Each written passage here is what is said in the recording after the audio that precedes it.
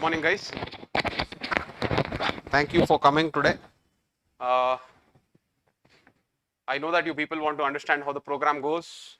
Many people would, I know my students know, but many students across the country for the first time they're getting to know. The first question that they keep asking is, sir, how can you finish the entire paper in 4 days? When students are not, when faculties are not able to finish it in 10-15 days, how is it that you're able to finish in 4 days? You will understand. I will tell you the entire idea, the philosophy of how Advanced Mains Masterclass will be held. And it is not my first year, this is the 4th year. Okay.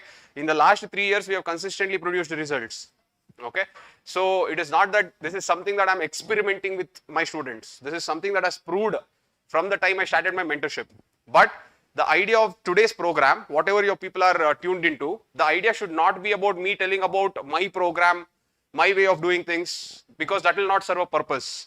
I know that many people are tuned in the YouTube, many people are tuned into the program to understand how to prepare for the mains exam. So my idea for all of you people here also, as well as all of the people who are watching online, is to give you an idea of how to go about mains preparation. Okay, how I look at the mains preparation and why is it that I can finish the entire subject, teaching you the entire subject in 4 days. What makes it so easy for me to do it, that is what you will understand today. Okay, why I make it so easy for preparation. The exam is, obviously you have to work hard for it, you have to write a lot of answers. My students, the commonality of my students is before they write mains, the golden standard of my students that I keep telling them is, they have to write at least 1000 question and answers.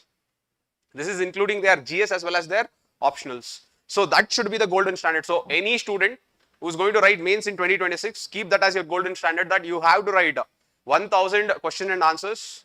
It can be in the tests, it can be daily 5 questions for 1 hour, everything included. It should be minimum threshold is 1000 question and answers. If you can get that, you will be in a proper shape to actually write mains. You will not feel the pressure, you will not run out of time, and you will know how to structure even on those questions which are unknown. Okay. Anyways, so this is just a message that I wanted to tell. Yeah, all right.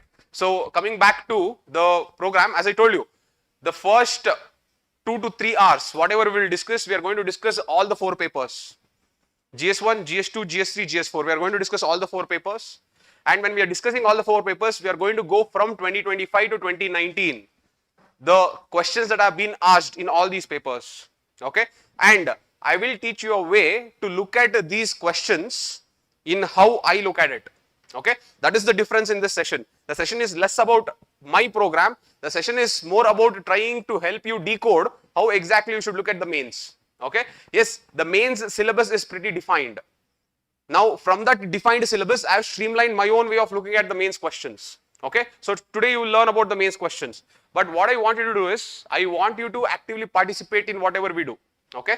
So basically what I have done is, see, according to me, when you take the mains exam, you have paper 1, GS1. When you say GS1, GS1 has 3 sections. You have history, you have society, you have geography.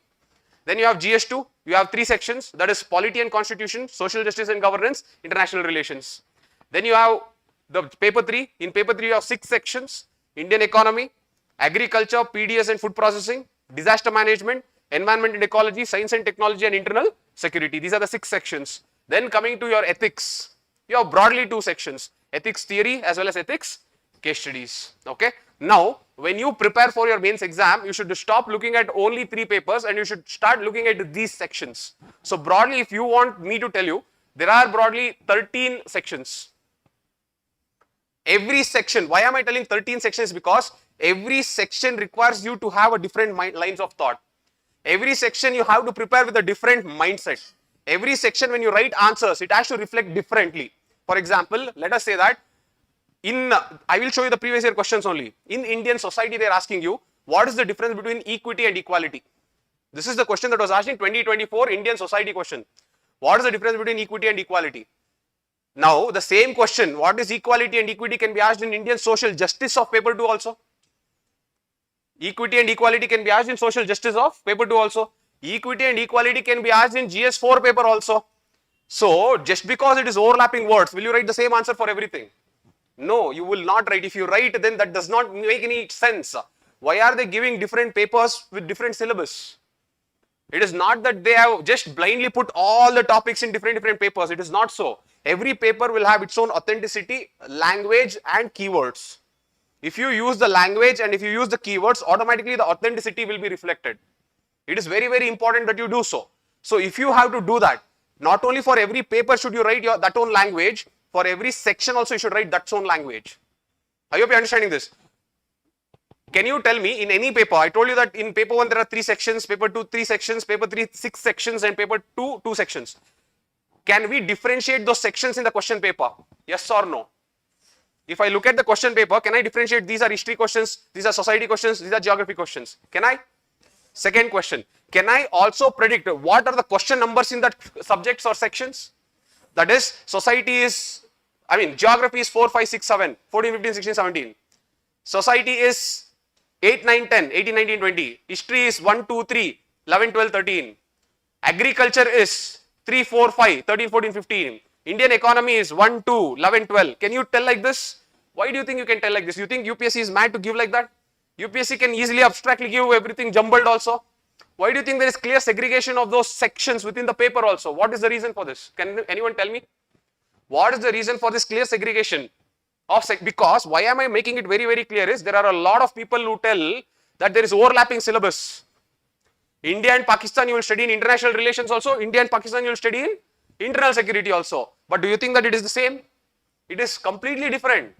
The way you will study India and Pakistan from internal security is very different from the way you study India and Pakistan in international relations. In international relations, you should bring SARC, you should bring BIMSTEC, you should bring IOC, you should talk about those things also in Indian-Pakistan relationship. But if you bring those things and talk in internal security, you will not get any marks. I hope you are understanding this. So, the reason why I am trying to make it very evident is, every paper has its own language and within paper also every section has its own language. You have to identify the language of the paper and write accordingly and only then you will get marks. I hope you are understanding this. I am telling this with all the authority in the world because my students have been scoring well. From All India Rank 5 to All India Rank 15, I have my students who are prepared for this. I hope you are understanding this. Okay? I may not do that aggrandizement of my toppers. But the best part about that is my toppers, when they go out, they will go and tell my name only for the students to come. That is the only way I get students. I don't do any advertisements. I hope you are understanding this. So, right now I am not trying to tell you to believe in this program. I am trying to just tell you the path of how to prepare for mains exam. So, first thing first is, broadly you have 3 sections in paper 1, 3 sections in paper 2, 6 sections in paper 1, paper 3 and 2 sections in paper 4. Okay. So, that is 3 plus 3 6, 6 plus 6 12, 12 plus 2 is 14. Broadly you have 14 sections. So, all the 14 sections require you to prepare differently and that is what we are going to learn today. How are we going to deal all the 14 sections? Okay. So, the first 1.5 hours or 2 hours of this session will be to understand how to deal with that 14 sections. It is not going to be about Advanced Mains Masterclass at all. Advanced Mains Masterclass about the program, how can I finish those program in 4 days? I am going to explain in the last 15 to 20 minutes, that's all. And that also if you are interested, you can listen. By then, I would have equipped you with enough things for you to prepare on your own also. Are you understanding this? So, this is the main agenda of today's orientation session. That's why the orientation session is Mains 2026 orientation. It is not I-Amm's orientation. I hope it is clear. So, are you ready? Let us start off. Okay. Now, as I told you, I want you to be active participant. When I say active participant, there is a syllabus. I have changed the syllabus into my own this thing. The syllabus, as I told you, I have taken the syllabus and I have put it in a style that will make sense to me. So, I will give you that syllabus of my style. You are going to write it as a table and then we are going to backtrack from 2025 to 2015 all the question papers and go. And you will identify how my way of looking at that syllabus will make sense to the previous year questions. This is what is the active participation. Okay. By the time we finish all the 4 papers, it will start making sense to you how to prepare for mains. That is the idea. Okay. So, your active participation is every section. I am going to tell my way of looking at the syllabus. You are going to make a box of that and then you are going to keep writing the questions. As and I keep showing the questions, that particular question which falls under which box of my syllabus, that is what you are going to write there. Okay, you will understand. After we finish 1 or 2 sections, you will understand how the rhythm goes. Okay, all right. So, let us start off. I usually start off with some motivational My favorite speech of late was Federer. It was not a recent one, it was some years back, but I usually keep showing that Federer's Dartmouth speech where he has spoken very beautifully, and there's a lot of connections that you can make with the Federer's journey with UPSC and UPSC aspirants journey. But anyways, because I was using it many number of times, now I have changed it. I have now brought it to this. Okay, so everyone knows that RCB has won the IPL. So yes, it's a good news for everyone, but see, the idea is not about RCB, the idea is about the journey. Okay, look at this. For 18 years, RCB heard the same question. When will they win? Can they ever do it? You would have also heard the same question. When are you going to clear the exam? You have been doing it for so many years. Okay. Every season began with hope and often ended with disappointment.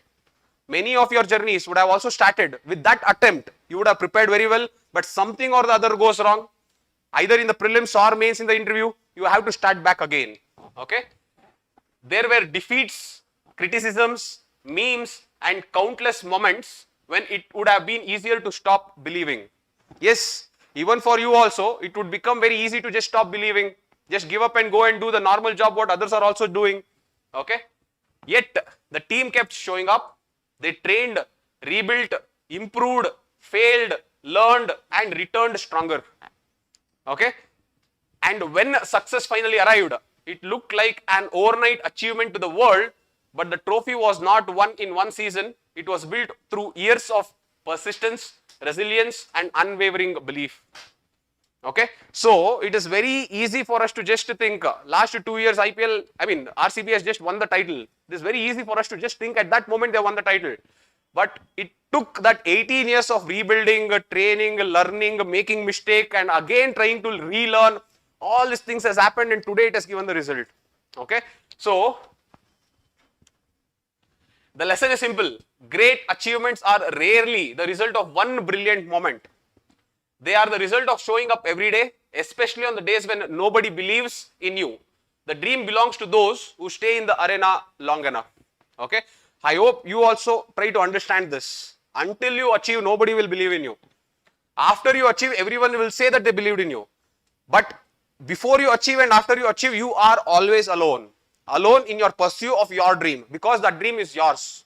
Okay, so if you really want to achieve that dream, you should not believe in that one moment will come and I am going to achieve it. For outside a world, for an outside person's point of view, it may look like that one moment of brilliance, but you will know the amount of efforts that you have put across the journey to get to that moment. Okay, so what I am trying to tell is two things. One, whenever you see someone achieving that glory, don't think that that was one moment of glory. There would have been a long journey of sacrifice. The second is, apply the same thing to you. You have to go through that journey of sacrifice to get there. So it is okay. If you fail, it is okay. If you are making mistakes, it is okay. If you are working hard, it is okay. If you are feeling frustrated, painful, crying, everything is okay. Until and unless you stop believing, don't stop believing. Okay, it is okay to make mistakes, don't stop believing. It is okay to cry, don't stop believing. It is okay to fail, don't stop believing. But learn from it, keep rebuilding yourself and keep pushing forward. And that will happen only if you trust the process. Okay, and stay the course. Don't miss the course. Okay, if you miss the course, if you don't trust your own process, you are going to waver out. Okay, so this is about the one part I wanted to tell. Apart from this, everyone knows Virat Kohli.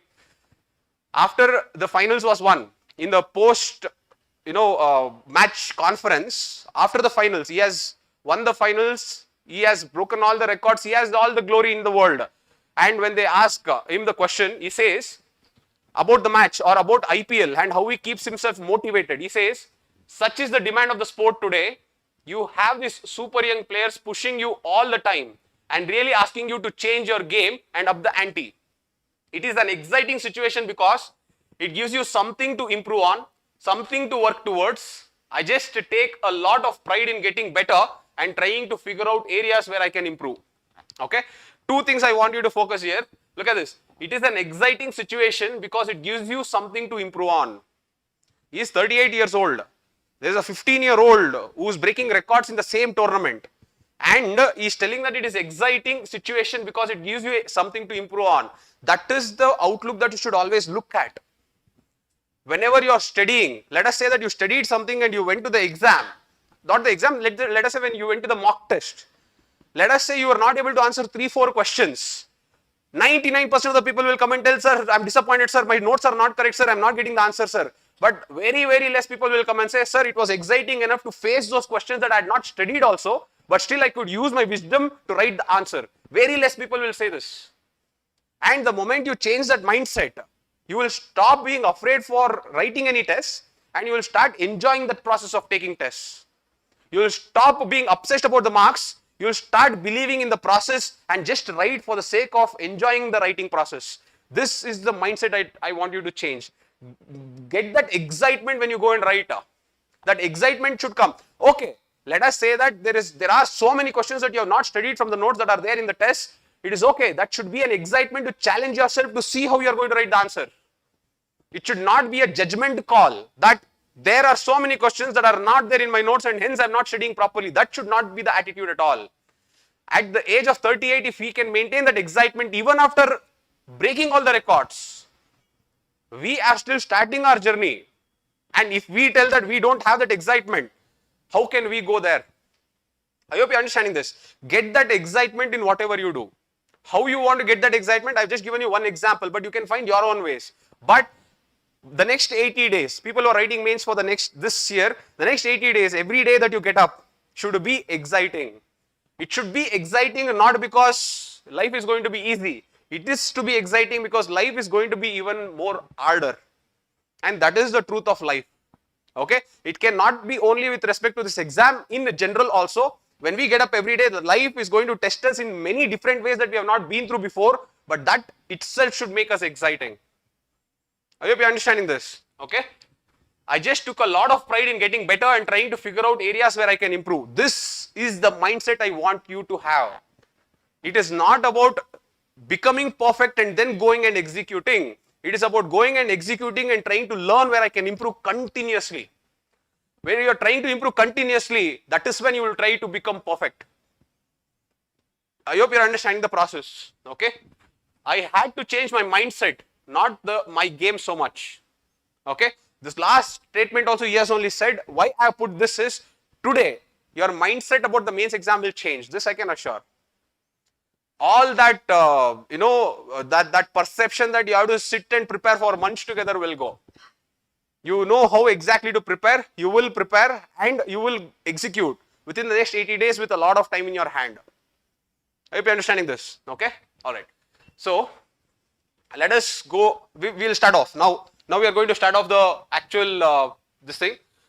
Have you heard this principle called first principles? Have you heard this first principles? Have you heard this word? This word is associated with a lot of achievers. It can be, Elon Musk. The name is always associated with Elon Musk right now in this modern era. But this was something that was associated with Richard Feynman. It was associated with Newton. Any intellectual achievement done by any person, that person always is attached to this principles called first principles. What do you mean by first principles is, if you take any concept, and if I can break that concept into different components, okay, the concept can be broken into different components and that components can be simplified to bare minimum. And from there, if I start solving the problem, that is what is called first principles. So, there is a concept or a problem. I will break that problem into several components and I will simplify the components to bare minimum and then I will start solving the problem. That is what is called first principles approach. Whatever we do in life, if we apply this approach, believe me that the most complex of problems will become much more simpler. Okay? Anyways, I am not here to teach about the first principles, but why am I telling you this is what I have done for the mains exam. Okay? Why was I able to simplify it was because of this. Okay? Alright. Coming to this.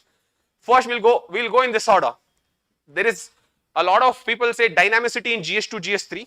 That is why I will first finish that and then I'll come to GS1, which seems to be very vast, and then we'll go to the last one, that is GS4. Okay, so the first paper that we'll do is GS2. Please come. Okay. Broadly we know that in GS2 there are 3 sections: polity and constitution. Section 2 is social justice and governance. And section 3 is international affairs. Okay, section 3 is international affairs.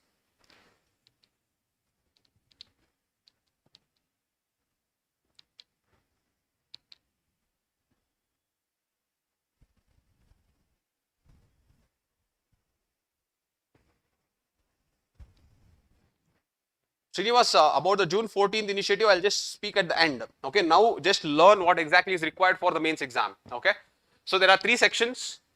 If I go to the distribution of these 3 sections, this is how it is distributed. Okay, you can write next only. You have polity and constitution. Broadly, you will get it for 125 marks. That is why polity and constitution becomes very, very important. Okay, and that 125 marks is 5 into 10 marker and 5 into 15 marker. Polity and constitution, 125 marks, 5 into 10 marker and 5 into 15 marker. The next is social justice and governance. You have 75 marks. That is 3 into 10 marker and 3 into 15 marker.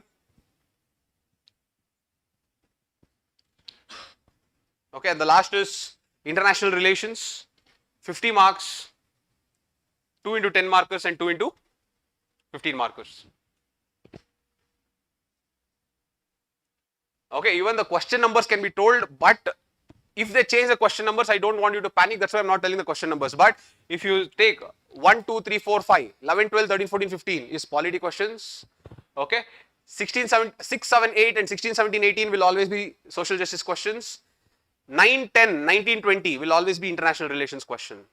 Okay, I will, at the end of the course, I will tell you how to use or take advantage of that when you start writing the paper. Okay, because when you know the definite question is there in definite particular question number, you can directly go to that section of that question number and start writing the answer, whichever section that you are very strong in.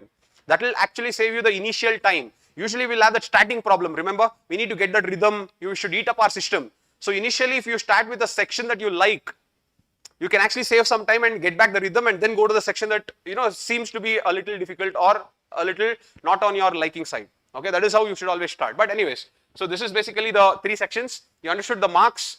Okay, the next is now I am going to show you the syllabus, how I have reoriented it.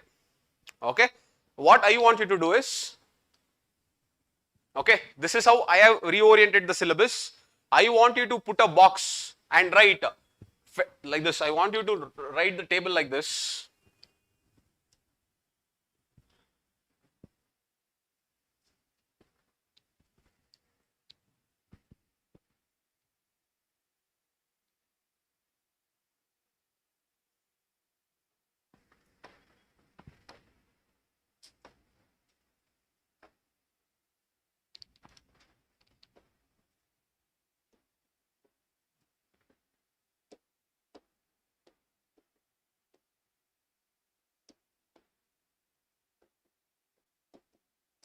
Okay, so let us say federalism. Then I want you to write to the next center state, or let us say constitutional authorities.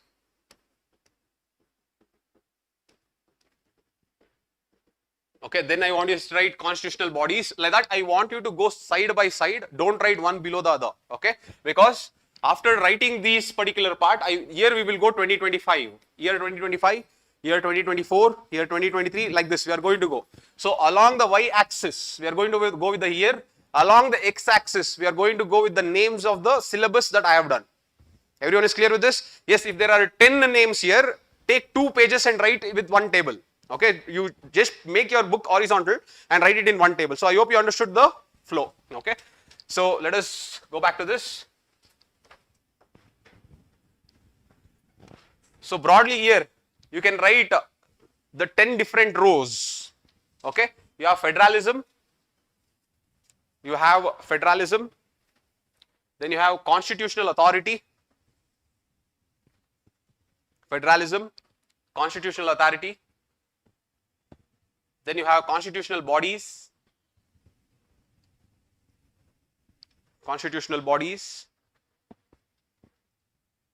then you have parliament and legislative councils, Parliament and legislative councils.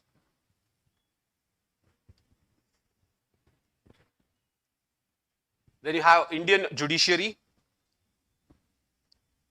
Indian judiciary.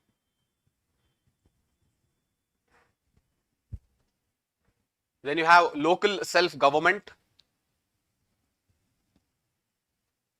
Local self-government. Constitution. Constitution.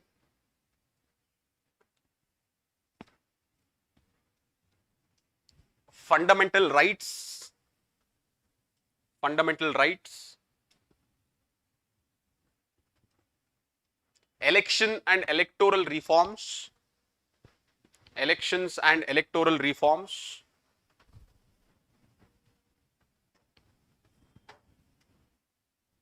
Acts and legislations. Acts and legislations. And the last is miscellaneous. Only this is too big. Others are not that big. Only this table is a little bigger. Because 125 marks comes from this. Okay. So broadly, this is how I look at the syllabus of polity and constitution. Okay. Now, I will now start showing you the questions from 2025 to 2020, the last 5 years. You can go till 2014 also. Okay. We don't have the paucity of time. That's why I'll show you till 2020. But this will apply for the entire 2014. 2014 was the time when syllabus changed. So you can apply the entire thing till then also. That is also fine. But now I will show you the questions. Okay. Let me first show you that questions.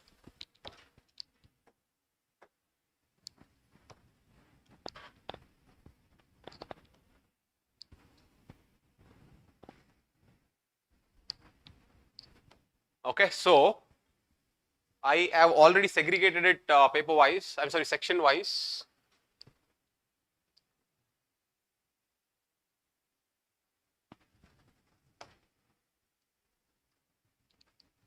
How do I make it full screen?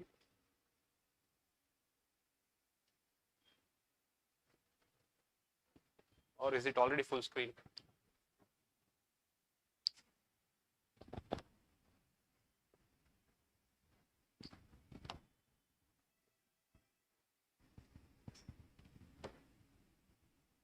Okay. Can you people see? Can you people see this? Okay, let me read out also together. But the moment I read out the question, I want you to tell me in which particular box does that question come. And I want you to write one keyword about that question. Don't write the entire question, just to give you the hint. Write one keyword. So basically first let us do the 2025 question. Okay, then let us go year wise backwards. Okay, the first question is, we just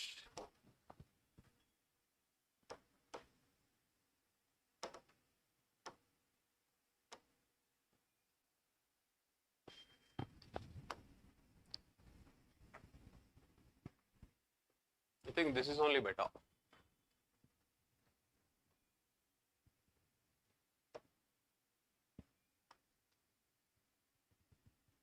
This is only better. All right, let us do this. The first question, okay. Discuss the corrupt practices for the purpose of the Representation of People's Act 1951. Analyze whether the increase in the assets of the legislators or their associates, disproportionate to their known sources of income, would constitute undue influence and consequently a corrupt practice. Election and electoral reforms, you can put RPA 1951. Under election and electoral reforms, put RPA 1951. Okay. In bracket, you can also put corrupt practices. It is okay. It is up to you. Okay. At the end of the day, by the time you are done with it, you would have completed all the 4 papers, all the 5 years questions. So you will have the entire table with you as a bird's eye view. That is the advantage of today's session. Okay. Next question. Comment on the need of administrative tribunals as compared to the court system. Assess the impact of the recent tribunal reforms through rationalization of tribunals made in 2021. Judiciary. Okay. Someone told something else. You can put it in quasi-judicial bodies. Okay. Administrative tribunals are quasi-judicial bodies. So you can put it in judiciaries.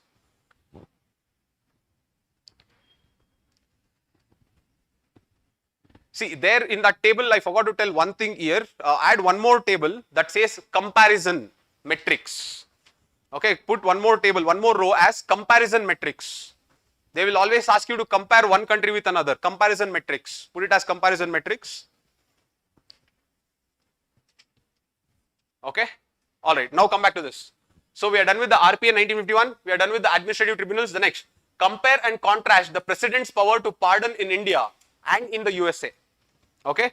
Comparison metrics, pardoning power, India, USA. Under comparison metrics, you write pardoning power, India, USA. Pardoning power, India, USA. Okay. Next. Discuss the nature of Jammu and Kashmir Legislative Assembly after the Jammu and Kashmir Reorganization Act 2019. Briefly describe the powers and function of the Assembly of the Union Territory of Jammu and Kashmir. Where will you put this? Acts and legislations. Put it in Acts and legislations. J&K Reorganization Act. J&K Reorganization Act. If you want to put it in center state, UTs also, that is also okay, but it is more apt in Acts and legislations. Basically, it will give you an idea of how to prepare for next year also. Okay, that's what my idea is. Okay, next. The Attorney General of India plays a crucial role in guiding the the Attorney General of India plays a crucial role in guiding the legal framework of the Union government and ensuring sound governance through legal counsel. Discuss its responsibilities, rights and limitations. Constitutional bodies, put Attorney General. Put Attorney General. Okay, in constitutional bodies, the row, the name that says constitutional bodies, there only just put in bracket plus other bodies. Okay, other means statutory bodies, that's all, plus other bodies. Okay, next.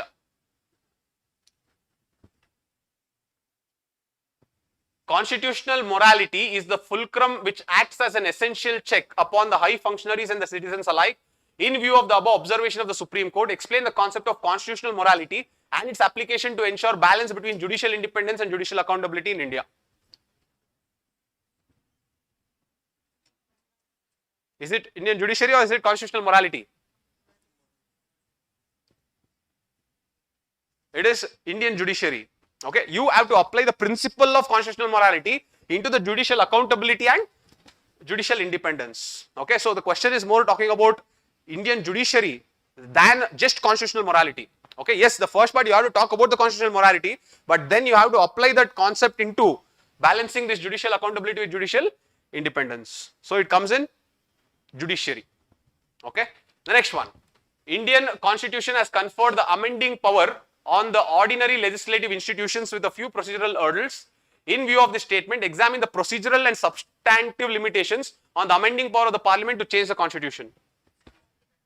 Parliament and legislative councils, amending power, you can put it as amending power. This one, constitutional morality, you can put it as judicial independence versus judicial accountability. Okay, that is the word that you can put. Judicial independence versus judicial accountability.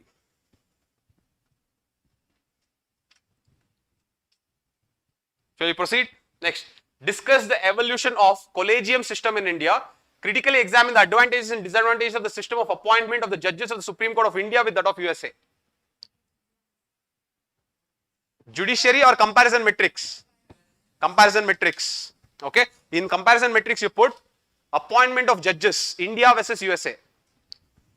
Appointment of judges, India versus USA. Yes, here obviously when the appointment of judges for India comes, you have to talk about the collegium system only. Obviously, you have to talk about collegium system. Okay, next. Examine the evolving pattern of center-state financial relations in the context of planned development in India. How far have the recent reforms impacted the fiscal federalism in India? Federalism? Federalism or center-state relations? It can be one particular part. Both are more or less the same. Okay, federalism. Good. Do we have 10 questions? So we have taken the 10 questions. We have put it in different boxes according to the questions. So we are done with 2025. Let us go to the next one. I think there's one more. Let's see. There's one more. The National Commission for the Protection of Child Rights has to address the challenges faced by the children in the digital era examine the existing policies and suggest measures for the commission can take initiative to tackle this issue. Constitutional or other bodies, okay? NCPCR, you can write NCPCR, NCPCR, NCPCR, okay? So this completes your polity section 2025 paper, okay? Let us go to 2024.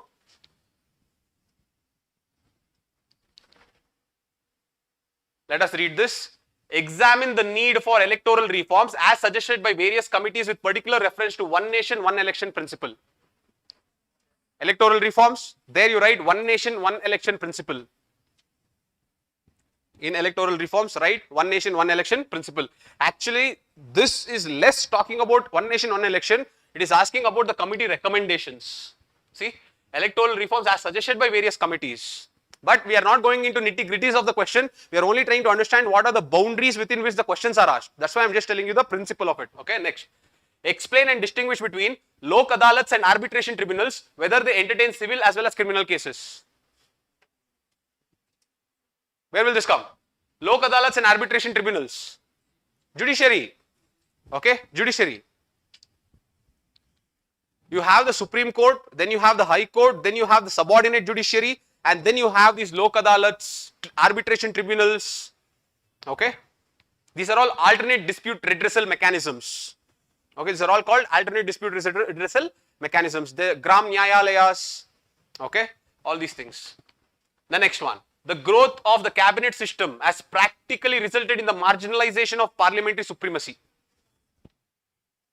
Parliament, put this, under parliament, you put it as executive versus judicial, executive versus legislators. Under parliament, put it as executive versus legislatures. That is what is the question. See, the growth of the cabinet system has practically resulted in the marginalization of parliamentary supremacy. That means parliamentary supremacy is nothing but legislators, cabinet system are nothing but executive. Are the executive overpowering the legislators? That is what is the question asked. Okay, so I have just simplified the question for you. Next. The duty of the comptroller and auditor general is not merely to ensure the legality of the expenditure, but also its propriety. Constitutional bodies, okay, CAG. Constitutional bodies, write it as CAG. Next. Analyze the role of local bodies in providing good governance at local level and bring out the pros and cons of merging the rural local bodies with urban local bodies. Local self-government, what should you write here? Good governance plus merging rural plus urban. Good governance plus merging rural plus urban.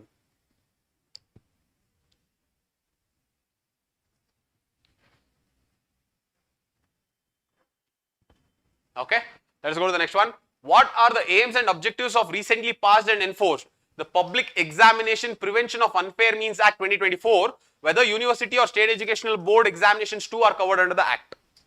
Acts and legislations, we can put the Public Examination Act 2024. Put it as Public Examination Act 2024. Public Examination Act 2024. Okay. Next. See, you should keep in your mind whether the concepts are static or whether the concepts are current affairs. Keep that in your mind, will come later. Okay, I will talk about that later. Now, my only concern is to give you an idea of how to segregate the syllabus and prepare accordingly. Okay, next. The right to privacy is intrinsic to life and personal liberty and is inherently protected under the Article 21 of the Constitution. Explain. In this reference, discuss the law relating to DNA testing of a child in the womb to establish its paternity. What is this? Fundamental rights? Yes, good. Fundamental rights. You can put right to privacy, Article 21. Right to privacy, Article 21. Now understand, many people will start getting, sir, what about this? In this reference, discuss the law relating to DNA testing of a child in the womb to establish its paternity. This is given in context to the fundamental rights that you will write for that year. Do you think that UPSC will again ask the same question here? I hope you are understanding this. But I will come to this. I will address this current affairs part. But don't worry about it now. The idea is to just understand the questions, how to prepare for that questions accordingly. That is all. Okay. Now, what changes has the union government recently introduced in the domain of center-state relations? Suggest measures to be adopted to build the trust between the center and state and for strengthening federalism. Federalism, put an hyphen, right? Recent measures to strengthen CS relationship. Recent measures to strengthen CS relationship. That is center-state relationship. Recent measures to strengthen CS relationship.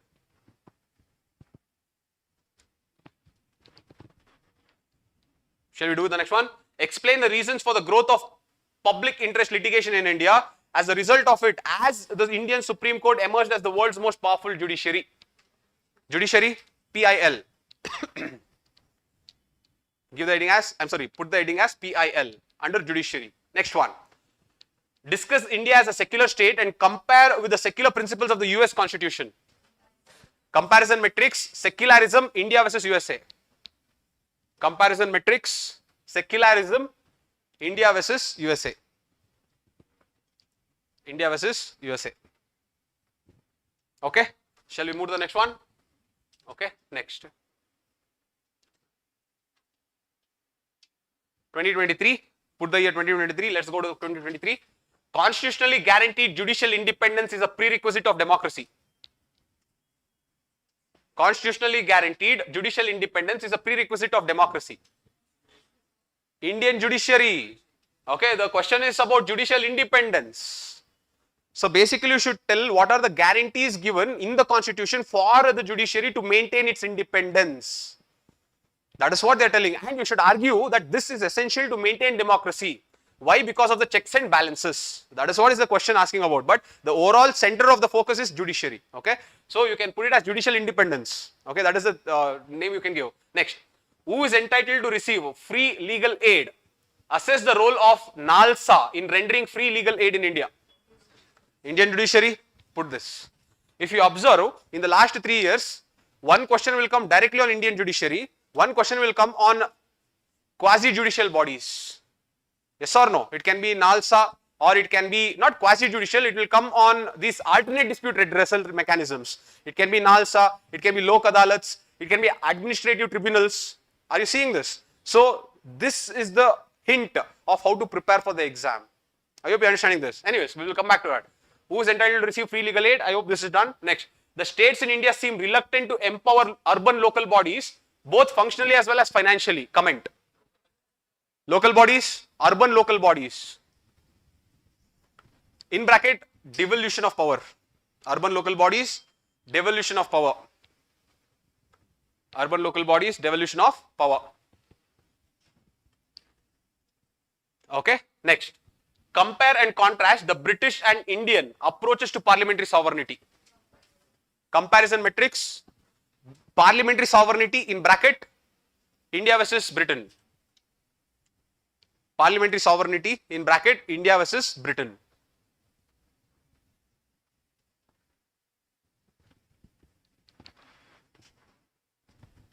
Okay, next. Discuss the role of presiding officers of the state legislators in maintaining order and impartiality in conducting legislative work and in facilitating best democratic practices. Look carefully. Parliament is correct only because presiding officers are integral part of parliament, but I have segregated one more and given one more keyword. Constitutional authorities. Okay. Why I have segregated one more and given is, see, when I say constitutional authorities, how is it different from constitutional bodies is, constitutional authorities are Speaker, Deputy Speaker, Rajya Sabha Chairman, Deputy Chairman. Rajya Sabha Chairman is obviously Vice President of India also. President of India also is part of constitutional authorities. Okay, Governor is also constitutional authorities. These are people who will always be in use.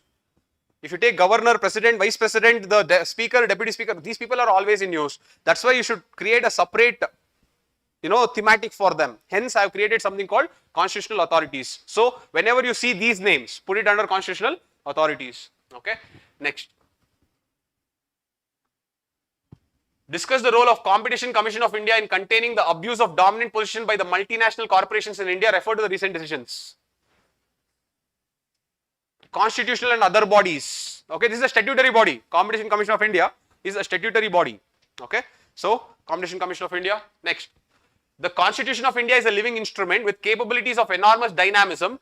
It is a constitution made of progressive society, illustrated with special reference to the expanding horizons of the right to life and personal liberty. Fundamental rights or constitution? You can put it as constitution. Okay. Basically what you have to argue here, you have to argue about only right to life, or you have to argue about how constitution is flexible also, rigid also.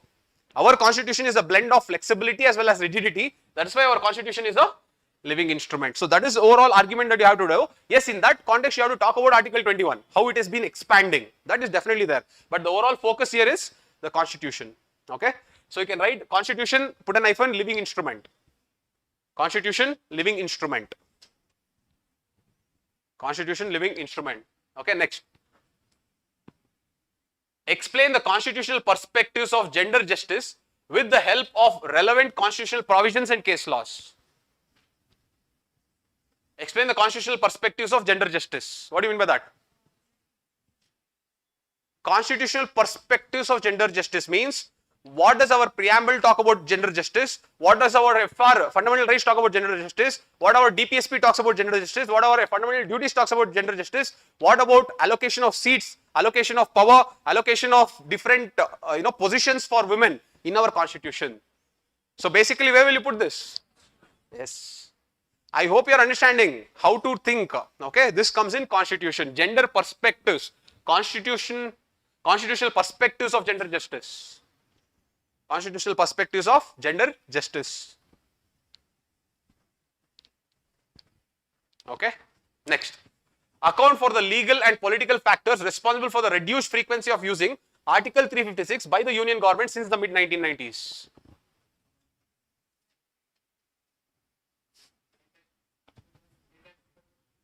Very good. Federalism.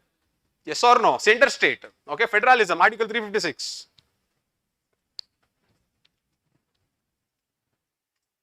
Explain the significance of the 101 Constitutional Amendment Act. To what extent does that reflect the to what extent does it reflect an accommodative spirit of federalism? Obviously, they have told federalism. What is this 101 Constitutional Amendment? GST. They are talking about the GST. But anyways, federalism. Put as GST in bracket 101 CAA. GST / 101 Constitutional Amendment Act. Okay. So, the next one. Explain the structure of the parliamentary committee system. How far have the financial committees helped in the institutionalization of Indian Parliament? Parliament and legislative councils.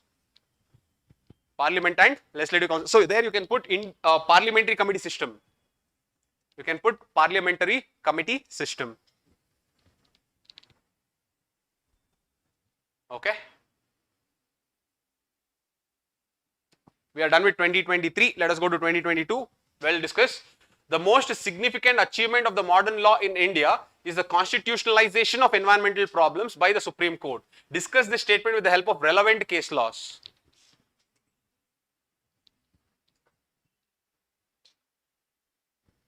Is the focus on judiciary or is the focus on constitutionalization of environmental laws?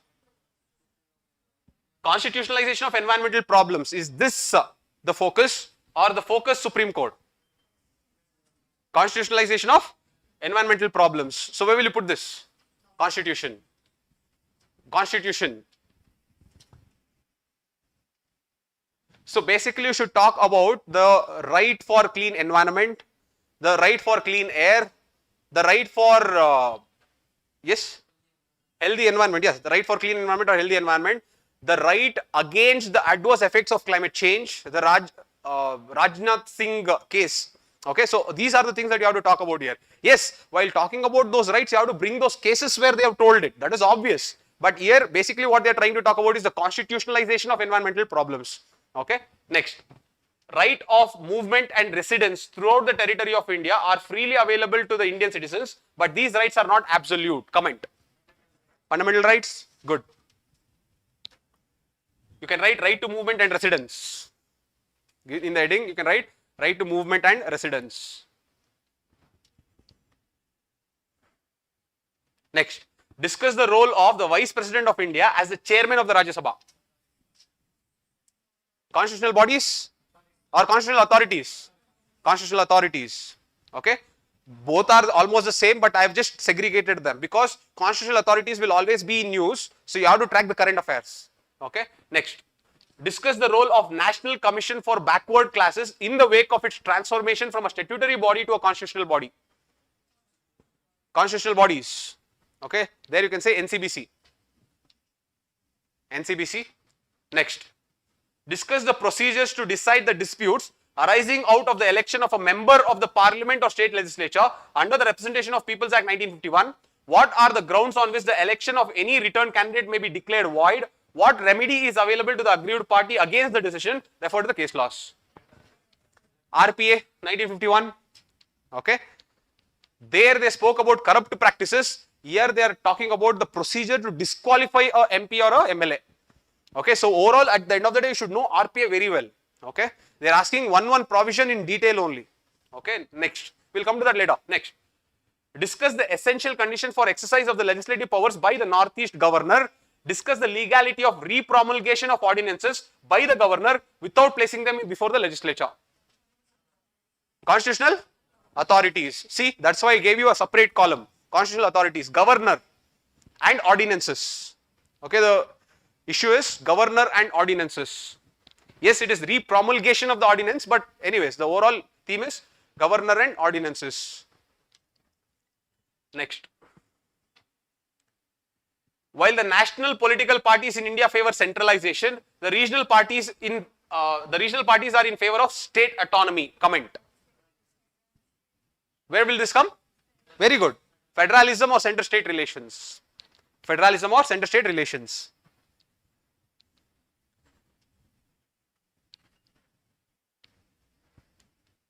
Let us go to the next one. 14. Critically examine the procedures through which the presidents of India and France are elected. Comparison matrix. Go to comparison matrix and write election of president in bracket India versus France. Election of president India versus France. Comparison matrix is not as hard as you think. They'll always give you only 4 nations to compare. It will be USA, India, France and Japan. Okay, more or less here only they will go. With different things they will take and they'll try. So when you're practicing, you have to practice with these 4 nations. Okay, that is all the simple way of looking at it is. Anyways, discuss the role of the Election Commission of India in the light of the evolution of the Model Code of Conduct. Correct? Constitutional bodies or election, sorry, election is more apt. Don't put constitutional bodies, put it in election. Election is a separate theme. Okay, so you should put it in election. 2022 is done. Let's go to 2021. Right on.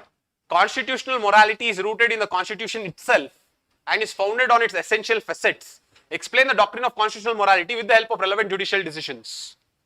Now here tell me, is it Indian judiciary or is it constitutional morality, the focus? Constitutional morality. 2025 ka constitutional morality, what they had asked? Constitutional morality is a fulcrum. And then they told balance this constitutional morality with judicial independence and judicial accountability. That was focusing on judiciary. Okay. Now this question is focusing on constitutional morality itself. See, constitutional morality is rooted in the constitution itself. So you have to talk how constitutional morality is rooted in the constitution itself. That is the main argument. Okay. Yes, you have to then bring different case laws to justify it. That is definitely, see, case laws, every question you have to bring. Okay. So don't think, even if they have not asked case laws in paper 2, you have to bring case laws. If you want to get marks, you have to bring. Okay, but anyways, I'm just telling. So, in constitution, you can write constitutional morality.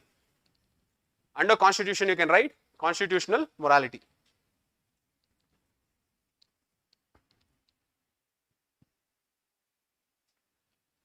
How have the recommendations of the 14th Finance Commission of India enabled the states to improve their fiscal position? Where will you put this? Constitutional bodies or other bodies? I have made you there. Finance Commission, 14th. This time there are very high chances that they'll ask 16th Finance Commission, yes? Second one, huh? Okay, one second. I'll first finish off this. Okay, I skipped the second one by mistake. How have the recommendations of the 14th Finance Commission of India enabled the states to improve fiscal position? Put it in constitutional or other bodies, 14th Finance Commission. Let's go to the second one. Discuss the desirability of greater representation of women in higher judiciary to ensure diversity, equity and inclusiveness. Indian judiciary, under Indian judiciary put women representation. Under judiciary put women representation. Women's representation.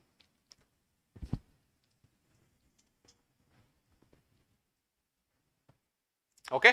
So we are done with 1, 2 and 3. Let us go to the fourth one. To what extent, in your view, can the parliament ensure accountability of the executive in India? Parliament, there again you put executive versus legislators. Executive versus legislators.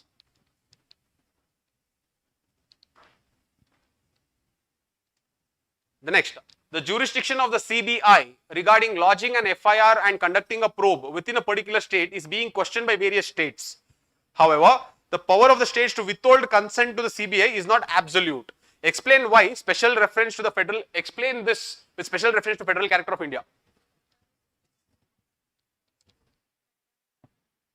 Federalism, you want to go with federalism? Or you can put in other bodies, which you want to put? You can put it in other bodies, CBI. Okay, it was in news because a lot of state governments started to withdraw the consent for the CBIs to autonomously investigate on the cases. That is why they are asking this. Okay, you can put it in other bodies also, but this is a overlapping area of federalism as well as CBI. Okay, it is okay. But since the focus is on CBI and its power to investigate, so we can put it in CBI only. Next, though the Human Rights Commission have contributed immensely to the protection of the human rights in India, yet they have failed to assert themselves against the mighty and powerful. Analyzing their structural and practical limitations, suggest remedial measures. Other constitutional bodies, constitutional bodies and other bodies. Okay, you can write Human Rights Commission. Human Rights Commission. Next, analyze the distinguishing features of the notion of equality in the Constitution of USA and India. Comparative metrics, notion of equality in bracket India versus USA. Comparative metrics, notion of equality in bracket India versus USA. Next one. Explain the constitutional provisions under which legislative councils are established. Review the working and current status of legislative councils with suitable illustrations. Parliament and legislative assemblies. Okay, you can put it there. Legislative councils. Next, do department related parliamentary standing committees keep the administration on its toes and inspire reverence for parliamentary control? Evaluate the working of such committees with suitable examples. Under parliament only, put it as departmental related parliamentary standing committees. DPSCs. DPSCs. Departmentally related parliamentary standing committees. Okay, let us go to 2020. There is a need for simplification of procedure for disqualification of persons found guilty of corrupt practices under the Representation of People's Act comment. RPA 1951. Again, they are talking about corrupt practices.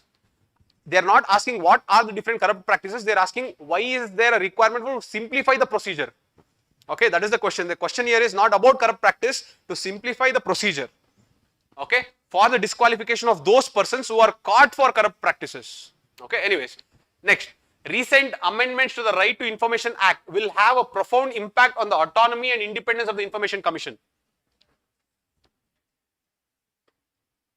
Yeah, you can say acts and legislations. Very good. Amendment was done to that then. That's why they are asking it. Okay, acts and legislations. There you can say RTI amendment. RTI amendment act. RTI amendment act. Okay, next. How far do you think cooperation, competition and confrontation have shaped the nature of federation in India? Cite some recent examples to validate your answer. Federalism. Federalism. Next. The judicial systems in India and the UK seem to be converging as well as diverging in recent times. Highlight the key points of convergence and divergence between the two nations in terms of their judicial practices. Comparative matrix. Okay. Judicial systems in bracket India versus UK. Judicial systems. Judicial systems India versus UK. Okay, next, Once a speaker, always a speaker. Do you think the practice should be adopted to impart objectivity to the office of the Speaker of Lok Sabha? What could be its implication for the robust functioning of the parliamentary business in India? Speaker, constitutional authorities, speaker. Basically, they're talking about speaker neutrality. Okay, next. The Indian Constitution exhibits centralizing tendencies to maintain unity and integrity of the nation. Next, elucidate in the perspective of Epidemic Diseases Act 1897 and the Disaster Management Act 2005 and the recently passed Armed Forces Act. This was basically on that year it was there, that's why they're asking it. But if you see the Indian Constitution exhibits centralizing tendencies to maintain unity and integrity of the nation, where will you put this? Federalism, or will you put it in Constitution? Constitution, put it in Constitution. It is nothing but a feature of Indian Constitution.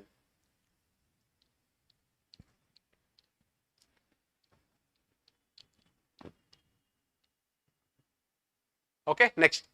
Judicial legislation is antithetical to the doctrine of separation of powers as envisaged in the Indian Constitution. In this context, justify the filing of large number of PI, public interest petitions, praying for issuing guidelines to executive authorities. Indian judiciary, okay, what will you write there? Judicial legislations. To simplify it, judicial overreach. Okay, it is not judicial activism. Judicial activism is never antithetical. Okay, but judicial overreach is antithetical. So here in this context, you have to take it as judicial overreach, not judicial activism. Okay, judicial legislation or judicial activism. Judicial legislation means what? Legislation means law. A law made by the judiciary is judicial legislation, which judiciary cannot do. Law making is the power of the parliament. You are understanding this? That itself tells it is a overreach. Okay, anyways, next. The strength and sustenance of local institutions in India has shifted from their formative phase of functions, functionaries and funds to the contemporary stage of functionality. Highlight the critical challenges faced by local institutions in terms of their functionality in recent times. Local bodies.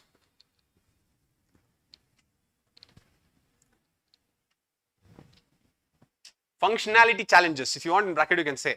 Local bodies, functionality challenges. Functionality challenges. Next. Rajya Sabha has been transformed from a useless stepney tire to the most useful supporting organ in the past few decades. Highlight the factors as well as the areas in which this transformation could be visible. Parliament.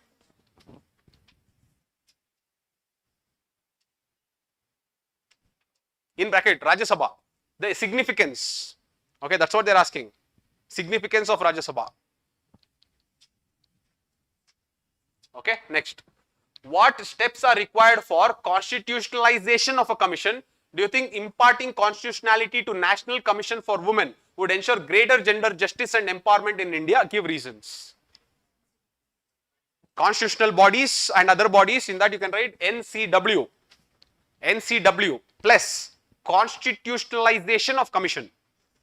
It need not be only this, constitutionalization of commission. Any commission it can be. National Commission on Minorities. They can ask you tomorrow constitutionalization of National Commission on Minorities. Will it help minorities better? You should be able to argue. Okay. So constitutionalization of commission. Constitutional bodies, is it done? Next. Let's go to 2019. That is the last one. Do you think that the Constitution of India does not accept the principle of strict separation of powers, rather it is based on the principle of checks and balance? Very good. Constitution. Okay, Constitution. In bracket, what you have to write the separation of powers. Constitution, under Constitution you write separation of powers. See, separation of powers will work in three levels. Separation of power means judiciary, executive, legislature. Okay. So the separation of powers will always work in the form of checks and balances. Judiciary will look after the legislature and executive. Legislator will look after the executive and judiciary. Executive will look after the judiciary and the legislature. So it is basically checks and balances between these three organs. That is what is known as the separation of power. So in India, we have no complete separation of power. That is why you have judicial activism. What is judicial activism? Some amount of law can be created by judiciary also. When I say some amount of law, it can be to fill up those voids that are not made by law. For example, Vishaka guidelines, Prakash Singh guidelines, This is what resulted in the, prevention of sexual harassment of women at workplaces or the police reforms. All this thing was started by guidelines by the judiciary. Yes or no? So that is how judiciary can also become active in filling those voids in the laws. You understanding this? When you take legislator, obviously from the legislator only you select the executive. Whoever are the MPs, from them only you choose the ministers. So see, there is an overlap of legislators and executive. So in India, there is no strict separation of power, but there is very strict checks and balances. This is what you should understand. There is no strict separation of power, but there is strict checks and balances. Okay, this is the overall philosophy of that. But coming to this, second question. The Central Administrative Tribunal, which was established for the redressal of grievances and complaints by or against central government employees, nowadays is exercising its power as independent judicial authority. Indian judiciary put it as Central Administrative Tribunals, CAT, C-A-T, Central Administrative Tribunals or CAT.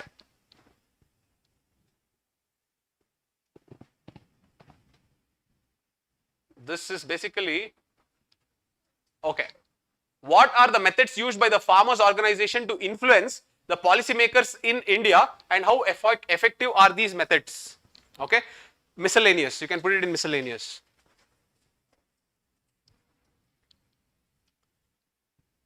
Okay, basically this comes under, there is a topic in your polity section called pressure groups. Okay, it comes under that pressure groups. Okay, what are the different methods employed by the pressure groups to influence policy making? That is what they are asking. Here the pressure groups is defined as this farmers organization, that's all. Okay, let's go to the next one. From the resolution of contentious issues regarding distribution of legislative powers by the courts, principle of federal supremacy and harmonious construction have emerged. Okay, explain. Which part is this? From the resolution of contentious issues regarding distribution of legislative powers by the courts, principle of federal supremacy and harmonious construction have emerged. This is basically parliament. This was done during the case between the Lieutenant Governor of Delhi and the Chief Minister of Delhi. At that point of time it came. Okay, there has to be an harmonious construction between the two. That is what they told. Basically this comes in, what did I say? No, this comes in, you can put it in center state. Okay, you can put it in center state. Federalism you put it. Put it in center state or federalism. There has to be a harmonious construction between the center and the state. And here the center means the agent of the center who is the governor. Okay, that was the case. That's why they have asked this. But anyways, it basically comes in federalism. So the point is, now when you prepare, whatever is happening in federalism, you should have a very, very good attention towards, because you know that federalism questions will come. Okay, the more you practice federalism, much better for you. That is the understanding. Next, on what grounds a people's representative can be disqualified under the RPA Act 1951? Also mention the remedies available to such person against the disqualification. RPA 1951. Here they are asking RPA 1951 grounds for disqualification. In bracket you can say grounds for disqualification. One time they asked how to simplify the procedure for disqualification. Now they are asking what are the grounds for disqualification. Once they had asked what are the different corrupt practices that are there. So like that they keep asking different things within RPA only. Okay. Next. Parliament's power to amend the constitution is a limited power and it cannot be enlarged into absolute power. In the light of the statement, explain whether the parliament under Article 368 of the constitution can destroy the basic structure of the constitution by expanding its amending power. You want to put it in constitution? No, parliament. Put it in parliament. Amending power. This is the second time they are asking amending power. But I don't believe in that logic of they've asked once, they'll ask again, so prepare. I don't believe in that logic. Okay, don't worry about it. Usually they'll not repeat. But I hope you're understanding the boundaries of the syllabus. Okay, so this is the boundary within which you have to prepare. Okay, next. The reservation of seats for women in the institutions of local self-government has had a limited impact on the patriarchal character of the Indian political process. Local bodies, in bracket, women's representation. Local bodies, women's representation. Local bodies, women's representation. Next, the Attorney General is the chief legal advisor and lawyer of the Government of India. Discuss. Constitutional bodies. Next, individual parliamentarians' role as a national lawmaker is on a decline, which is in turn adversely impacted the quality of debates and their outcome. Parliament. Basically, parliamentary debates. There is a lot of disruptions, there's a lot of adjournments, and it is impacting the the quality of the debates. That is what you have to argue here. Okay. Anyways, so this completes from 2025 to 2019 questions. Take 2 minutes and just go through it. Do you think that you have some type of an idea how the questions are coming? Everyone got an idea how to prepare now? Okay. So now how to prepare is, let us say that how many columns are there? 10 columns? 11 columns? Okay. Let us assume that you practice at least 25 questions in one column. The idea is very simple. You practice 25 questions in one column. Federalism, 25 questions. Constitutional bodies, there are no 25 constitutional bodies for you to practice, but I am just telling in general. If you practice 25, 25, 25, 25, 25 and go in all the columns, don't you think that next year you can answer any question? Yes or no? This is what is the ability to prepare. If you know how to break it into simple things. Are you understanding this? This is the idea. The idea is, now you have understood the entire broad lines of the syllabus. Now practice. In federalism, practice 25 different types of questions. In constitutional bodies, I just want you to do like this. You can make a list of all the constitutional bodies. See, I'll tell you the trick. Once you identify the limits, this is how you can do. Let us say you have here, let us say on the x-axis, y-axis I'll put Election Commission of India, Finance Commission. Then let us say, give me some constitutional bodies. NCSC, NCST, NCBC, Linguistic Minority Officer. What else is there? CAG, very good. CAG is there. Okay. So let us say these are all the constitutional bodies. Okay. Now, this is the table I am creating. Okay. Now, I will write introduction.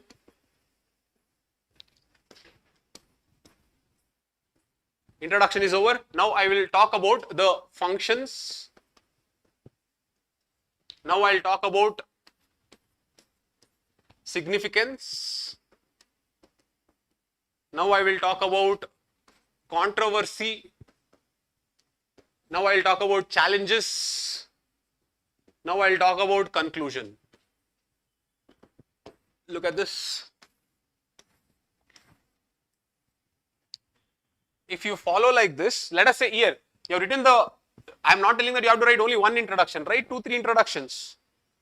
Here, functions, I am not telling write only one function, write some 3-4 very important functions, 3-4 very important significant of those things, 3-4 controversies that these bodies are therein. The next is 3-4 challenges that these bodies are therein. Conclusion. Let them ask you any question on that particular body, you will be able to write. I hope you are understanding this. So, the idea that what I am trying to tell you is, once you identify this way of looking at the syllabus, you can prepare in a very exhaustive way. Let them ask me anything, I would have practiced the same question is a wrong thing. But let them ask me anything, but I would have prepared in such a way that I will write anything. I will write for any question that they give me because I have prepared all angles of the syllabus properly. This is the idea that I am trying to give you. Did you people get it? Let us complete the entire paper, then you will get an idea. Okay. Now, we are done with the polity part. Now, let us go to the next part. I will go to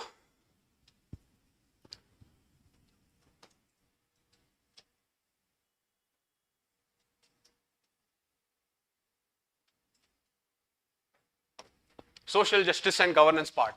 Okay.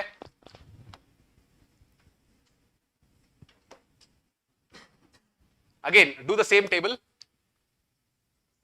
Do the same table. But these are the boundaries that you will put. These are the rows. Developmental institutions, social justice and governance. We are in the section 2. We are in section 2 of paper 2, social justice and governance.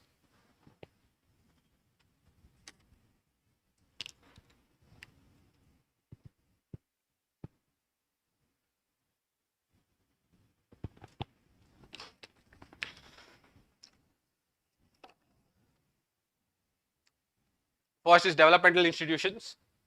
That means pressure groups, non-governmental organizations, NGOs, self-help groups, civil society organizations. Okay, all these things together are what are known as developmental institutions.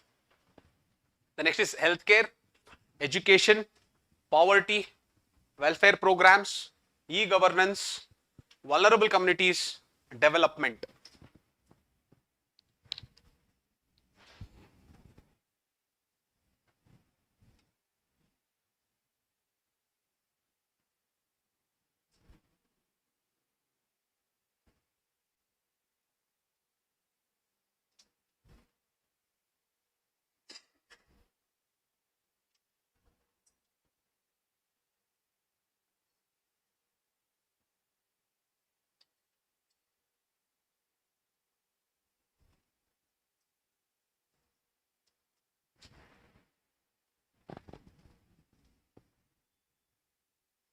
Shall we go to the questions? Okay.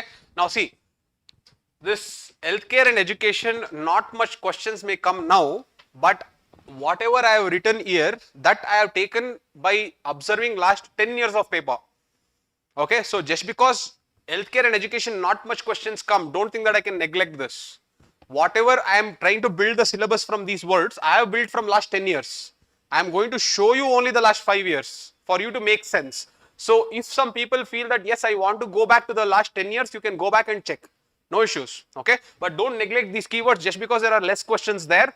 I have put these keywords after filtering out the unnecessary noise. You don't filter furthermore. Okay, then it becomes very, very illogical. Okay, anyways, let us go to this. So, social justice and governance.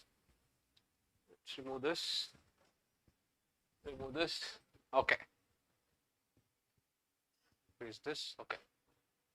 Now, shall we start? Now, write down. The first one, women's social capital, complements in advancing empowerment and gender equity. Explain.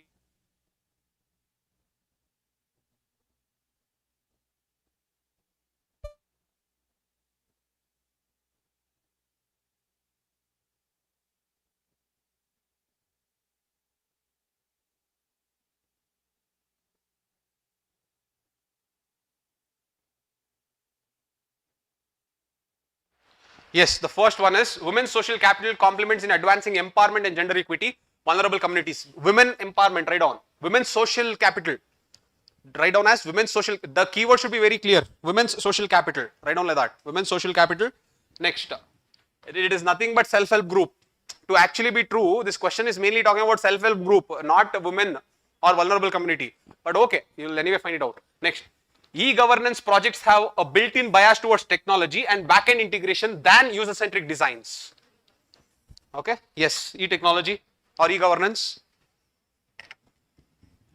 Next, civil society organizations are often perceived as being anti-state actors than non-state actors.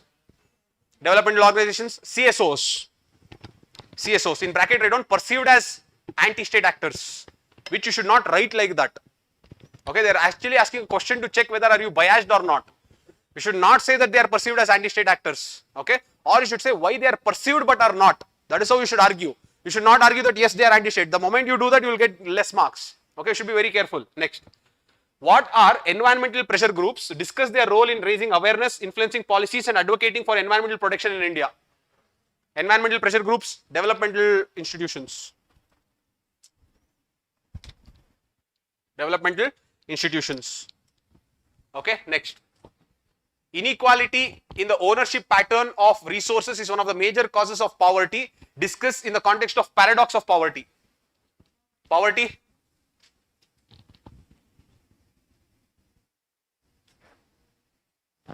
Paradox of poverty, write down there. Under poverty, you write down paradox of poverty. Okay, next. In contemporary development models, decision making and problem solving responsibilities are not located close to the source of information and execution, defeating the objectives of development. Is it the concept of development or is it developmental institutions? Read the question and tell me in one line what they are trying to tell. Again, read the question.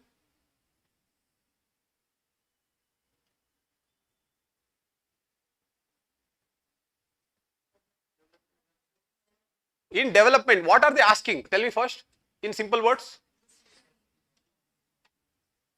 They are only asking the difference between top-down approach and bottom-up approach. Yes or no? Look at this carefully. In contemporary developmental model, decision making and problem solving responsibilities are not located close to the source of information and execution. The source of information and execution will always be at the ground. The decision is made somewhere at the top. What they are trying to tell is, in the contemporary developmental models, top-down approach is emphasized. Okay, so if top-down approach is emphasized, that is defeating the objectives of development. Critically analyze. So basically here you have to critically analyze means you have to tell, yes, top-down approach is employed at some places, but you should tell, though dominantly you should take a bottom-up approach, top-down approach also is required. This is the overall idea that you have to give. I hope you understood this. Put this in development, write down top-down approach versus bottom-up approach. Armchair approach is top-down approach only. Okay, armchair means you are going to sit in one chair and decide what is happening in the ground. That is top-down only. You understood this? Alright, let us come here.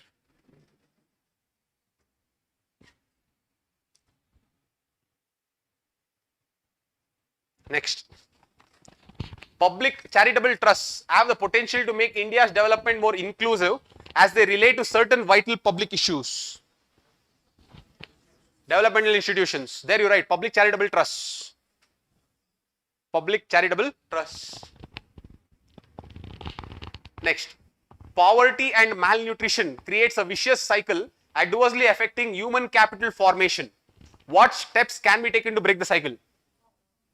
Poverty, yes. There you write poverty and malnutrition, bracket vicious cycle. Poverty and malnutrition, in bracket vicious cycle. Okay, next. The doctrine of democratic governance makes it necessary that the public perception of the integrity and commitment of civil services becomes absolutely positive. One row, add one more row, civil services. Okay, I forgot to tell that. Add one more row, civil services. Civil services.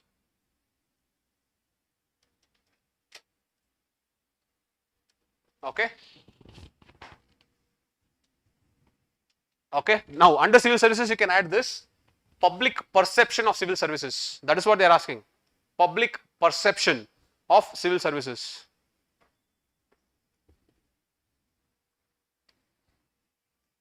Until the perception is positive, democracy survives. The perception becomes negative, it is very difficult for the democracy to survive. That is what you have to argue here. Okay, next. The Citizens Charter has been a landmark initiative in ensuring citizen-centric administration, but it is yet to reach its full potential. Identify the factors hindering the realization of its promise and suggest measures to overcome them. Will you add this?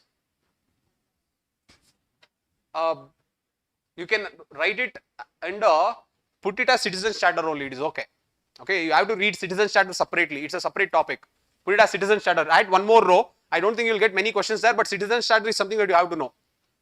Or you do one thing, put governance, just put it as governance, and under governance put it as Citizens Charter. Governance, not e-governance, just governance, and under that you put it as Citizens Charter. Under governance put it as Citizens Charter. Okay, next. In a crucial domain like the public healthcare system, the Indian state should not play a vital role to contain the adverse impact of marketization of the system. Suggest some measures through which the state can enhance the reach of public healthcare at the grassroots level. Healthcare. Okay, healthcare, we can say marketization of public healthcare. Under healthcare, write down marketization of public healthcare. Marketization of public healthcare.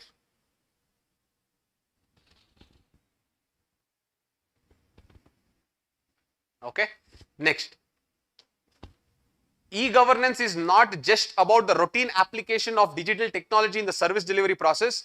It is as much about multifarious interactions for ensuring transparency and accountability. In this context, evaluate the role of its interactive service model of e-governance.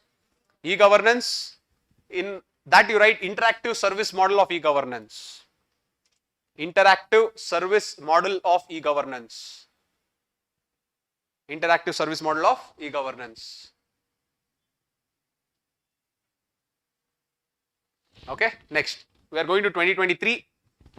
The crucial aspect of the development process has been the inadequate attention paid to human resource development in India.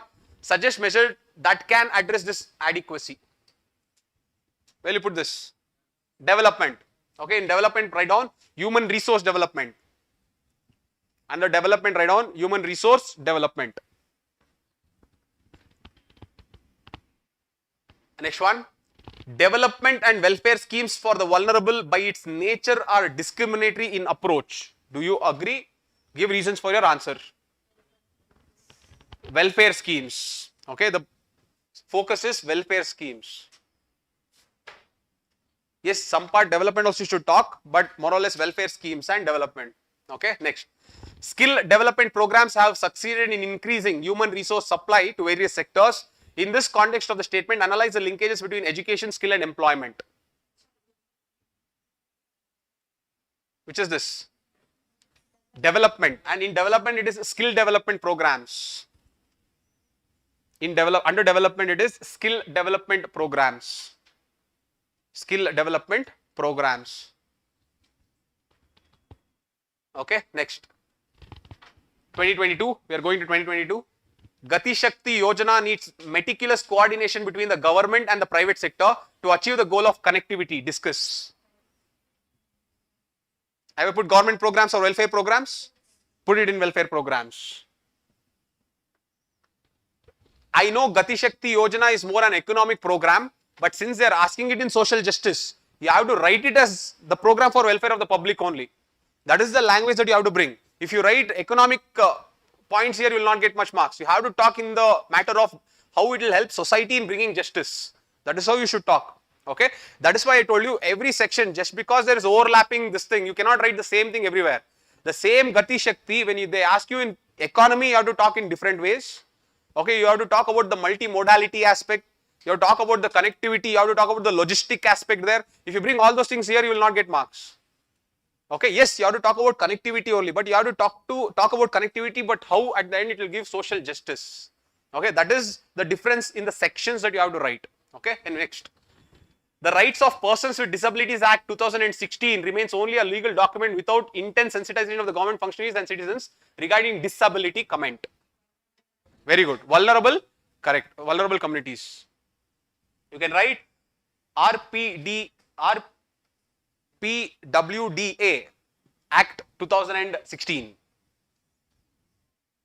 Challenges. They have just asked the challenges of that act. Okay, next. Reforming the government delivery system through the direct benefit transfer scheme is a progressive step, but it has limitations too. Comment. E-governance, very good. E-governance. DBT. Under e-governance, you put it as DBT. Direct benefit transfer. Next. Besides the welfare schemes, India needs deft management of inflation and unemployment to serve the poor and the underprivileged sections of the society. Poverty or vulnerable? Poverty you can put. Vulnerable sections means some sections that you should be very clear. Women's, transgenders, SCs, STs, these are vulnerable communities. Okay, when they say poor, underprivileged means it becomes poverty only. Okay, more or less. Next. Do you agree with the view that increasing dependence on donor agencies for development reduces the importance of community participation in the development process? Development. In development, dependence on donor agencies. Under development, write down dependence on donor agencies. Dependence on donor agencies. Next. The Right of Children to Free and Compulsory Education Act 2009 remains inadequate in promoting incentive-based systems for children's education without generating awareness about the importance of schooling. Analyze. Which is this?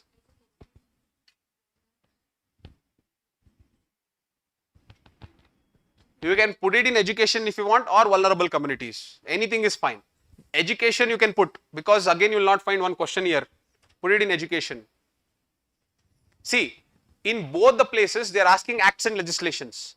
In Polity and Constitution also they asked about J&K, they asked about the Public Examination Act, Now here also they are asking about Right to Persons with Disabilities Act and Right to Children to Free and Compulsory Education Act. What's the difference between that act and this act? Can someone tell me? In both the places you are seeing the act. What is the difference between the section 1 acts that you saw to the section 2 acts that you are seeing?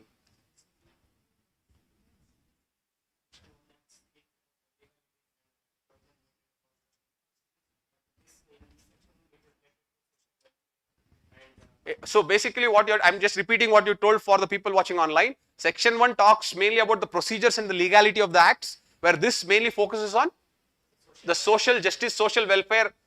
Very good, that is correct. Second thing and the most important thing is section 1 may those acts will come which are in news and are amending recently. Let us say in the last 1 or 2 years, whatever amendment that they have done in any act, that will come in the polity and constitution section. Whatever will come in social justice and constitution acts, these are old acts, but they look at this, these acts they are talking, they are not working properly. There are challenges in this, what to do. Are you understanding this? These are old acts that they are asking, why are they not working properly? So you should understand the orientation of these acts. Okay, either they can ask very recent act, what has been made in that amendment. For example, RTI.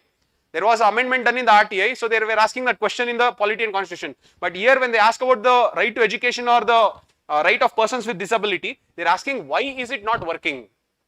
What are the challenges? So I hope you are understanding both the scenarios of how acts and legislations can come. But here you don't segregate them as acts and legislation because the focus is mainly on the vulnerability aspect and not the acts as such. I hope you are understanding this. Whereas in paper 1, whatever acts and legislation comes, you have to be very clear in the procedures and you have to tell the provisions properly. Here if you don't know the provisions also, it is okay. You have to tell about the challenges of that act. Why is that not act realized to its fullest potential? That is what is the difference between the two places. Okay. Anyways, I will come to the summarization of how to study all the sections together. But let me just finish this. So, we are done with 2022. Let's go to 2021.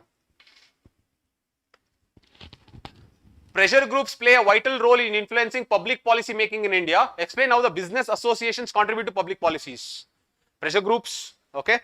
Among the pressure groups, more specifically, they are talking about business associations. So, under developmental institutions, you can say business association pressure groups. I hope you understood once they had asked farmers, now they are asking business associations. So, they keep changing the words. Next. Besides being a moral imperative of the welfare state, primary health structure is a necessary precondition for sustainable development. Health, okay, primary health structure. Health, it is primary health structure. Earn while you learn scheme needs to be strengthened to make vocational education and skill training meaningful. Education, okay, vocational education, under education only, right? Vocational education. Vocational education. Okay, next. Can the vicious cycle of gender inequality, poverty and malnutrition be broken through microfinancing of women SHGs? Developmental institutions, women SHGs. Microfinancing. Women SHGs in bracket, microfinancing. Women SHGs, microfinancing. Next. As digital illiteracy, particularly in rural areas, coupled with lack of information and communication technology accessibility, hindered socio-economic development, examine with justification. E-governance, that's all. Here and there they will go and tell same thing, e-governance.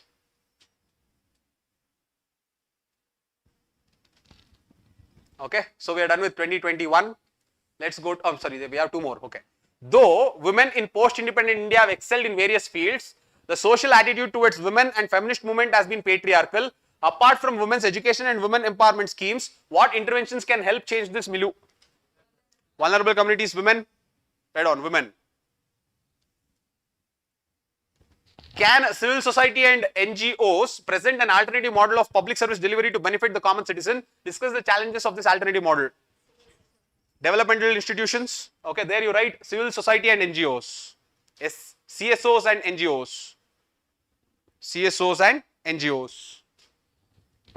Okay, we are done with 2021. Let's talk about 2020. Okay, let us do this. In order to enhance the prospects of social development, sound and adequate healthcare, policies are needed particularly in the fields of geriatric and maternal health care. Discuss. Health, we can put it in health. We can also put it in vulnerable communities. In vulnerable communities, if you put, you have to write maternal and geriatric healthcare. In healthcare, if you put, you write, you can put geriatric and maternal healthcare, but you can put it in health also, you can put it in vulnerable communities also. It's up to you. Put it wherever you want to. Maternal and geriatric healthcare. Okay, next. The institutional quality is a crucial driver of economic performance. In this context, suggest reforms in the civil service for strengthening democracy.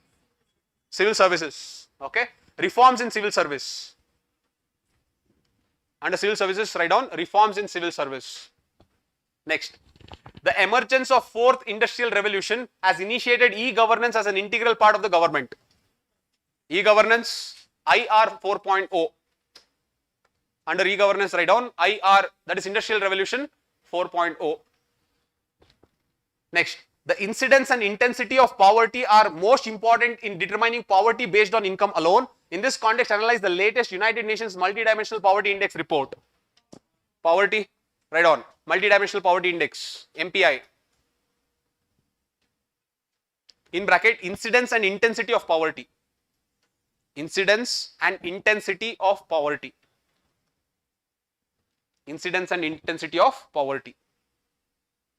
Okay. Next. Microfinance as an anti-poverty vaccine is aimed to, microfinance as an anti-poverty vaccine is aimed at asset creation and income security of the rural poor in India. Evaluate the role of SHGs in achieving the twin objectives along with empowering women in rural India. Developmental institutions, SHGs.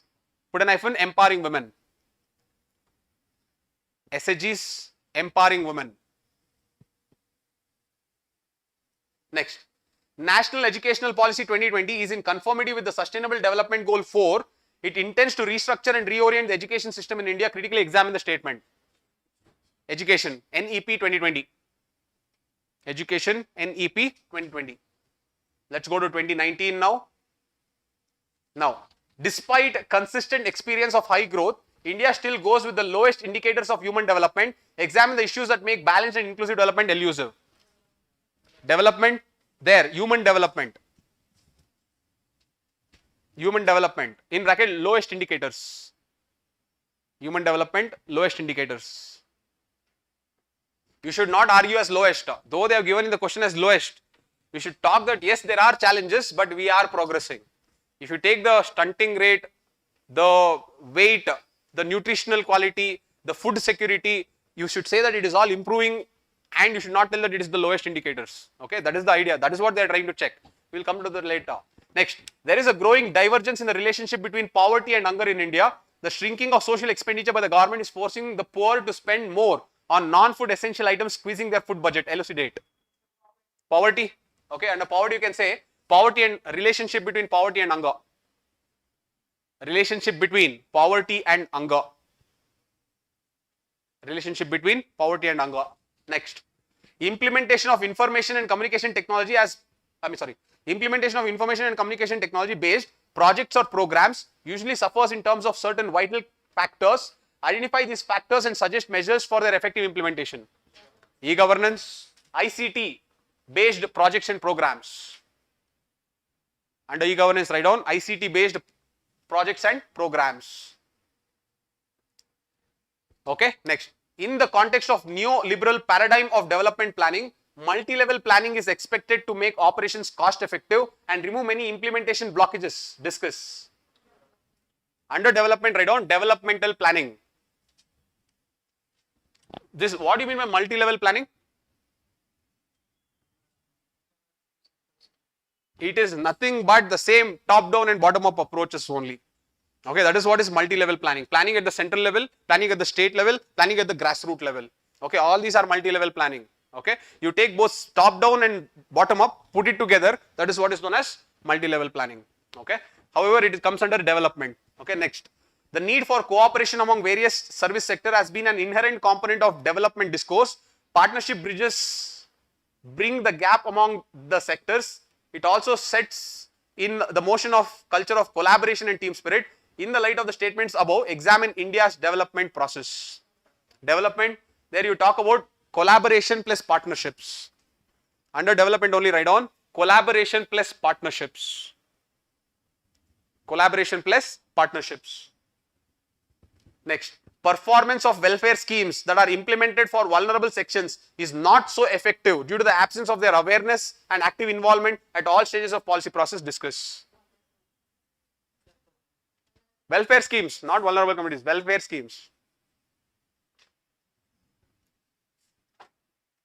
Why I am telling welfare schemes is, when you talk about this answer, you have to take different welfare schemes and tell how there is no awareness, how there is no active participation. You have to go like that. If you don't go like that, if you just tell if you just give the heading as absence of awareness and if you talk, or if you give the heading as no active involvement and talk, it becomes generic answer. Okay, so you have to talk about one program, tell why there is no awareness and no active involvement. Next program, no awareness and active involvement. But there also you should tell, however, this is the status. This is the status. So that is how you have to write the answer. That is what makes the answer more specific. Okay, so you should take one welfare program and analyze it. How to do that, we will discuss later. But what we have done here is, we have discussed from 2025 to 2019, all the important questions of social justice and governance. Okay, look at them. This is all you have to do. You have to practice 20 questions each on every theme. If you practice 20 questions each on every theme, irrespective of whatever questions they ask, you will answer.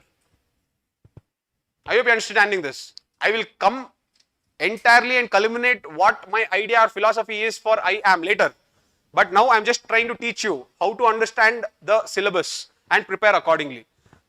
Now, if I ask you how to prepare for polity, 125 marks, and how to prepare for social justice and governance, that is 75 marks. What to read you don't know, but do you know how to read now? Is the how part done? What part will come later? Does everyone know how to read for polity and constitution and how to read for social justice and governance? Okay, how to read is like this. You know the syllabus, you have streamlined the syllabus into different thematics. Now all you have to do is, you have to create questions and answers on these thematics. I hope you are understanding this. Okay, all right. So we are done with social justice and governance. Let us go back. Now, let me give you this. Give the section 3 of paper 2 is international relations. Write on. Section 2 of paper 3 is international relations. Create a table and write.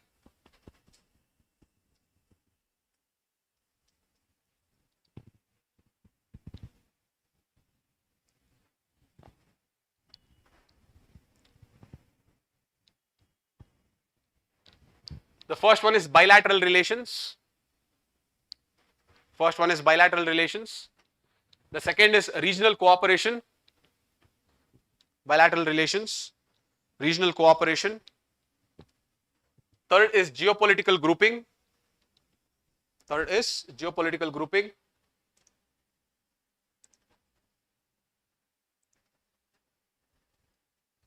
Geopolitical grouping.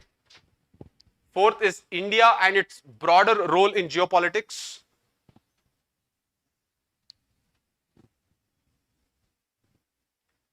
India and its broader role in geopolitics.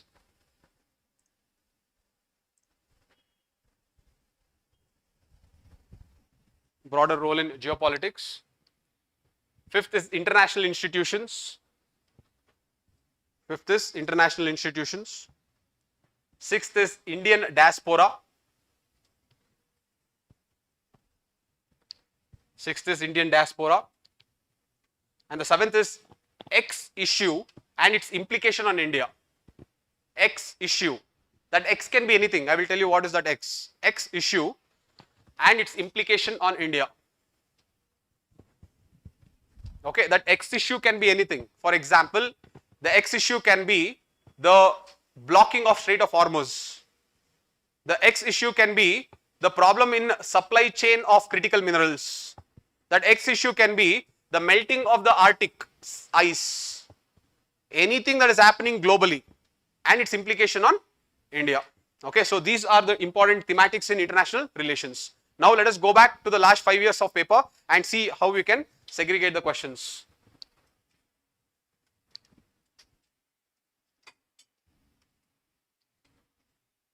This is international relations.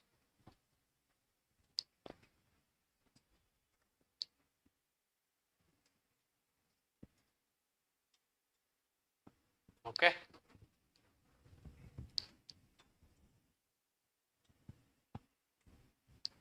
First one, 2025, India and Africa Digital Partnership in Achieving Mutual Respect, Co-Development and Long-Term Institutional Partnership. Elaborate. Bilateral, you can put it India-Africa Digital Partnership.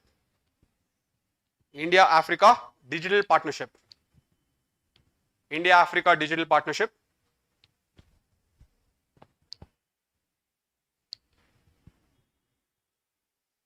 With the waning of globalization, post-Cold War world is becoming a site of sovereign nationalism. Global geopolitics, have I given something like that? No. Geopolitical grouping is, you can put it in geopolitical grouping, very good. You put it in geopolitical grouping. With the waning of globalization, post-Cold War world is becoming a site of sovereign nationalism. Okay, geopolitical groupings. Okay, next, energy security constitutes the dominant kingpin of India's foreign policy and is linked with India's overarching influence in Middle Eastern countries. How would you integrate energy security with India's foreign policy trajectories in the coming years?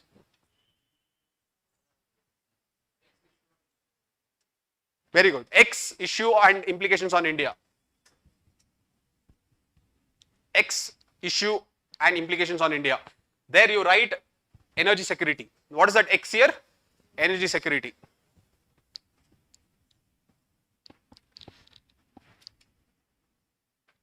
The reform process in the United Nations remains unresolved because of its delicate imbalance of East and the West and entanglement of the USA versus Russo-Chinese alliance. Examine and critically evaluate the East-West policy confrontations in this regard. No, it's not geopolitics. International institutions, very good. International institutions. Right? UN reforms. There you can write it as UN reforms.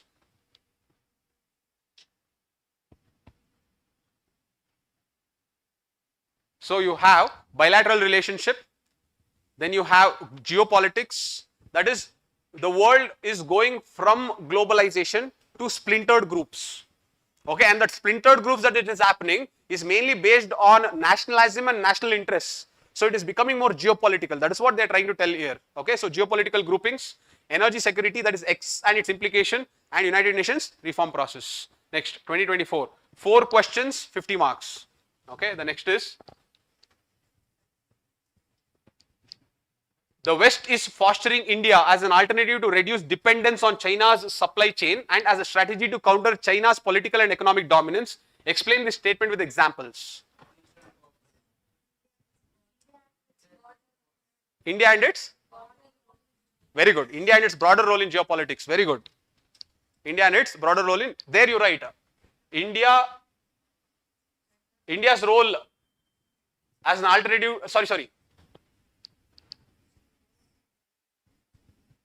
India as an alternative to China's supply chain, right, like that. India as an alternative to China's supply chain.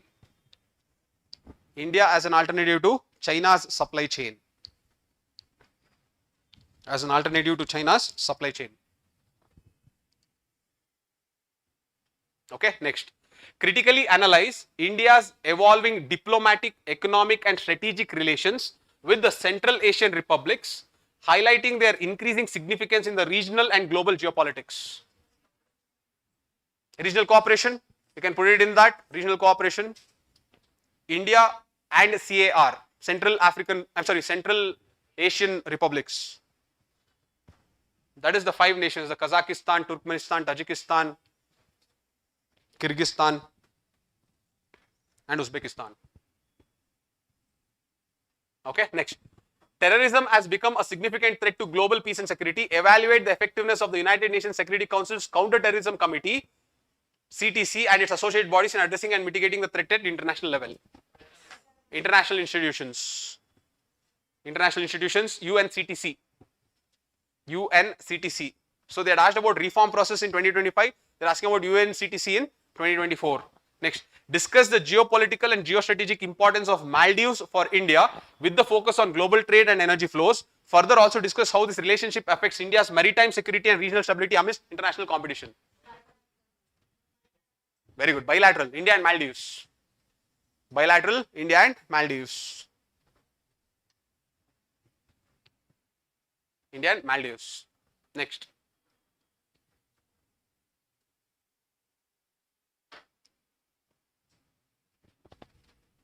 (2023). Okay. Virus of conflict is affecting the functioning of the SCO. In the light of the above statement, point out the role of India in mitigating problems. SCO. Okay, the question is on Shanghai Cooperation Organization. So where will you put it? Very good. You can put it in geopolitical grouping or regional cooperation. It is up to you. But strictly speaking, Quad, I-2U2, AUKUS, these are all geopolitical groupings. SCO, ASEAN, these are all regional cooperations. So you can put it anywhere. I would say regional cooperation, SCO. Okay, SCO, regional cooperation. Next. The Indian diaspora has scaled new heights in the West. Describe its economic and political benefits for India. Indian diaspora in the West. Indian diaspora in the West. They can ask Indian diaspora in Southeast India. They have asked already in 2017. Indian diaspora in Southeast India. How does it affect its relationship with ASEAN nations? They have asked that already. Okay. They can also ask Indian diaspora in West Asia. Okay. That is not yet asked. Indian diaspora in West Asia. But they usually ask this. Indian diaspora in the West. Okay. This is normal. You will see one more time it is getting repeated later on. The expansion and strengthening of NATO and a stronger US-Europe strategic partnership works well in India. What is your opinion about this statement? Give reasons and examples to support your answer. The expansion and strengthening of NATO and the stronger US-European internship works well in India. Yes, X issue and its implication on India. Yes or no? The strengthening of NATO and its implication on India. Or I'll ask you now. See, the OPEC, UAE came out of OPEC. What is its implication on India? They can ask like that. I hope you're understanding this. So, whatever happens, any important geopolitical incident that has happened, you should always come back and think what will happen to India. That is the idea of that particular aspect. Okay, next.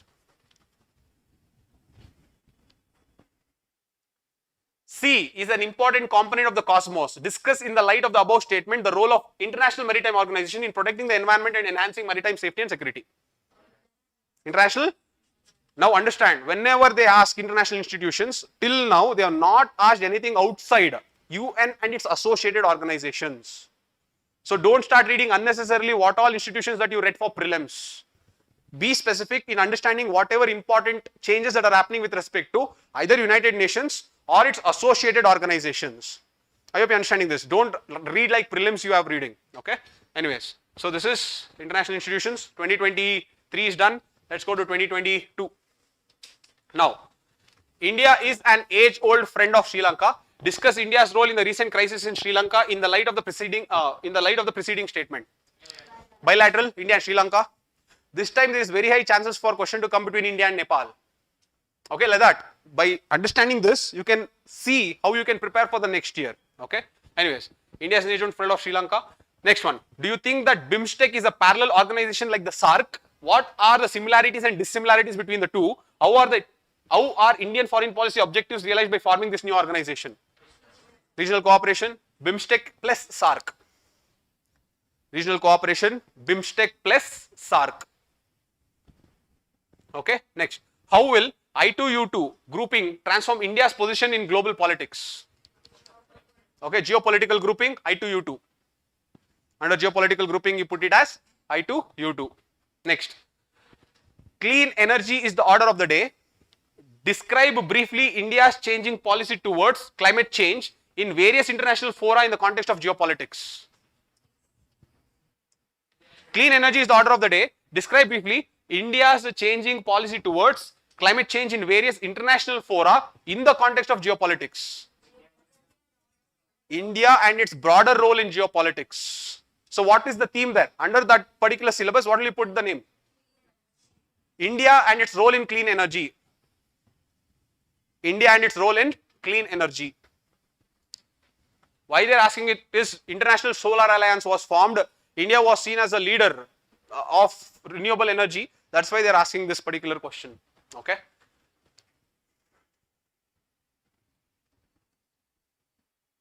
So we are done with 2022. Let's go to 2021. Look at this. If the last few decades were Asia's growth story, the next few decades are expected to be Africa's. In the light of this statement, examine India's influence in Africa. Bilateral. Okay. They asked in 2025, they asked about India-Africa digital relationship. In 2021, they are asking India-Africa relationship. That's all. That is in recent years. I mean, Africa is a continent, so you should not tell bilateral, but it is okay. Okay, you can take it as not an issue. The USA is facing an existential threat in the form of China that is much more challenging than the erstwhile Soviet Union. Explain.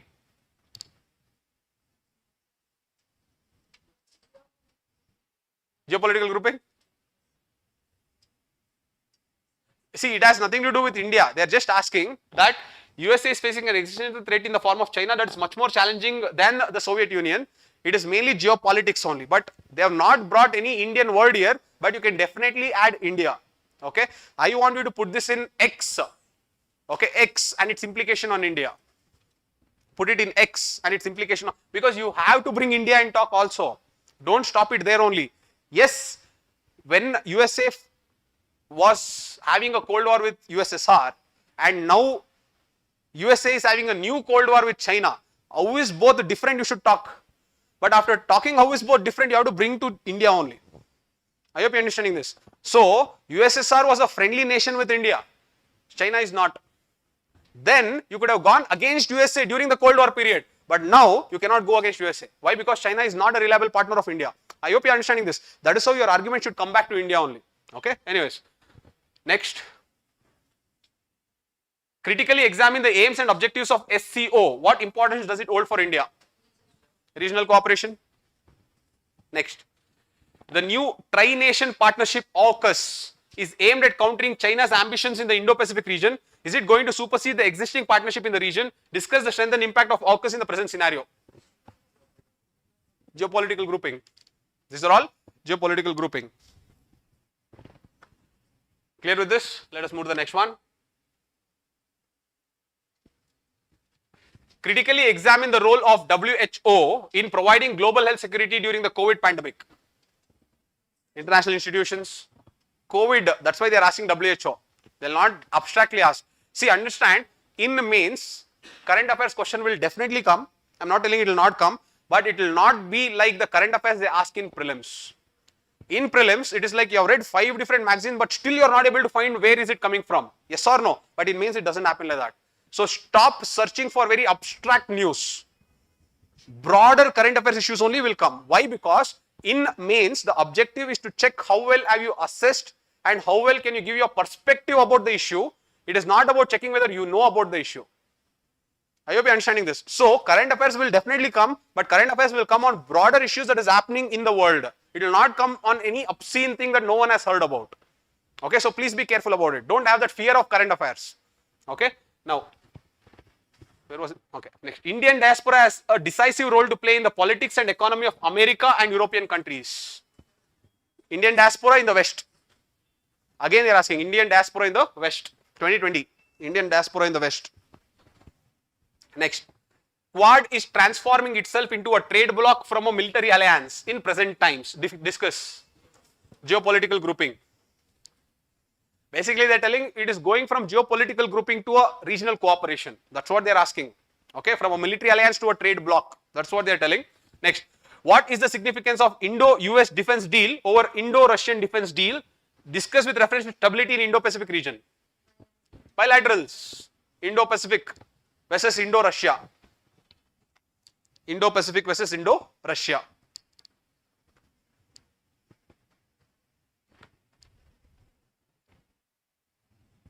Okay, let's go to 2019. Okay, look at this. The time has come for India and Japan to build a strong contemporary relationship, one involving global and strategic partnership that will have great significance for Asia and the world as a whole. India and Japan. Bilateral relations, India and Japan. Next.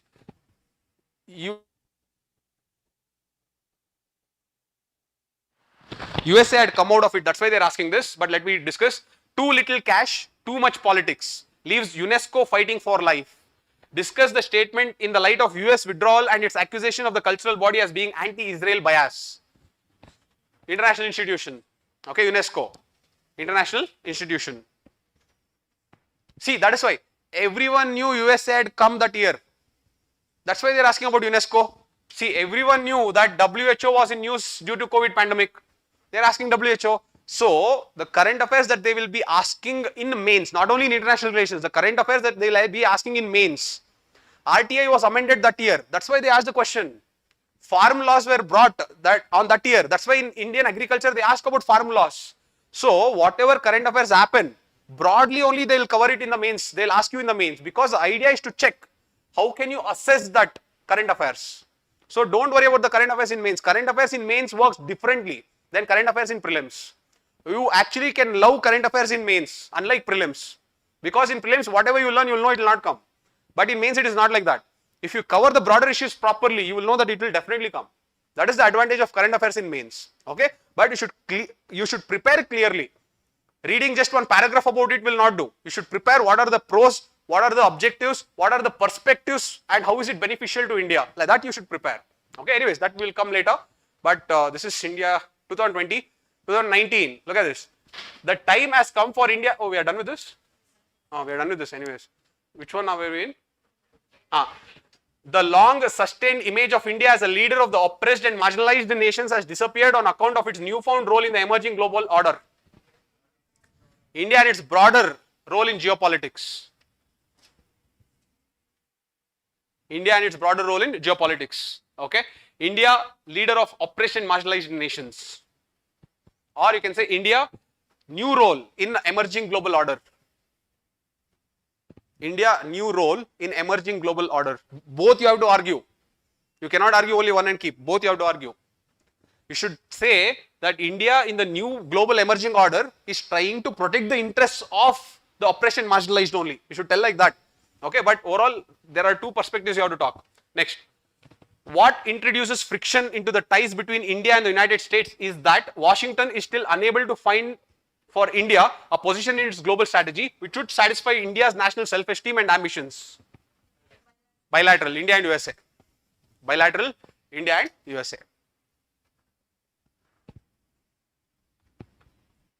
Clear with this? That's all. So we have covered more or less the last 5 years. You can go back till 2014 also, you will still find the same thing. Okay.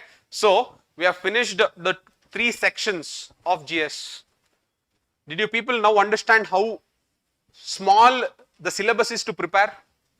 Okay, this is how. So all you have to do is, now coming back to how to, you understood how to prepare. Now let us discuss of what to prepare. Okay. So, no. We understood what to prepare. Now let us discuss how to prepare. Okay, what to prepare is this. Whatever table that you have put, that is your boundary. So what to prepare is to make questions that is in conformance with the logic of that particular theme, whatever I have given you. Now how to prepare? Let us give the heading as polity section. Give the heading as polity section. Polity section.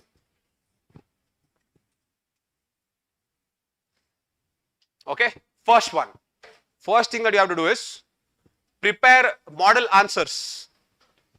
Prepare model answers on the previous year questions. Prepare model answers on the previous year questions.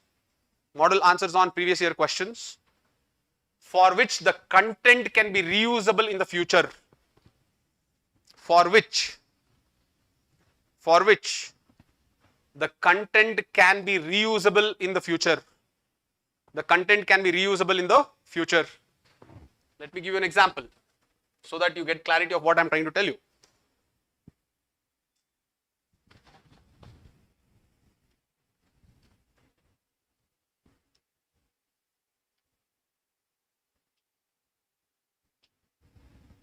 What are the aims and objectives of recently passed and enforced the Public Examination Act 2024? Whether university, state examination, board examinations, two are to be covered under the Act. Will you write a model answer for this? Will you write a model answer for that? Are you understanding this? You will not write a model answer for that. Why are you not writing the model answer for that? Because the reusability of the answer in your future exams is very less.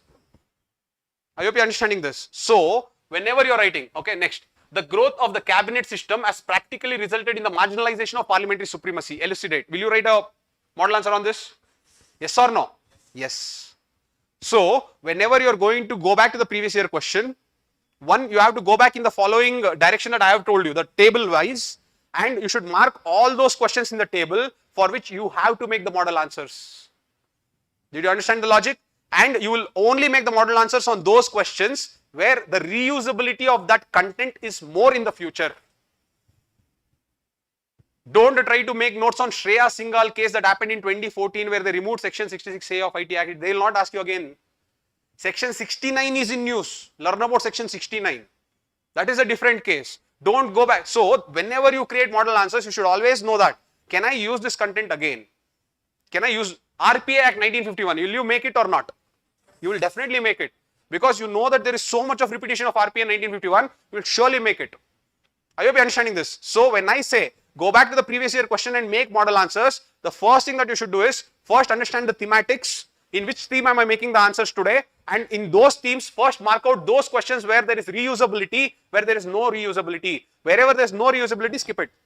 But wherever there is usability, make proper model answer. Because you know that whatever content you have done, you will use the same thing next. I hope you are understanding this. For example, constitutionalization of a commission. Will you make an answer for this? Yes or no? Because when you make an answer for constitutionalization of a commission, let us say tomorrow they ask you National Commission on Minorities, you can use the same content. National Commission on Women, they can use the same content. Whatever statutory bodies they ask, and they ask you how to give remedies to make it important. If they ask any statutory body, if they tell you that this is challenging, how suggest remedies to make it more effective, put the same answer of constitutionalization of commission here. See, I hope you are understanding this. This is the smartness that you have to prepare the model answers. Don't prepare model answers blindly. One, follow the thematics that I have given you and make sure that you do the model answers only on those questions where there is reusability. You understand, everyone? Okay. So, you can go home today, mark all those questions where there is reusability and keep. When you get time, start making the answers only on those questions. So, that is the first thing that you have to do. Okay. Now, what's the next? The next is prepare model answers on important issues for the last 12 months. Prepare model answers on important issues for the last 12 months. Prepare model answers on important issues for the last 12 months. On strictly the themes identified today. On strictly the themes identified today.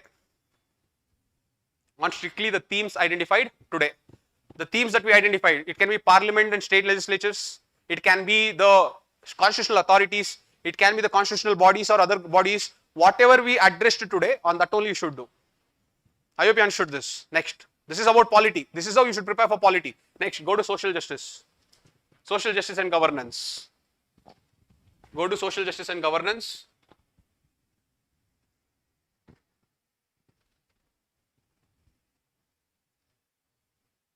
Okay. Now, first one, prepare model answers. Prepare model answers on all the PYQs. See what I am telling. On all the PYQs you can make.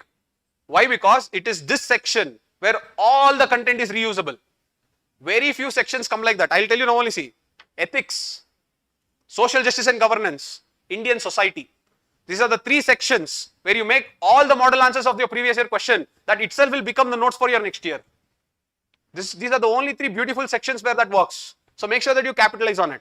Okay. So, what did I say? Prepare model answers for all the PYQs.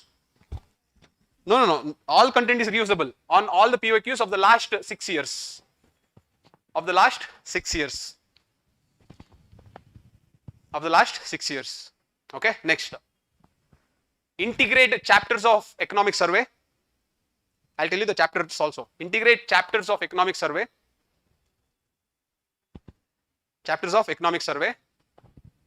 Put a hyphen and write chapter 11 Rural Development and Social Progress. Chapter 11, Rural Development and Social Progress. Very beautiful chapter. They have spoken about social mobility, social justice, and social, there's one more. 3 things they have spoken. It is a very beautiful chapter that can be used even in Indian society, but in a different way. But read that, you don't have to read the entire thing, read the summary part, okay? Rural Development and Social Progress, chapter 11. Next, chapter 13. Chapter 13, Health and Education. This is very vast chapter, don't read line by line, read some, some ready-made summaries, okay? But see, whenever you read, you have to convert that into question and answer. If you don't convert it into question and answer, you will not remember. Everything that you study in mains should be question and answer, okay? So when I say chapter 11 and chapter 13, you should convert that into question and answer. Let us say chapter 11, convert it into at least 5 question and answers. Chapter 13, 5 question and answers, enough, okay? So that is one. Next, focus on integrating government programs. Focus on integrating government programs. Okay, they'll ask government programs. Focus on integrating government programs. That chapter 11 and chapter 13 will itself take care, but that's why I'm telling integrating. You should learn how to integrate the government programs. Okay, that's all. This is social justice. Don't overdo it. I'll tell you, see, go today and write the last 6 years of papers, answer your social justice governance will be done. Because you will have so much of examples, so much of facts, so much of dimensions, so much of keywords, you will not feel the need to study anymore. That is the beauty of social justice and governance. Okay, compared to polity and constitution, social justice and governance is very easy if you have the content ready. Okay, next, international relations. The next is international relations. Okay, don't write the previous year questions. It is not much useful because bilateral they will not repeat. Okay, Indian diaspora they may repeat. So it is usually not useful. I don't know why I have written that. That's a mistake I have done. Write this. Prepare model answers on important issues. Prepare model answers on important issues for the last 12 months. Prepare model answers on important issues for the last 12 months. For the last 12 months, strictly on the themes we discussed. Strictly on the themes we discussed.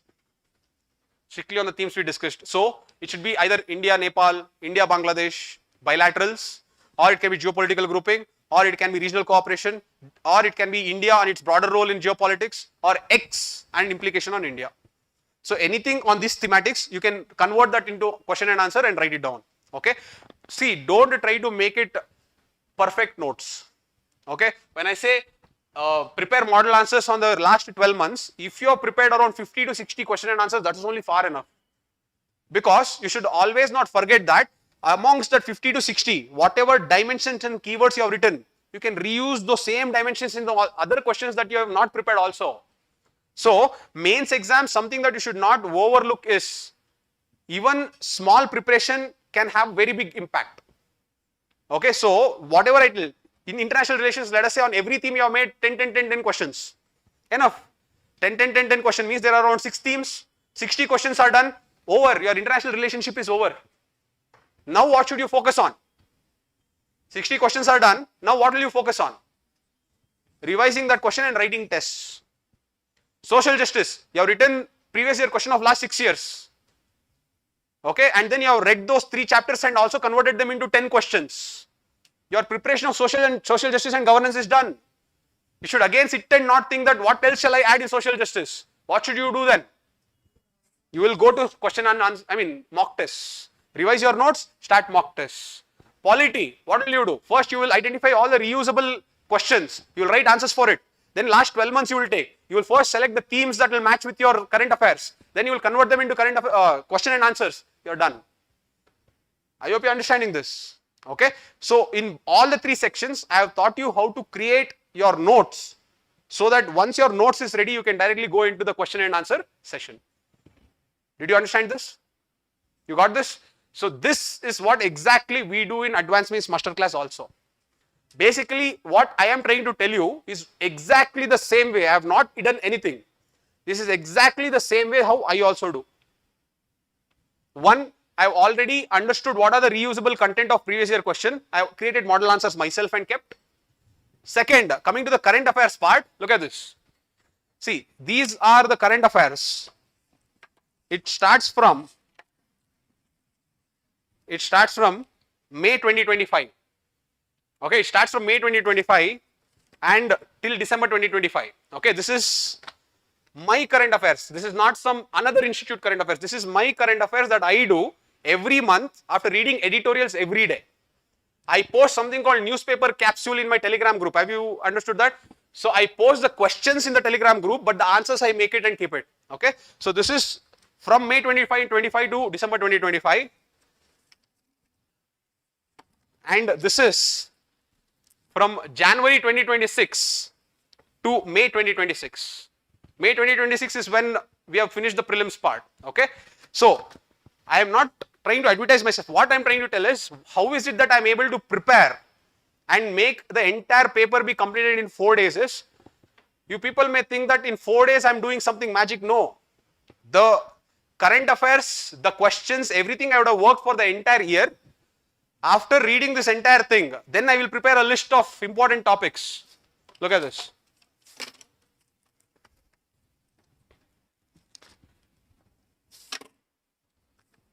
This is GS2, okay.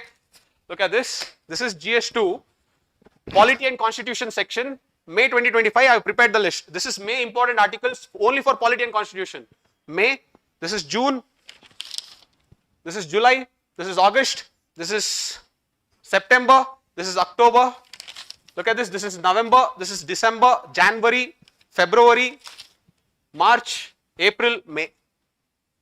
This is for only polity section. So in the last 1 year, these are the important articles that have come in polity and constitution section alone.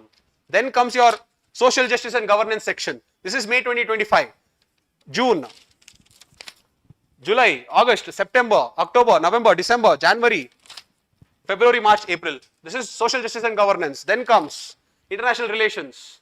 Okay, May, June, July, August, September, October, November, December, January, February, March, April, May. Okay, this is only GS2. Okay, let me show GS3. This is GS3, Indian economy. Okay, May 2025, June, July, August, September, October, November, December, January, February, March, April, May.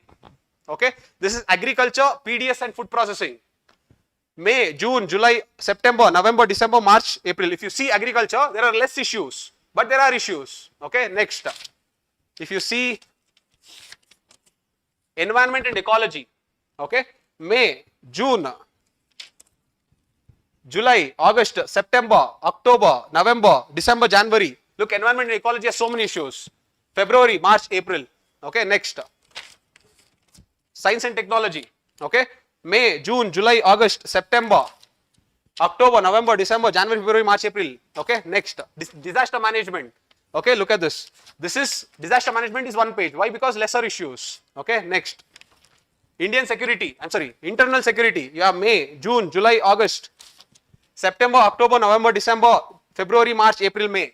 Are you understanding this? So the idea is not about trying to search for some shortcut.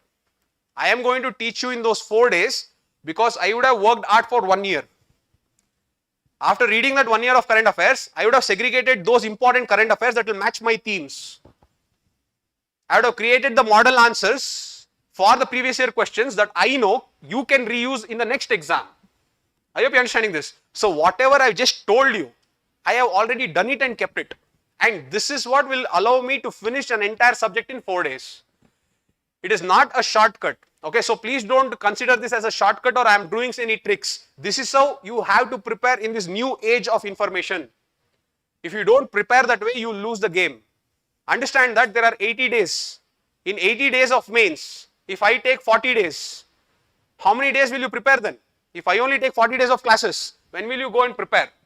Are you understanding this? In 80 days, I will make sure that you are prepared to such an extent that your notes is ready, your current affairs is integrated. All you should do is go and write tests.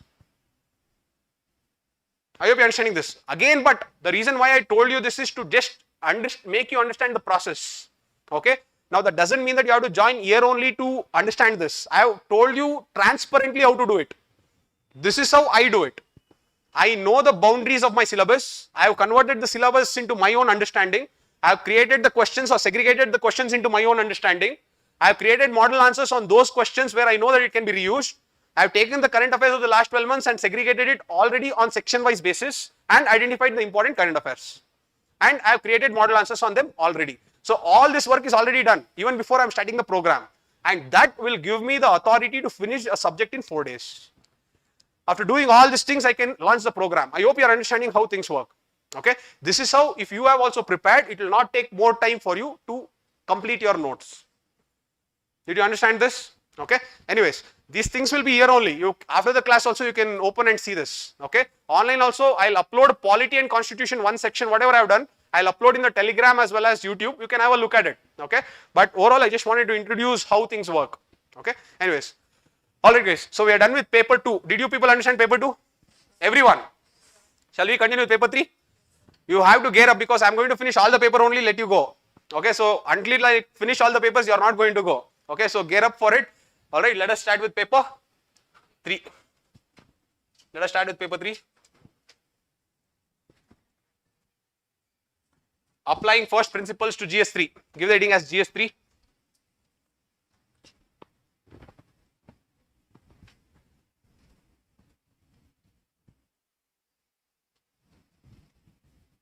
The sections. These are broadly the sections.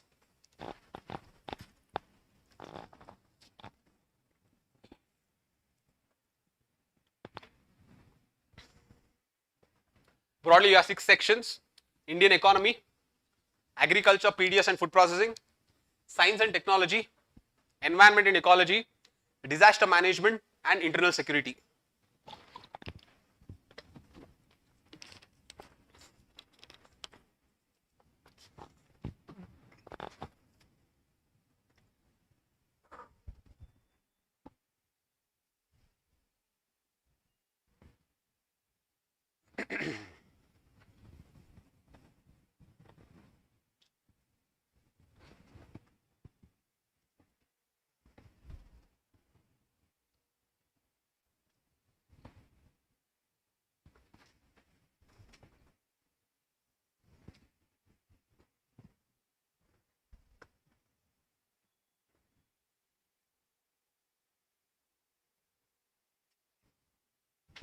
You understood the 6 sections? Next, let us understand the marking distribution. There only you can put the marking distribution. Mainly this is how the marking distribution is. You have 50 marks. Unfortunately, only 50 marks comes from Indian economy, but we think the entire paper is Indian economy. Don't have that feeling, okay? Indian economy only comes in 50 marks. 2 into 10 marker and 2 into 15 marks. You have agriculture, food processing and food security. Agriculture, food processing and food security. That's again 50 marks. 2 into 10 marker and 2 into 15 marker. The next is science and technology. 45 marks. See, overall what you should know is science and tech and environment together you will get 80 marks. Okay, sometimes this will be 45 and that will be 35. Sometimes that will be 45 and this will be 35. So they keep interchanging it, but overall you get 6 questions from this both. It can be 4-2 or 3-3. It can be anyways, but 6 questions will come usually from these 2 sections. Okay, science and tech 45 marks. Environment and ecology is 35 marks. Sometimes it can be reverse also. Environment and ecology 45 marks, science 35 marks. So it can be like that also, it's okay. The next is internal security 50 marks. Internal security is 50 marks. And the last is disaster management 25 marks. Disaster management 25 marks. Okay, overall this is the marking pattern of these 6. Okay, the static sections which you can actually get very good marks is one, agri, food security and food processing. Very important but very easy section. Okay, again this is also one section where if you write the last 6 years of question, you can more or less answer. Okay, chapter 6 of economic survey, I'll come later. if you write the last 6 years of paper, previous year question, plus if you read chapter 6 of economic survey this year, you are done with the agriculture. I hope you are understanding this. That is the beauty of this agriculture subject. That is very easy. Internal security is very easy. Disaster management is very easy. Okay, these are the 3 sections where you should not even think and you should go and write the answers. Okay, other things are not difficult, but it is dynamic. When it is dynamic, you should know how to prepare. If you know how to prepare, then that also will become easier. Okay, let us see how to do this. Next. So we are done with that. Now, let us follow the same thing. Okay, the syllabus how I have put in my this thing. Okay, tables. Create tables. X-axis is these names. Y-axis is the years. Okay, X-axis will be the names and Y-axis will be the years.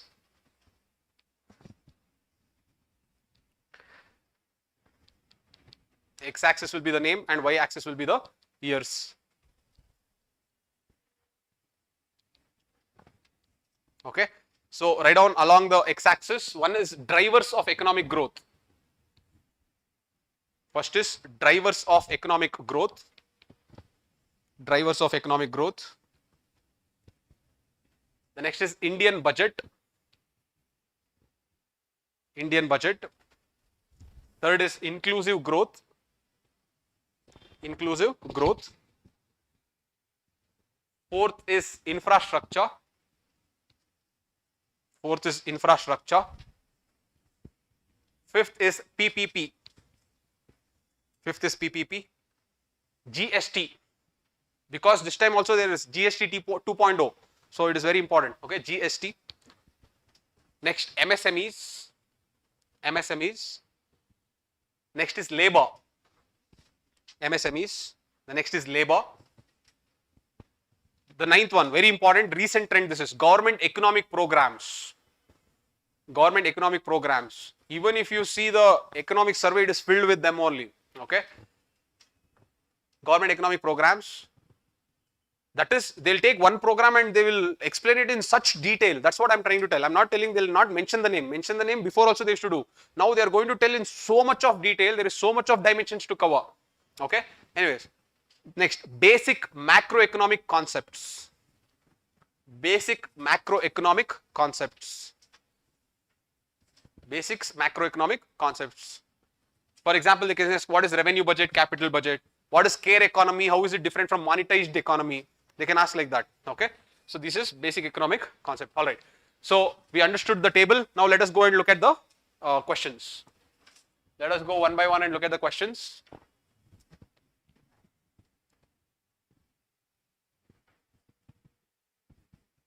First, we will take economy. Okay, I'll remove this.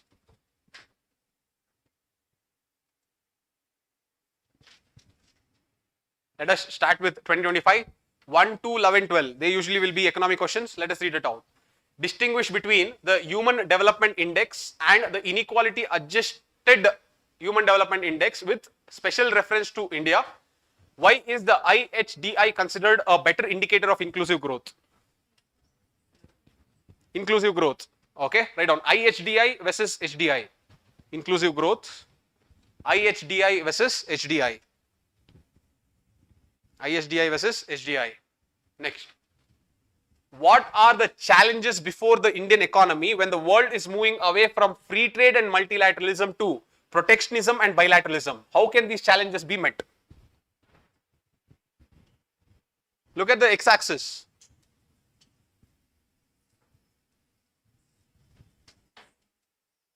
Drivers of economic growth. Okay, drivers of economic growth. Okay, right out there you can put bilateralism and protectionism versus multilateralism. Bilateralism versus protectionism. I'm sorry, bilateralism and protectionism versus multilateralism. Versus multilateralism.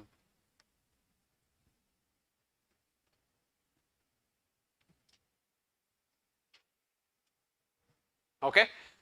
Explain how the fiscal health index can be used as a tool for assessing the fiscal performance of states in India. In what way would it encourage the states to adopt prudent and sustainable fiscal policies? Which one? Inclusive growth, no. What, which is it? Indian budget, very good. Indian budget. Fiscal policy. Indian budget. Next.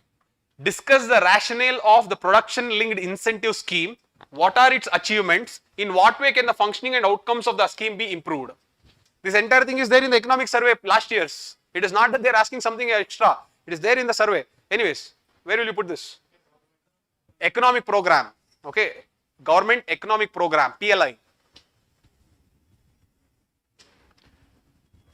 That's why this time prelims also they started putting so many programs. Anyways. Examine the pattern and trend of public expenditure on social services in the post-reforms period in India. To what extent this has been in consonance with achieving the objective of inclusive growth. Inclusive growth, very good. Inclusive growth, okay. Public expenditure on social services. Under inclusive growth you write public expenditure on social services. Public expenditure on social services. Okay, next. Discuss the merits and demerits of the 4 labor codes in the context of the labor market reforms in India. What has been the progress so far in this regard? Labor, the 4 labor codes. This time they can ask you 1 labor code in detail only. They had asked in general 4 labor codes here. This time they can ask you 1 in general. Okay. Next, I left something. Okay. What are the causes of persistent high food inflation in India? Comment on the effectiveness of the monetary policy of RBI to control this type of inflation. Where will you put this? Macroeconomic concepts. Macroeconomic concepts, very good.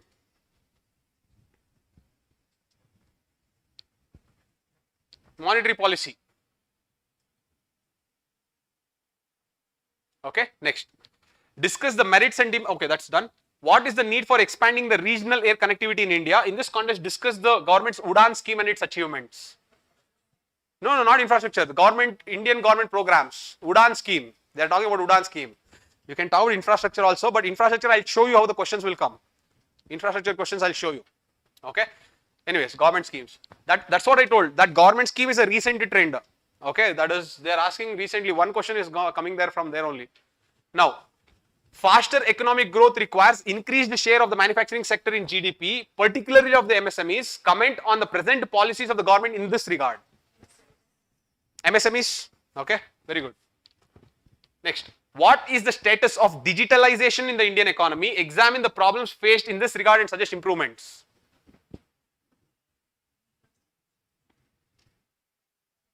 No, not infra. Digitalization of Indian economy, where can you put this?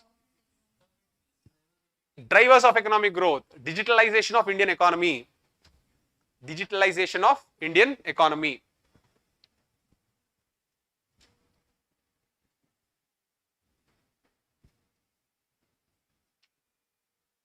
Okay.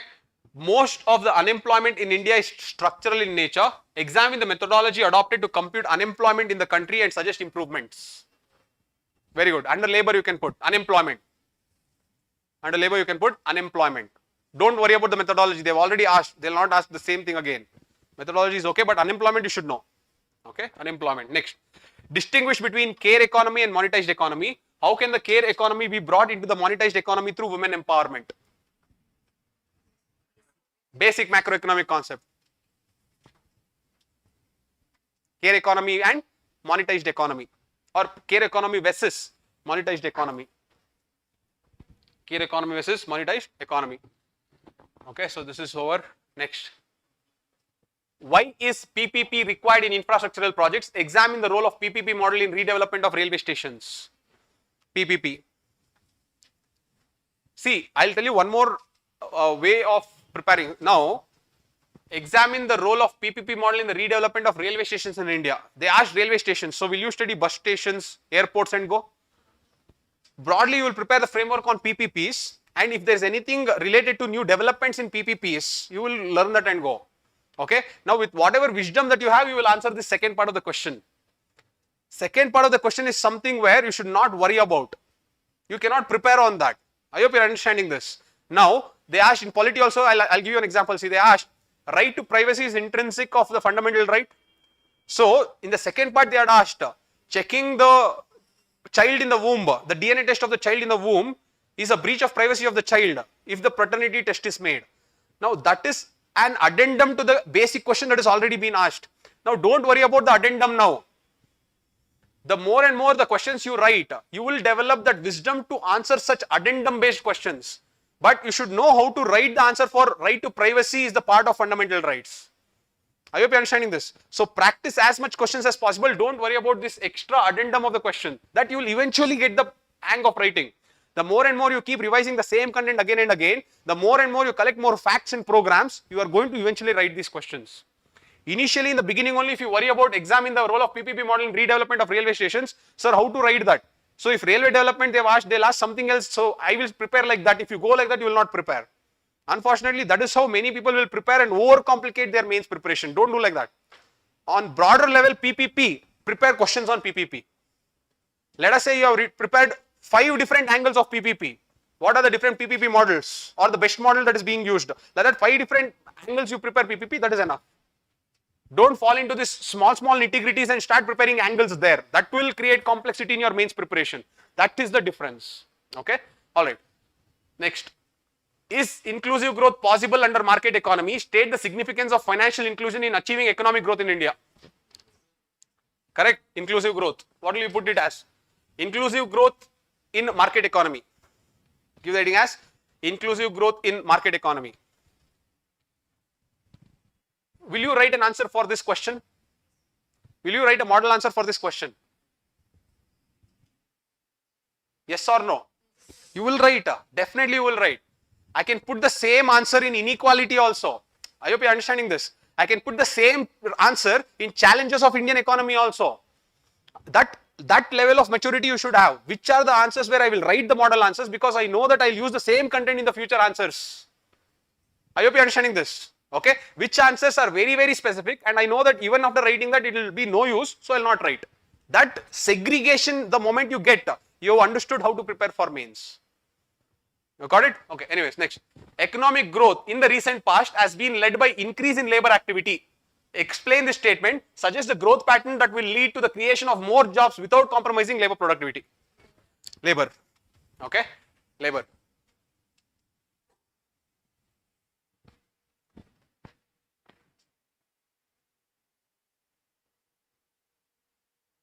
Next one. Do you think India will meet 50% of its energy needs from renewable energy by 2030? Justify your answer. How will the shift of subsidies from fossil fuels to renewable energy help achieve this objective? Which one? Miscellaneous you can put. I would say drivers of Indian economy. Okay, renewable energy is a driver of, an important driver of Indian economy. Renewable energy. Okay, under drivers of Indian economy, drivers of economic growth. Explain the difference between computing methodology of India's GDP before year 2015 and after year 2015. Basic macroeconomic concept. Will you write an answer for this? Will you write a model answer for this question? Yes or no? Do you think they will ask you again what is the difference between computing methodology of 2015 before and after? They will not. I hope you are understanding. Okay, when you know that it is very specific, they are asking about the methodology. When they ask about the methodology, once they have asked, it is done. You using that methodology somewhere to explain something is very less. I hope you are understanding this. So you don't have to write it again. That is the level. Okay, anyways, distinguish between capital budget and revenue budget. Explain the components of both these budgets. Basic macroeconomic concepts. Basic macroeconomic, or you can put it in Indian budget also. It is up to you. Put it in Indian budget also, it is fine. I have no issues. Next, do you agree that the Indian economy has recently experienced V-shaped recovery? Give reasons in support of your answer.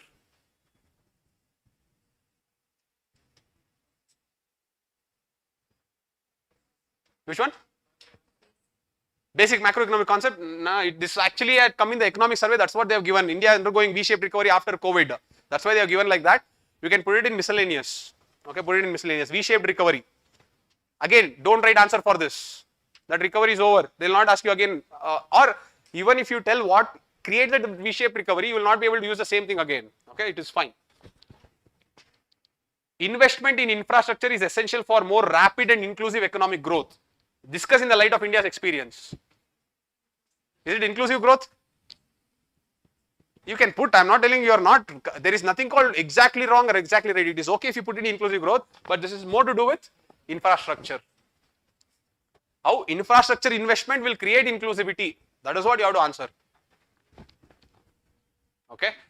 Next.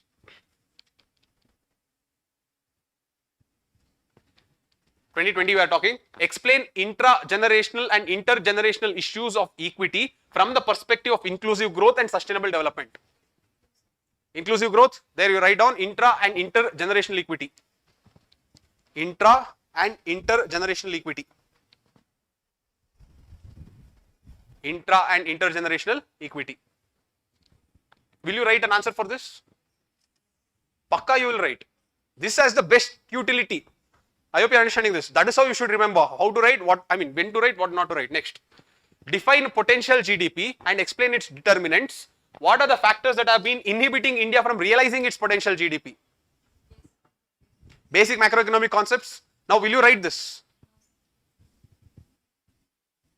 Will you write this? Yeah, see, define potential GDP and explain its determinants. This they will definitely not ask again.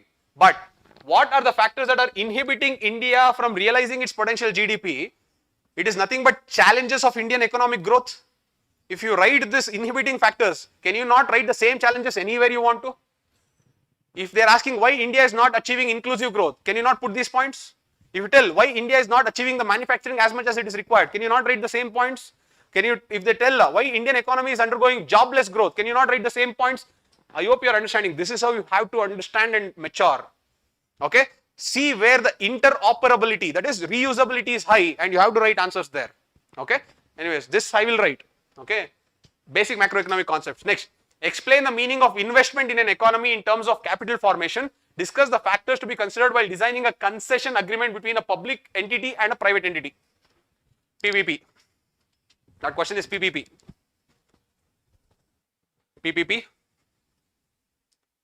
Explain the rationale behind the GST Act of 2017. How does COVID impact GST compensation fund and created a new federal tension?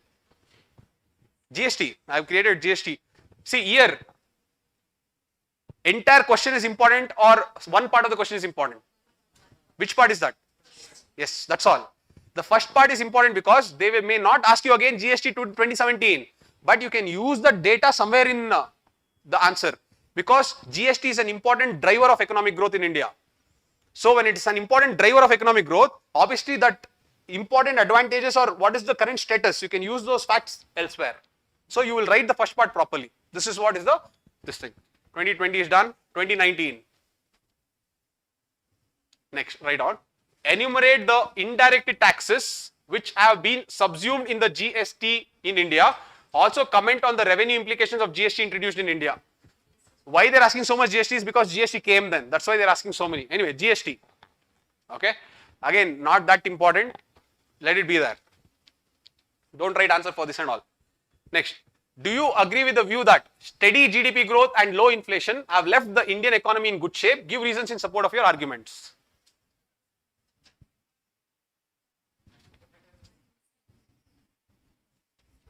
Where do you want to put this?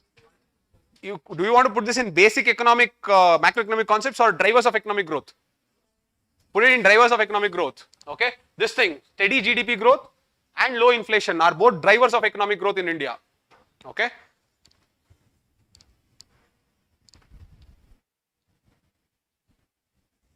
Next.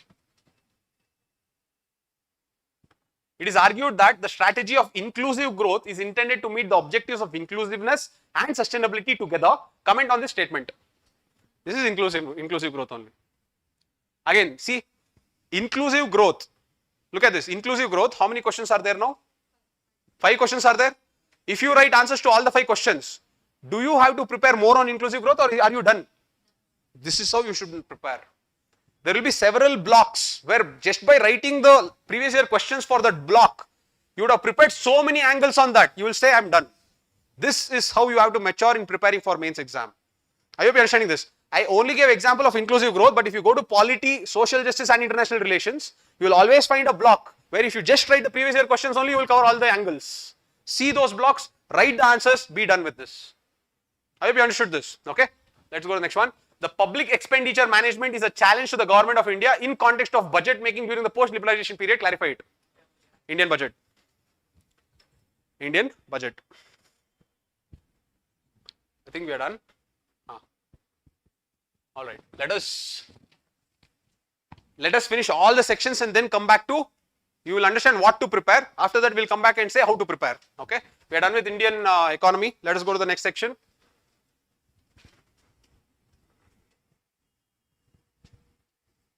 Agriculture. Agriculture, I put this entire thing as one block. Okay. Write the box. All these names should come in the x-axis. The year should come in the y-axis. This is a new section. Agriculture, food processing and PDS.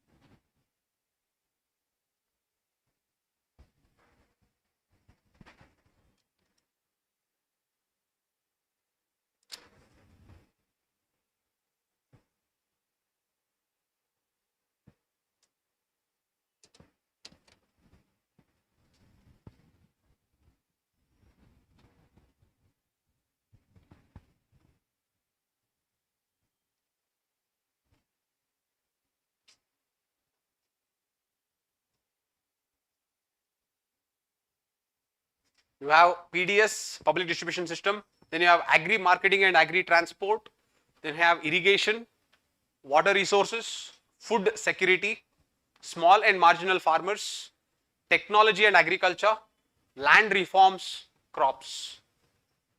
Land reforms and crops.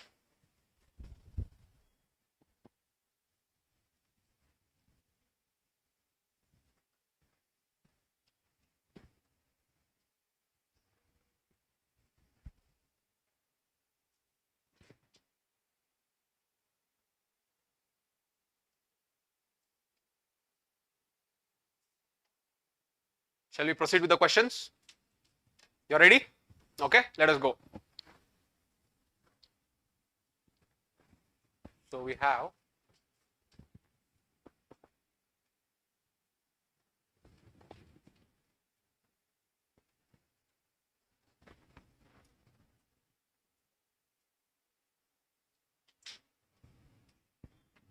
let's start. 2025. Explain the factors influencing the decision of the farmers on the selection of high value crops in India. Crops, write down. Factors influencing high value crops in India. Under crops, write down factors influencing high value crops in India. Will you write an answer for this? It is asked in 2025. They'll obviously not repeat the same question, but will you write an answer for this? Yes, you will. The same factors can be the inhibiting factors for others also. You are understanding this? It can be for lack of crop diversification also. It can be for backwardness of agriculture also. Lack of remuneration, income for the farmers also. Are you understanding this? See how much places you can use the same content. That idea you should have, and then you should prepare the model answers on that basis. Next. Elaborate the scope and significance of supply chain management of agricultural commodities in India. Marketing and transport. Okay, agri marketing and transport. There you can say supply chain management. Under agri marketing and transport, you can say supply chain management.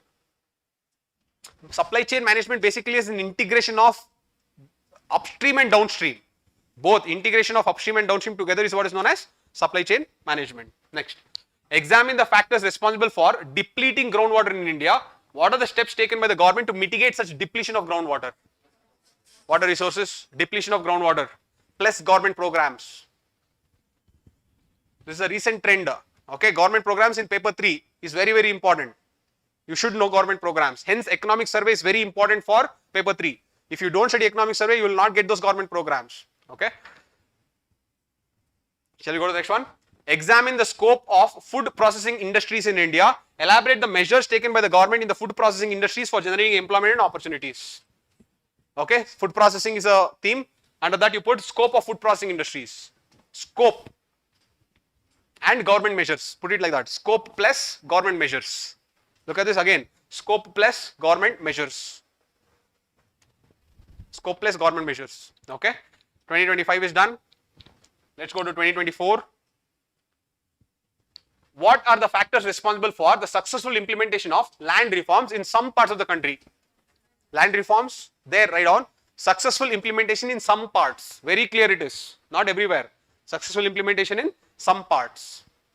So you should also tell why it was not successful in some other parts. That is also a part of the answer which you should ask. If they are mentioning some, automatically that means you have to tell both. Okay, so that we will discuss later. Anyways, you got this? Next. Explain the role of millets for ensuring health and nutritional security in India. Crops. Crops. Oh, you want to tell in food security? No, I mean, you can tell, but it's mainly crops, millets, basically millets. Okay, they're talking about millets. What are the major challenges faced by the Indian irrigation system in recent times? Irrigation system. No, and see, measures taken by the government. Look at this. You have to tell the measures also. Okay, next. Elucidate the importance of buffer stocks for stabilizing agricultural prices in India. What are the challenges associated with the storage of buffer stocks? Very good. PDS. Buffer stocks, write on. Buffer stocks plus challenges. Buffer stocks plus challenges. Okay, 2024 is done. 2023. How does e-technology help farmers in production and marketing of agri-produce? Technology and farmers, or you can put in agri-marketing and transport also, but okay, technology and farmers. Next, state the objectives and measures of land reforms in India. Discuss how land ceiling policy on land holding can be considered as an effective reform under economic criteria. Land reforms, okay, write down land reforms, objectives, measures plus land ceiling policy. Objectives, measures, land ceiling policy.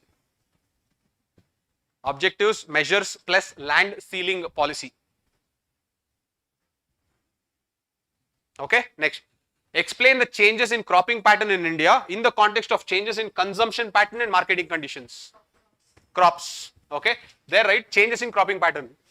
Under crops, write down changes in cropping pattern. Changes in cropping pattern.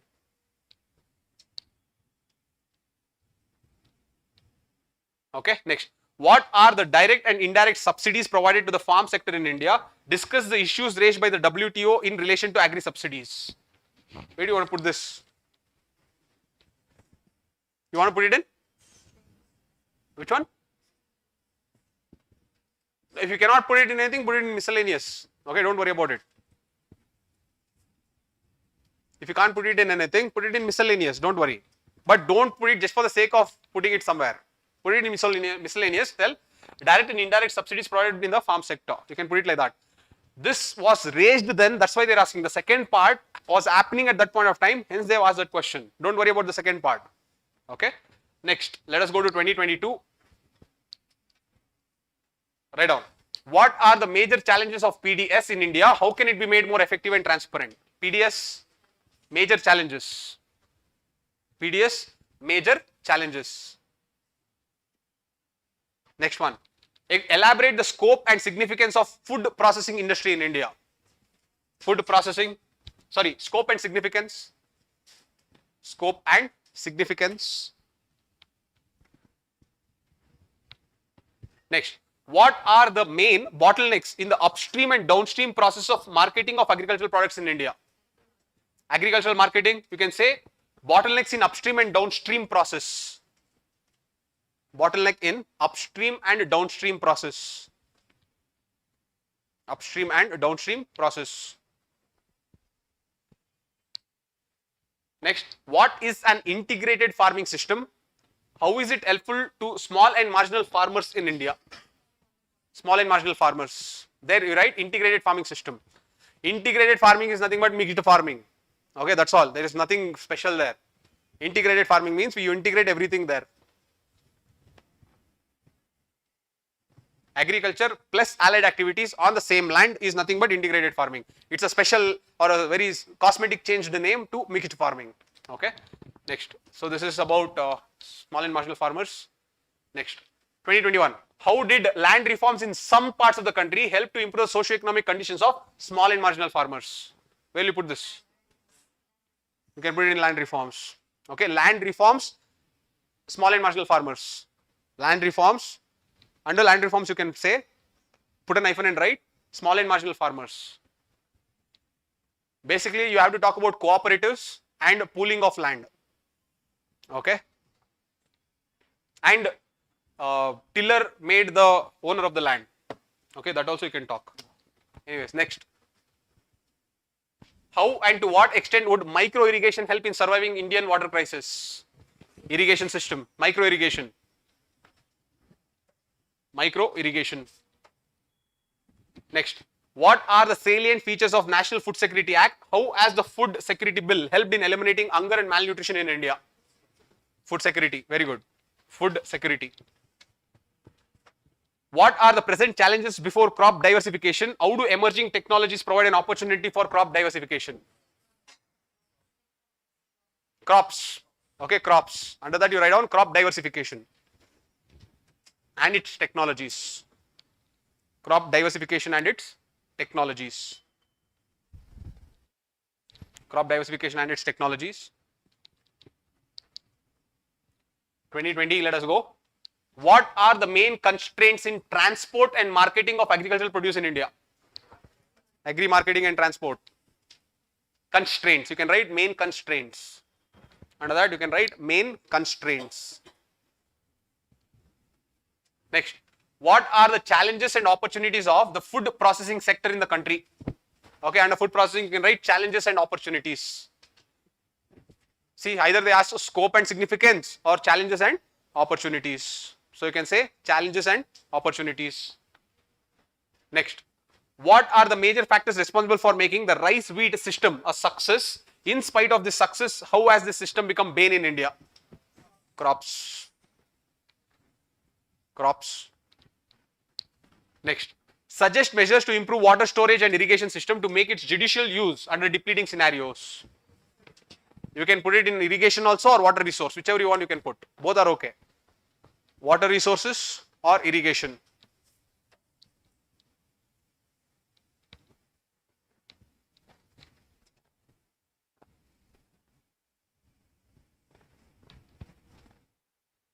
Shall we move on? Next one.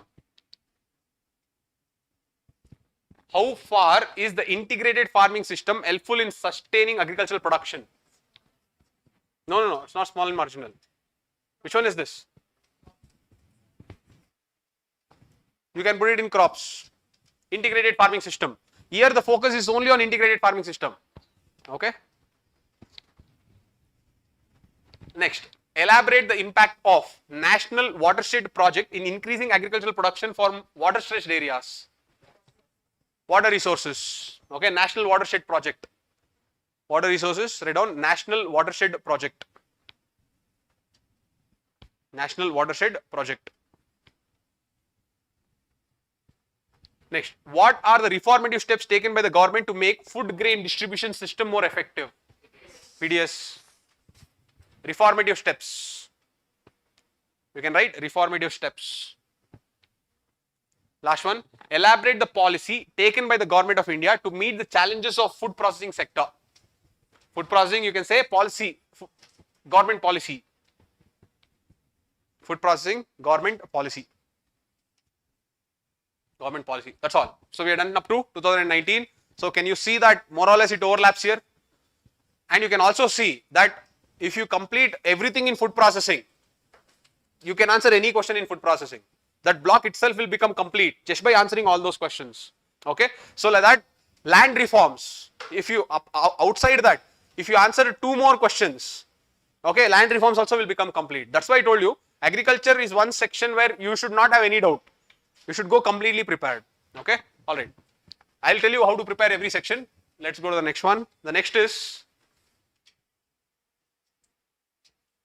internal security.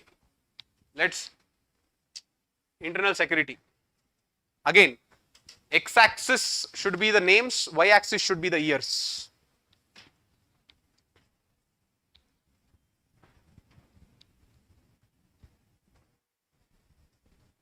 On the x-axis, first you have cyber security, then you have border management, cyber security, border management, then you have Naxalism or left-wing extremism,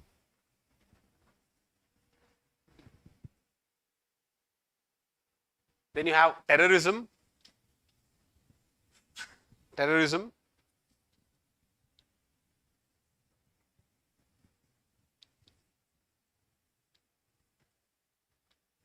then you have organized crime,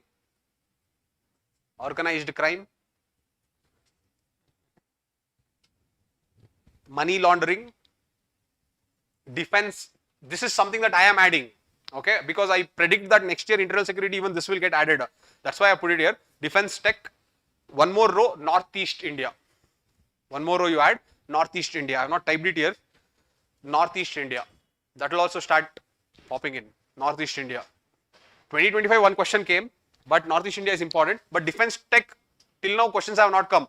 One question had come on S400 that was more on the lines of science and technology rather than defense, internal security. Okay, but I feel that UAVs, after Operation Sindoor, I feel that UAVs will be very, very much in use and hence it may come in internal security. That's why I put it here. Okay, anyways, so let us go back and go back to internal security questions.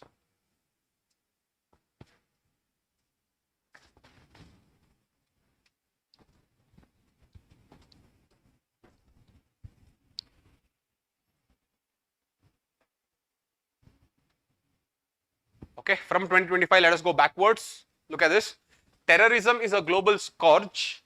How has it manifested in India? Elaborate with contemporary examples. What are the countermeasures adopted by the state? Explain. Terrorism, write down. How, under terrorism, write down. Manifested in India and countered by the government.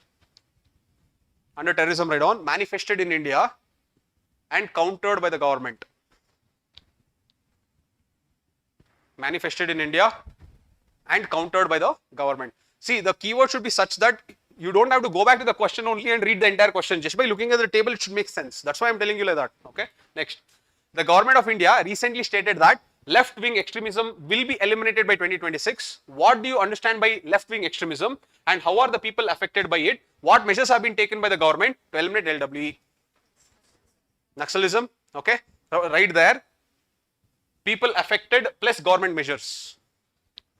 People affected plus government measures.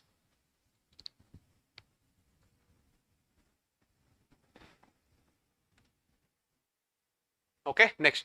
What this was very this was a question that no one expected, but it was there. What are the major challenges to internal security and peace process in Northeast India? This everyone can write. Map the various peace accords and agreements initiated by the government in the past decade. This was where you should know what has happened recently. Okay. Anyways, what are the major challenges to the internal security and peace process in the Northeast states? Map the various peace accords and agreements initiated by the government in the recent decade. Northeast India. Okay. Now, in all the three questions, what is one commonality that you're seeing?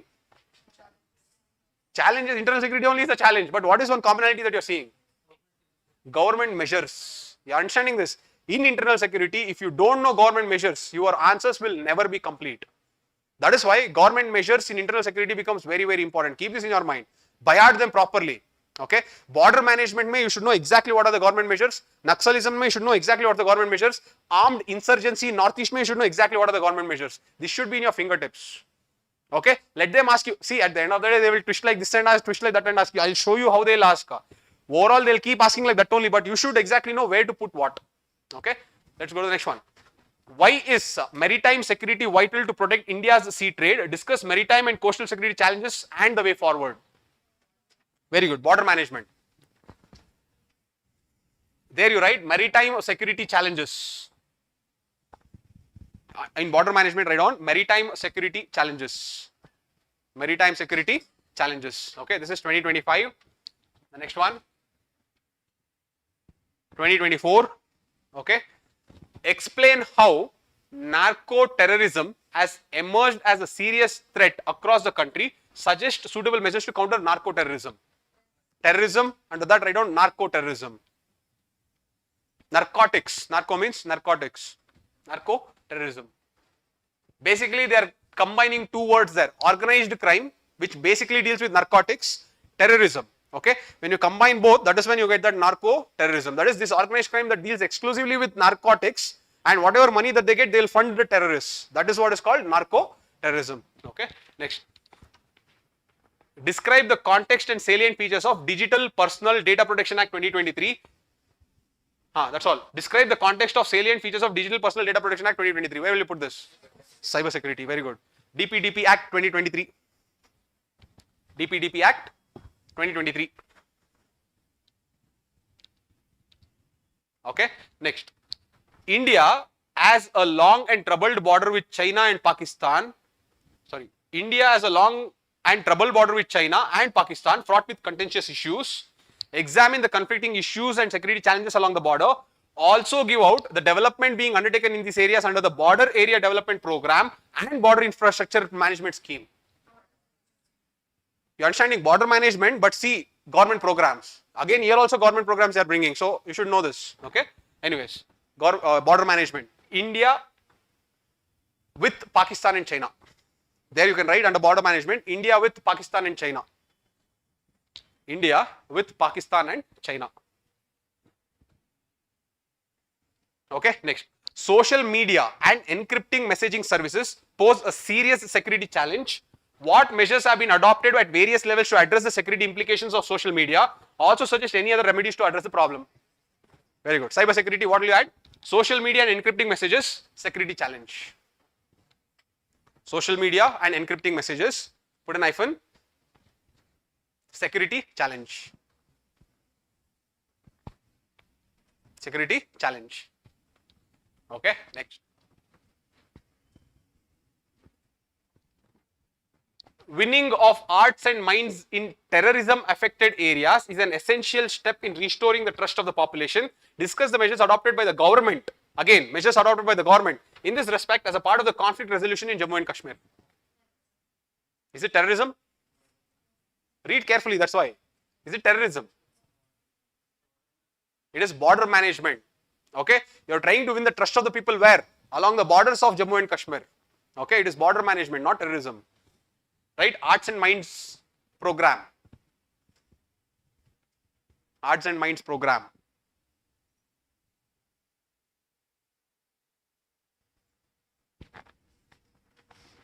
Okay, next. The use of unmanned aerial vehicles by our adversaries across the borders to ferry arms or ammunition, drugs, etc. is a serious threat to internal security. Comment on the measures being taken to tackle this threat. Which one? Defense tech, yes.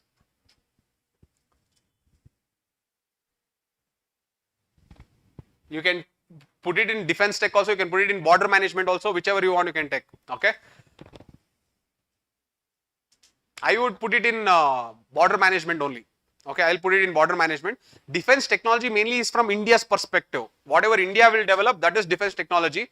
Whatever is the threat to Indian borders because of some technology that is adversarial development, that should come in border management only. Okay, so this mainly is in border management, this thing. Where is it? This one. Next. What are the internal security challenges being faced by India? Give out the role of central intelligence and investigative agencies tasked to counter such threats.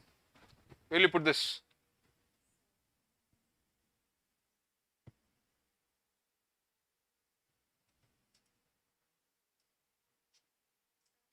No, you cannot put this in any. See, this is a question which covers the entire syllabus only. Yes or no? What are the internal security challenges faced by India? Whatever themes you have written there, everything you can put. Internal security challenges can be left-wing extremism also. It can be border management also. It can be armed insurgency also. Cyber security issues also. Are you seeing this? So, but write this question. If you write a model answer to this question, it is the most important. 1 second.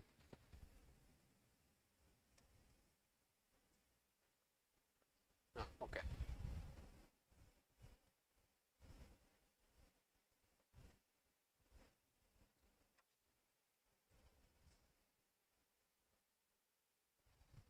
All right.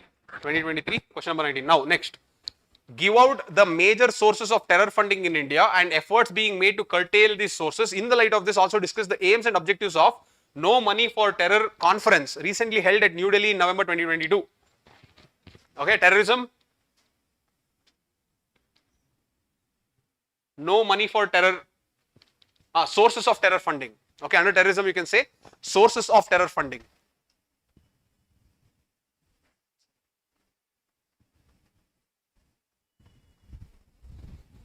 Yes, Siddharth. It is mainly done to win over the trust of people in Jammu and Kashmir. You are correct. But we are putting that under the theme of border management. Okay. Within the themes, whatever we have done, we are putting it under border management. Okay. But yes, you are correct. Okay. Major sources of terror funding. Next. 2022.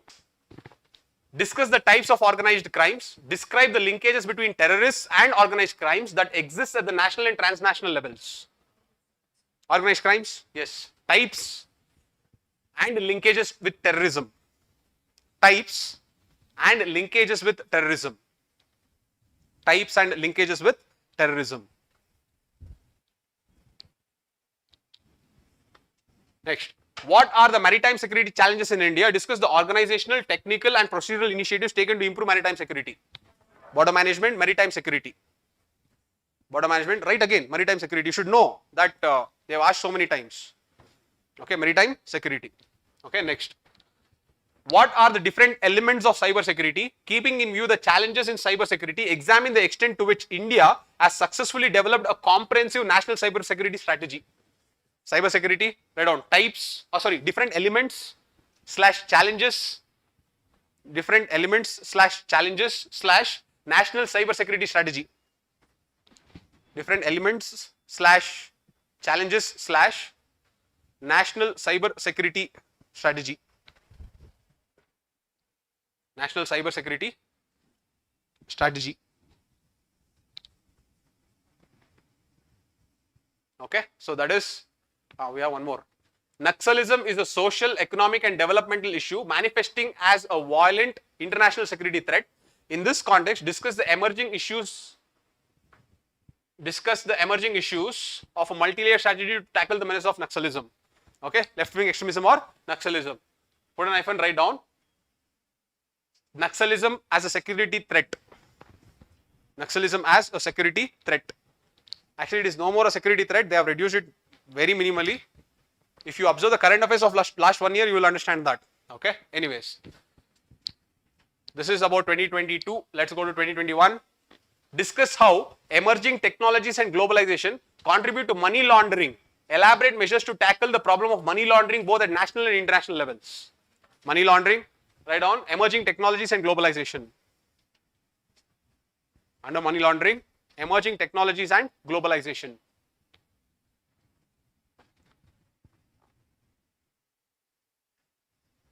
/ measures taken. See, in internal security, measures taken is a must. If you don't have measures taken, you will not complete the answer. Okay, anything you should know measures taken. Next, keeping in view India's internal security, analyze the impact of cross-border cyber attacks. Also discuss defensive measures against these sophisticated attacks. Cyber security. Okay, cross-border cyber attacks. Under cyber security, write down cross-border cyber attacks. Cross-border cyber attacks. Okay. Analyze the multi-dimensional challenges posed by external, state and non-state actors to the internal security of India. Also discuss measures taken to combat these threats. Again, miscellaneous but very important question. Question 19, 2021.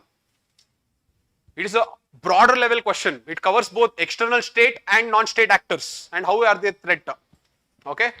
You should write the answer on this. Miscellaneous, external threat posed by state and non-state actors.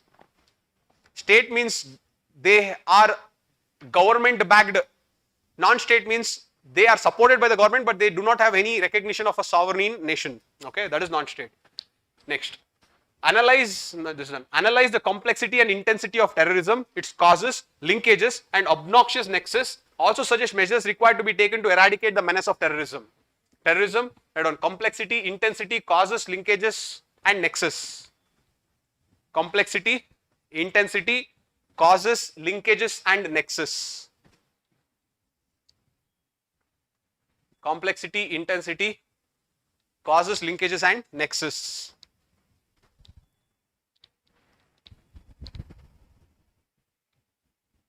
And nexus. Okay. Next, 2020. Discuss different types of cybercrimes and measures required to be taken to fight the menace. Cyber security, types of cyber crimes. Types of cyber crimes. Types of cyber crimes.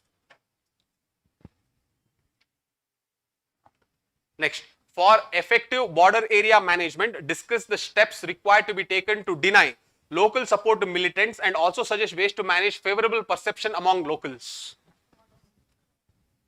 Okay, one of the objectives of winning Arts and Minds program was this only. By winning the hearts and minds of the youth of Jammu and Kashmir, we'll be able to manage the border better.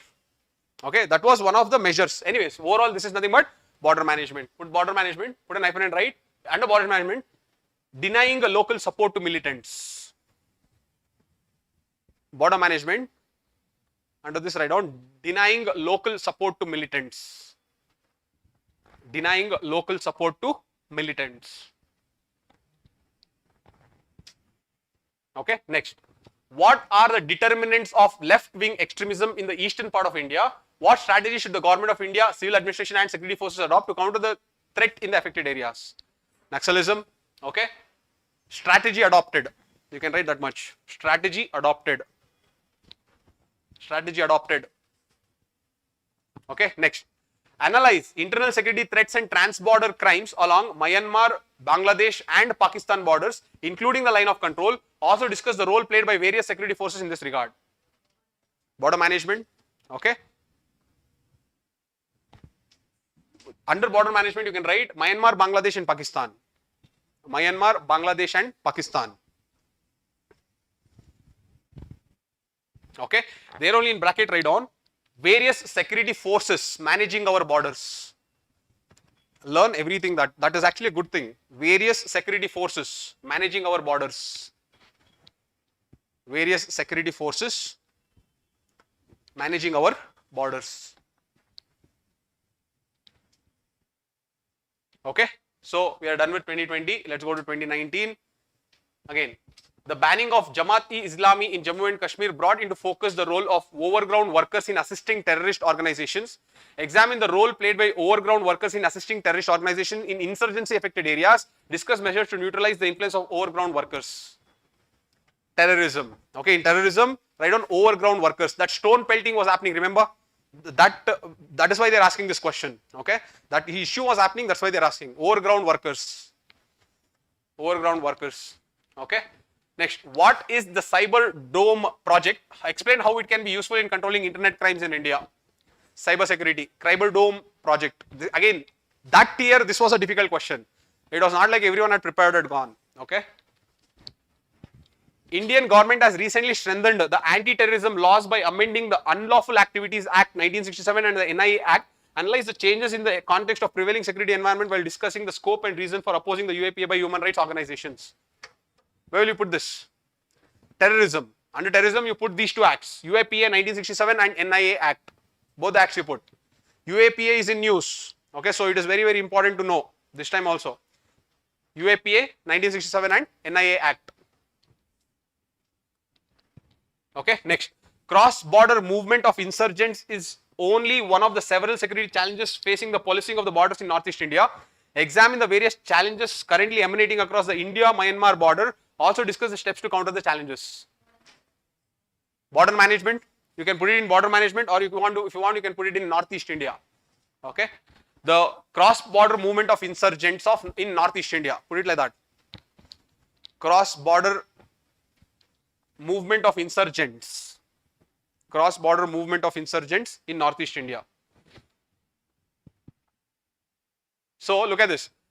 In this question, you will understand what are the different problems of insurgency in Northeast India.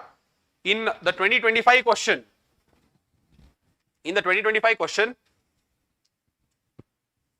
where is it? In the 2025 question, you will also understand what are the peace accords and agreements initiated by the government. Your preparation is over there. Nothing else is required. I hope you are understanding this. If you take left-wing extremism, they have spoken about the causes of left-wing extremism. What do you understand about the concept? What do you understand about the different strategies the government measures? If you answer everything in left-wing extremism, don't you think that you will cover the left-wing extremism? There is nothing else left. You will cover the entire thing. Terrorism. If you look at terrorism also properly, if you cover all the angles, all the answers there, terrorism also will be completed properly. Okay, the place where you have to be a little careful is about the cyber security. That is where a lot of new issues are coming up. So there can be new questions that can come. Money laundering is somewhere where you have to cover a little bit more. Whatever questions that is there is very little. You have to add 3-4 more angles and create a question and write an answer. Even that will get completed. So overall what I am trying to tell is, here also if you can create, if you answer all these questions and go, and then create 2-3 extra dimensions and create answers, you are more or less prepared in this particular internal security. I hope you are understanding this. Okay, alright. So this is internal security. Let's go to the next one. Disaster management. Okay, the next is disaster management. Next is disaster management. Just 2 boxes. X-axis, just 2 things. X-axis is disaster management concepts, disasters and mitigation strategies.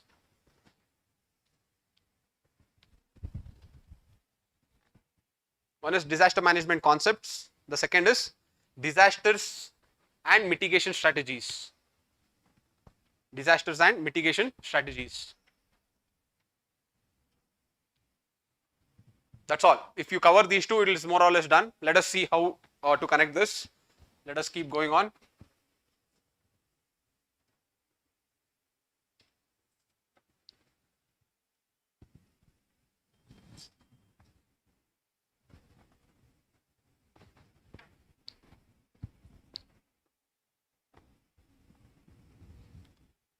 Okay, 2025, seawater intrusion in the coastal aquifers is a major concern in India. What are the causes of seawater intrusion and the remedial measures to combat this hazard? Okay, what is the disaster here? Seawater intrusion and its mitigation strategies. Write down under that, seawater intrusion, 2025, seawater intrusion. Whatever disaster that you learn in disaster management, if you don't understand the remedies, you will not complete the answer. Every list that you know, you should always have a list of remedies for it, and that remedies should be in line with what NDMA guidelines are. Okay, it is not that difficult. Just type it in the Google, you will get it, you will write it. That's all. Okay, next. Second is, what is disaster resilience? How is it determined? Describe various elements of the resilience framework. Also mention the global strategies of Sendai framework for disaster risk reduction. Concepts. Okay, there you can write disaster resilience plus Sendai framework. Disaster resilience plus Sendai framework. It is mainly concept. Disaster resilience and Sendai framework. Next. Flooding in urban areas is an emerging climate-induced disaster. Discuss the cause of this disaster. Mention the features of 2 such major floods in the last 2 decades in India. Describe the policies and frameworks in India that aim at tackling the disaster. Which disaster is this? Urban floods. Should you know the mitigation measures? Yes, look at this. Aim at tackling such floods. That means what are the remedies? Mitigation measures. If you don't know, it is like in internal security, if you don't know government measures, it will not be complete. Here, if you don't know mitigation measures, it will not be complete. Okay, so know them very well. Next, 2023. Dam failures are always catastrophic, especially on the downstream side, resulting in the colossal loss of life and property. Analyze the various causes of dam failure. Give 2 examples of large dam failures. Disasters, dam failure. Okay, the disaster is dam failures. Dam failures. This second question should be in environment. I don't know why I have added this here. Second one is environment question. Okay, we will come back to that later. Come to the third one. The Intergovernmental Panel on Climate Change has predicted a global sea level rise of about 1 meter by 2100 AD. What would be its impact in India and other countries in the Indian Ocean region? What is this? It is a disaster. What disaster is this? What disaster is this? Rising sea level. Rising sea level. This question and that question, does it have any difference? Seawater intrusion into the coastal aquifers, okay, and a rising sea level. Will there be any difference? It's little difference is there, but more or less can you use the same content there? Again, the same question in 2025 geography they have asked. The same question. Rising sea level is affecting island nations in the world. Examine. This is the question that they have asked in 2025 geography question. I hope you are understanding this. But that doesn't mean that same content you should use, but you should understand the demand. You should understand how to present it. In geography, you should present it differently. In disaster management, you should present it differently. Okay? How is it we should present it differently, sir? Look at this. If they say rising sea levels, analyze how rising sea levels is putting vulnerable nations, island nations due to climate change. If they ask in geography, you have to draw the world map and show the island nations. And you have to talk about the geography of the rising sea level. When I say geography of the rising sea level, we should talk about how the agriculture in the coastal areas will get affected. That is one. Second, how the settlements in the coastal areas will get affected. That is two. The third is how the drinking water in the coastal areas will get affected. This is three. These are reasons how you should examine in geography. When you talk about disaster management, there the focus should be more on how the sea level can be managed, or how that sea level rise will create more disasters. I hope you are understanding this. Due to sea level rise, the sea surges can increase. Okay, the cyclone activities can come more inland. The third, the beaches can get destroyed. The ecology around the beaches can also get destroyed. Okay, so what are the remedial measures? Remedial measures should be creating of grions, creating of sea walls. Are you understanding this? See how the same question I am answering differently in paper 1 of geography and disaster management in paper 3. This is how you should approach in different papers, though the question seems to be same. I hope you understood this. Okay, let us come back to this. So, sea level rise and its mitigation measures. Next, 2022. Explain the mechanism and occurrence of cloud burst in the context of Indian subcontinent. Discuss with two recent examples. Concepts, no. Disasters, cloud burst. Cloud burst. See, one I told you mitigation measures. What's the second commonality that you are seeing in disaster management? Can someone tell me? Second thing that you should have. Tell me what is it? Example. Very good. Examples. Make a note of that. Examples should be there. So when you are making notes in disaster management, if examples are not there, that means you will lose. Okay, examples should be there. Lot of examples should you put. Cloud burst means some 3-4. Urban flood means 3-4. Volcanic eruptions will not happen. Earthquakes means 3-4. Okay, like that. Next. Describe the various causes and effects of landslides. Mention the important components of the National Landslide Risk Management Strategy. Disaster is landslide plus National Landslide Risk Management Strategy. Disaster plus remedies. Landslide plus strategy. Landslide plus strategy. Okay. So, 2021, 2020. Discuss the recent measures initiated in disaster management by the Government of India, departing from the earlier reactive approach. This is concept. Okay, they are talking about the Disaster Management Act 2005. Disaster Management Act 2005. The question is telling that before we used to always try to react after the disaster has occurred. Now we are taking more steps on disaster preparedness, that is pre-disaster. That is the change of our approach post 2005. That is what they are trying to ask. Okay, next. Vulnerability is an essential element for defining disaster impacts and its threat to the people. How and in what ways can vulnerability to disasters be characterized? Discuss different types of vulnerability with reference to disasters. Is this disaster or concept? Concept, put vulnerability. Vulnerability and different types. Vulnerability and its different types. Next.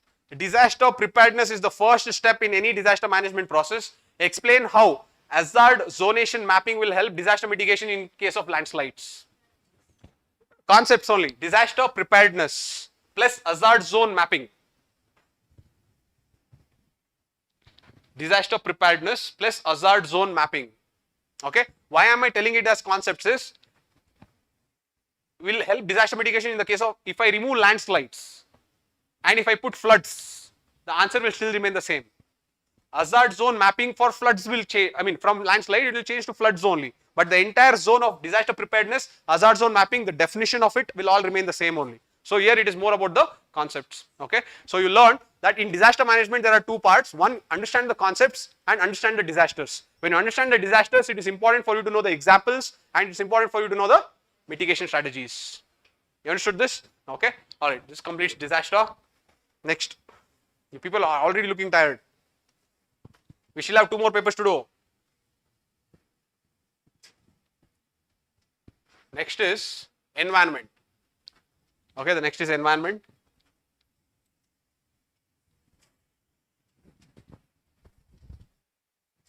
Again, put these names along the x-axis, years along the y-axis.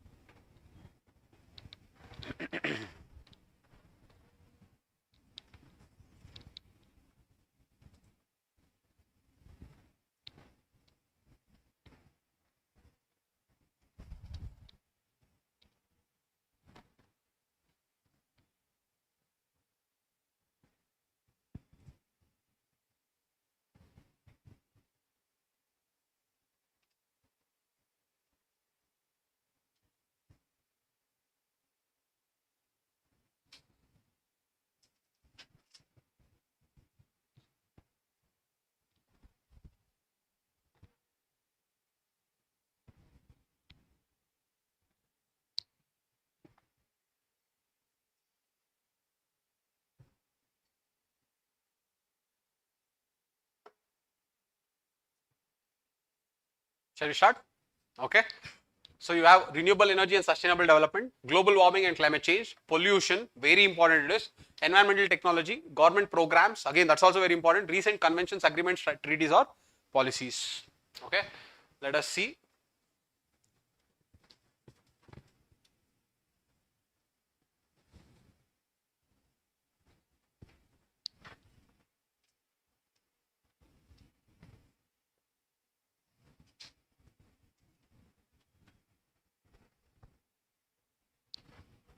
Okay, let us start. 2025 question.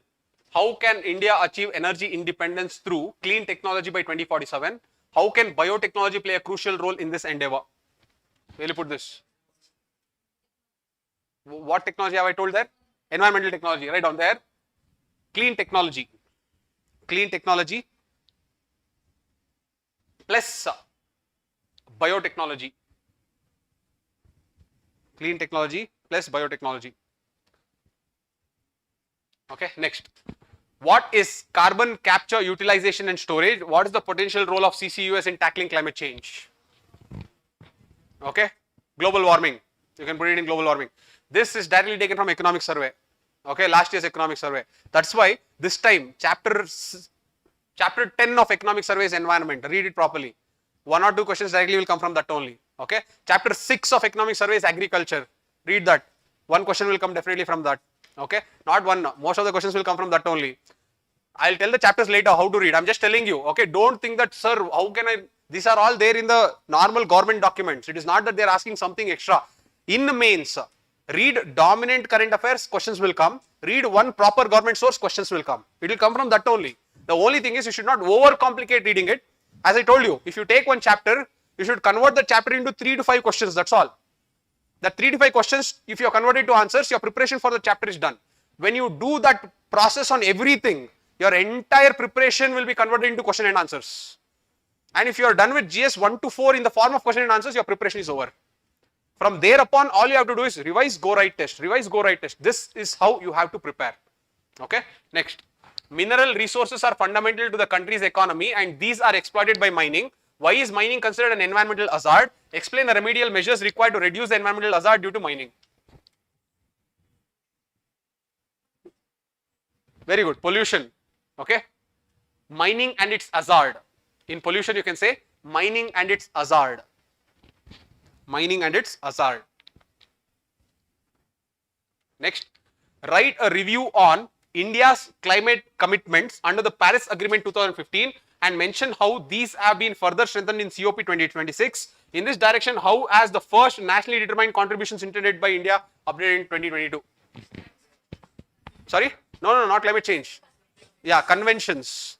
Conventions. This time India has updated its INDC. There is very high chances that they can ask that question.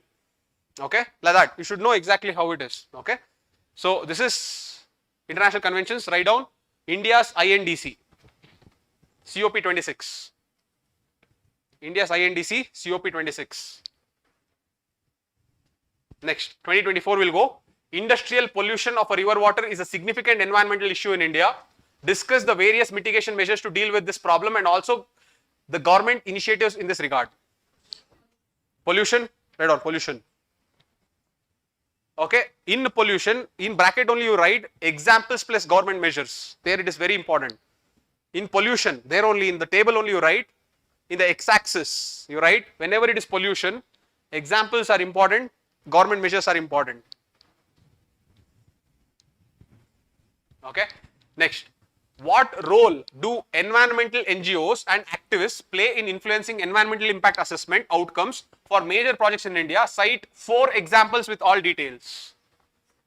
Where will you put this? Environmental impact assessment. Conferences, conventions, agreements and laws and acts. Okay, put it there. Environmental impact assessment. Environmental impact assessment. In bracket examples. They are asked 4 specific examples. Okay, examples is important here. Next. Now, what is oil pollution? What are its impacts on the marine? What is oil pollution? What are its impacts on the marine ecosystem? In what way is oil pollution particularly harmful for the country like India? Oil pollution. Next. The adoption of electric vehicles is rapidly growing worldwide. How do electric vehicles contribute to reducing carbon emissions and what are the key benefits they offer compared to traditional combustion engine vehicles? Environmental technology, good. Okay, next. Discuss in detail the photochemical smog, emphasizing its formation, effects and mitigation. Explain the 1999 Gothenburg Protocol. Pollution. See, this no one would have studied, so don't think that you should have known this. Now, after coming from the exam, now people may teach you. But 2020, when we went and wrote mains, we did not know, I mean, we had heard, but we did not know specific points to write. So, this question mainly falls in which one? Pollution. Photochemical smog is a pollutant. Okay, it's a secondary pollutant. Okay, photochemical smog, pollution. Next. Discuss global warming and mention its effects on the global climate. Explain the control measures to bring down the level of greenhouse gases which causes global warming in the light of Kyoto Protocol 1997. Global warming, climate change, global warming and climate change. Okay, 2022 is done. 2021. Explain the purpose of Green Grid initiative launched at the World Leaders Summit of the COP26 UN Climate Change Conference in Glasgow. When was this idea first floated in the international? What is this? Conventions, agreements, conferences, right? Green Grid initiative. Green Grid initiative. Green Grid initiative. Will you write an answer for this? Green Grid initiative. They will not ask you again. There is very less chances. Okay. So you should know whether to write or not write. Describe the key points of the revised global air quality guidelines recently released by the WHO. How are these different from the last update in 2005? What changes is in India's national clean air program are required to achieve these revised standards? Government programs that conferences, conventions have written there. So there you can write. One, WHO guideline on air quality. WHO guideline on air quality. WHO guideline on air quality plus India's national clean air program plus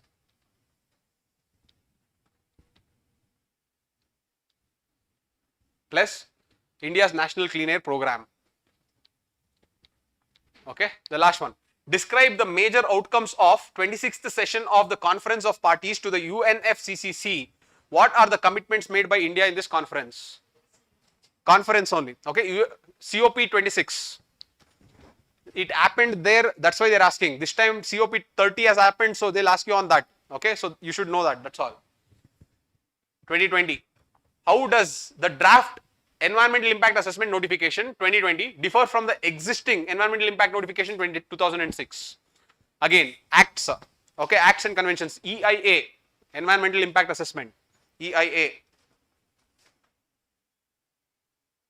Next, what are the salient features of the Jal Shakti Abhiyan launched by the Government of India for water conservation and water security? Very good, government programs. Government programs. In government programs, you can put this also if you want. National Clean Air Program, that also if you can put, that is 2021 question 7. Government programs was there, is it? So there also you can put National Clean Air Program also you can put. Okay, anyways, coming back to this, Jal Shakti Abhiyan, question 8, 2020. Next, what are the key features of national, oh they've asked again, what are the key features of the National Clean Air Program initiated by the Government of India? 2020, again government programs. National Clean Air Program initiated by Government of India.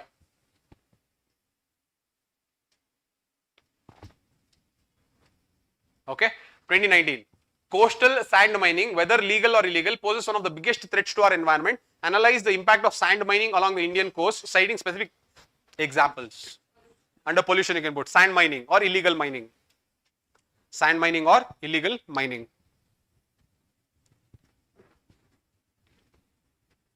Define the concept of carrying capacity of an ecosystem as relevant to the environment. Explain how understanding this concept is vital while planning for sustainable development of a region. Okay, under renewable energy / sustainable development, you can put it there. You can tell concept of carrying capacity. Concept of carrying capacity. Concept of carrying capacity. Okay. Alright, so we are finished with environment and ecology. The last part is where it is a little tricky. Okay. You can write these tables.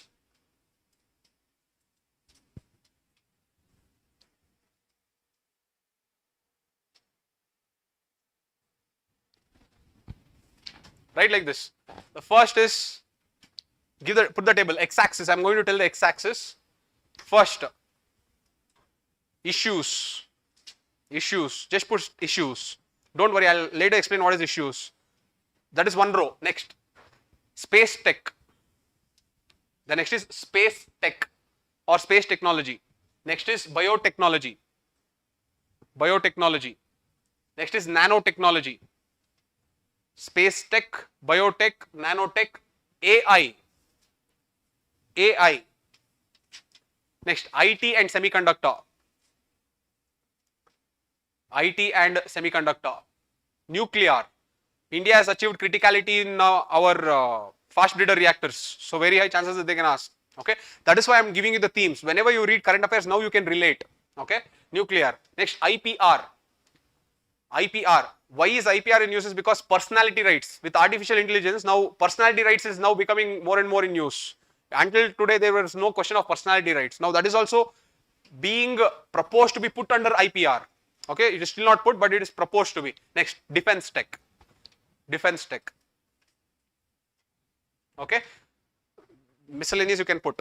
Okay, in science and technology, I am going to show you the previous year question, but you don't have to write the previous year question model answers because the reusability of that is very, very less. But just for the sake of completion, let us do this. Okay, but you don't have to write the previous year question. In environment, there is a little bit. At least you can know what is environmental impact assessment. You can know what is carrying capacity. You can do some amount of previous year question. But in science and technology, there is very, very less. So don't do any model answers for previous year questions, but understand the thematics. Why should you understand the thematics is because how are you going to prepare for next year is by this thematics. So when you take the current affairs, you should be able to match, okay, something is happening in artificial intelligence. That means that there is a chance to come. Something is happening in semiconductors, there's a chance to come. That is why I'm giving you the thematics. But the usability of the answers in science and technology of the previous year question is very less. Okay, but let us just look at it. Just for the sake of completion, we'll look at it.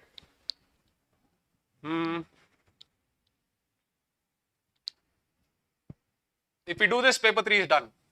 Okay.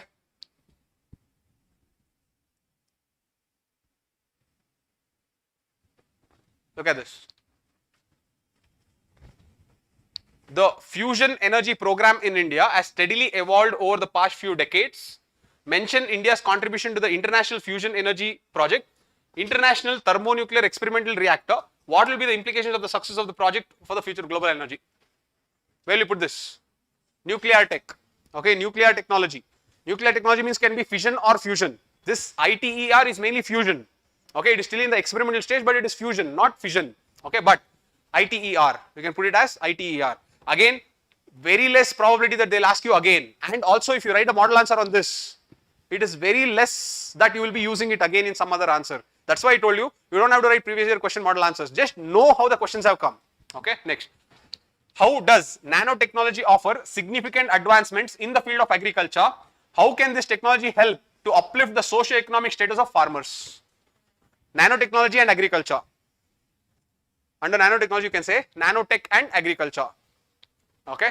Next, India aims to become a semiconductor manufacturing hub. What are the challenges faced by the semiconductor industry in India? Mention the salient features of the Indian semiconductor mission. Semiconductors, you can write India semiconductor mission. India semiconductor mission.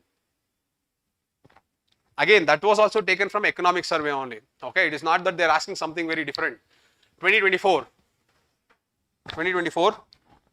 What is the present world scenario of intellectual property rights with respect to life materials? Although India is the second in the world to file patents, still only a few have been commercialized. Explain the reasons behind this less commercialization. IPRs, okay? IPRs of life materials. Write down IPR of life materials. That's what, see, the question is very, very specific. Even if you make the model answers for such specific questions, usability is less. When the question is very broad, let us say if the question was on IPR itself, okay, then you could have, easily reused the content, okay. Next, what is the technology being employed for electronic toll collection on highways? What are its advantages and limitations? What are the proposed changes that will make this process seamless? Would this transition carry any potential hazards? Miscellaneous, okay, electronic toll collection. Electronic toll collection. Electronic toll collection. Okay, next. The world is facing an acute shortage of clean and safe fresh water. What are the alternative technologies which can solve this crisis? Briefly discuss any three such technologies, citing their key merits and demerits. Which one? Not issues.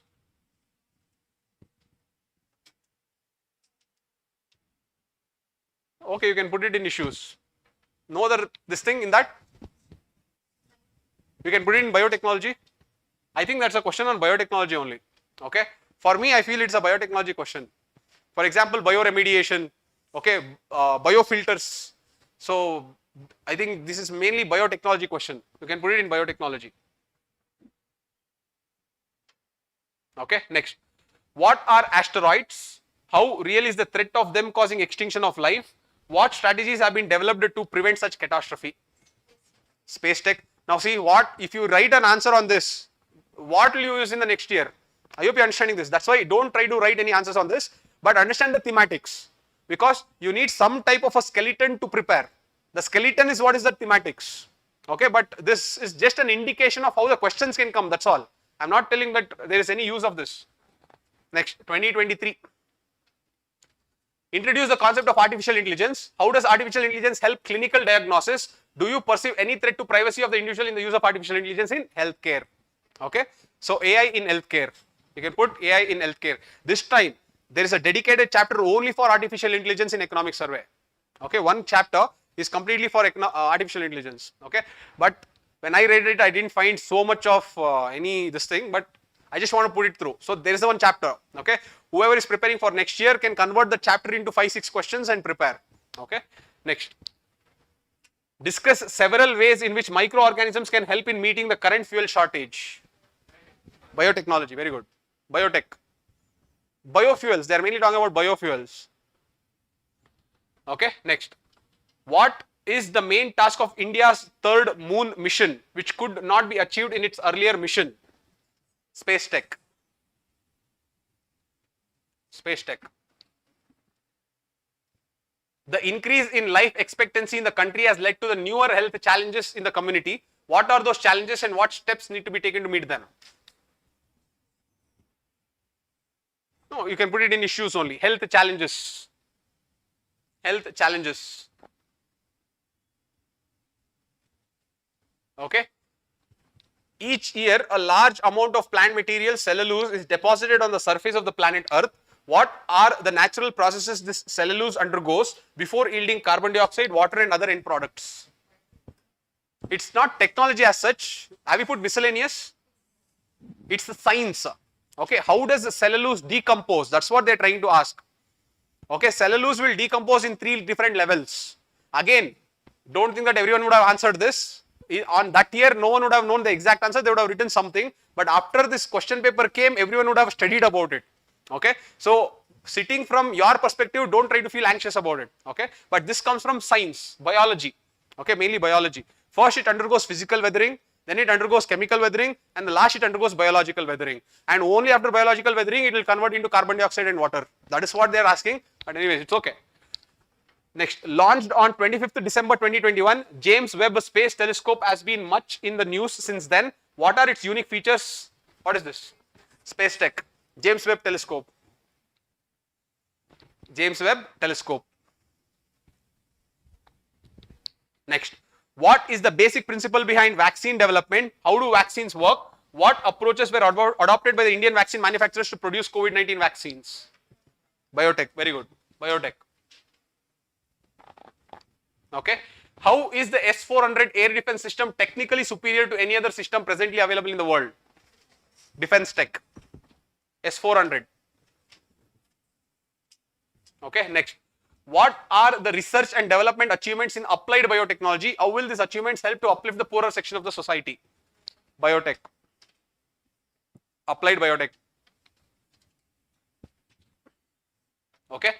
The Nobel Prize in Physics of 2014 was jointly awarded to Akasaki, Amano and Nakamura for the invention of the blue LEDs in the 1990s. How has this invention impacted the everyday life of human beings? Miscellaneous. Blue LEDs. Miscellaneous, blue LEDs. Science is something where it will not structure properly, but it is okay. I'll tell you how to prepare. Don't worry. Blue LEDs. Next. What do you understand about nanotechnology and how is it helping in health sector? Go to nanotechnology and write nanotechnology and health. Nanotechnology and health. Next. How is science interwoven deeply with our lives? What are the striking changes in agriculture triggered by science-based technologies? Where will you put this? You don't have anything? Put it in miscellaneous then. Science-based technologies in agriculture. You can write in miscellaneous, science-based technologies in agriculture. Science-based technologies in agriculture. If it was only the second half, I would have told it comes in agri, PDS and food processing. But since they have given this, how is science interwoven deeply in our lives? That's why I'm putting this in the section of science. Okay, next. COVID-19 pandemic has caused unprecedented devastation worldwide. However, technological advancement are being availed readily to win over the crisis, given account of how technology saw biotechnology. Okay, or you can tell everything here. Biotechnology, IT, how IT helped, how information and communication technology helped, everything you can put, but biotechnology mainly. Okay, you can put it in biotechnology. COVID-19. COVID-19. Next. Describe the benefits of deriving electric energy from sunlight in contrast to conventional energy generation. What are the initiatives offered by our government for this purpose? See, this question is mainly a environment question. Okay. In environment, you can write if you want 2020. This is renewable energy. Okay. This is 2020 environment question. This is, sorry. Environment question, you can say benefits of solar energy. That's all they're asking. Benefits of solar energy. 2020 question this is.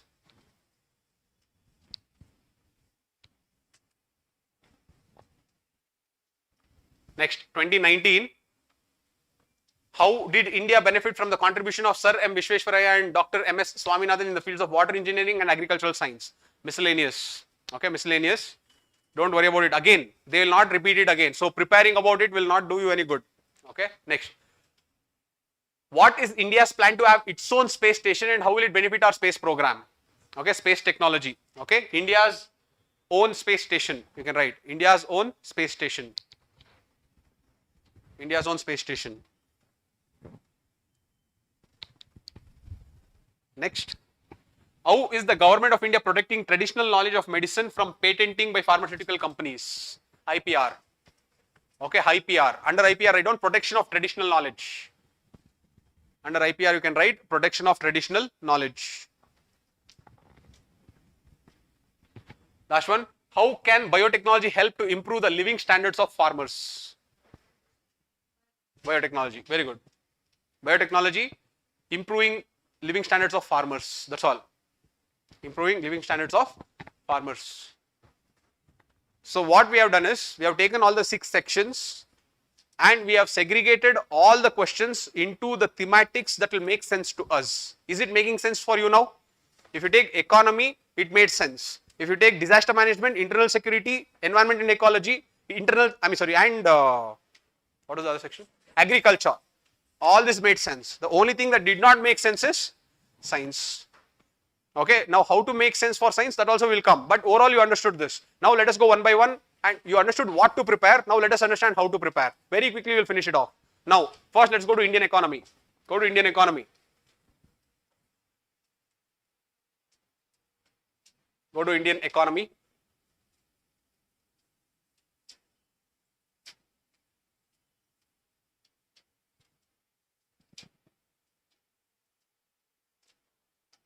Okay, same thing. First write down. First one, how to prepare. First one, write model answers on previous year questions.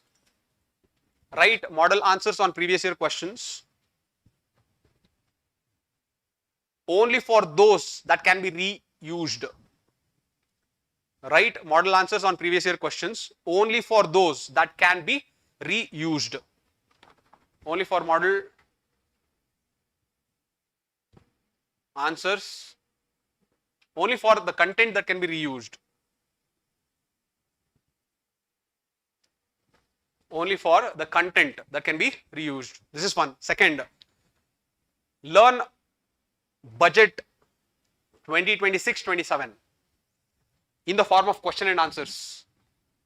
Learn budget 2026-2027 in the form of Q&A. When I say Q&A, overall you should understand what has been the fiscal development. Next you should understand in agriculture what is there. One question on agriculture, one question on industries, one question on MSMEs, that's all. 5 questions maximum. Don't try to learn all the statistics unnecessarily. Create 5 questions. One normal fiscal scenario. Okay, the second is agriculture, investment, industry, technology, and like that thematics. 6 different thematics, 6 different questions, you are done with the budget. Don't sit and read the budget entirely. It is useless. Okay, next, integrate. Next one, integrate the following chapters in the economic survey. Integrate the following chapters in the economic survey. Write down the chapters. Integrate the following chapters in the economic survey. Chapter 1, state of the Indian economy.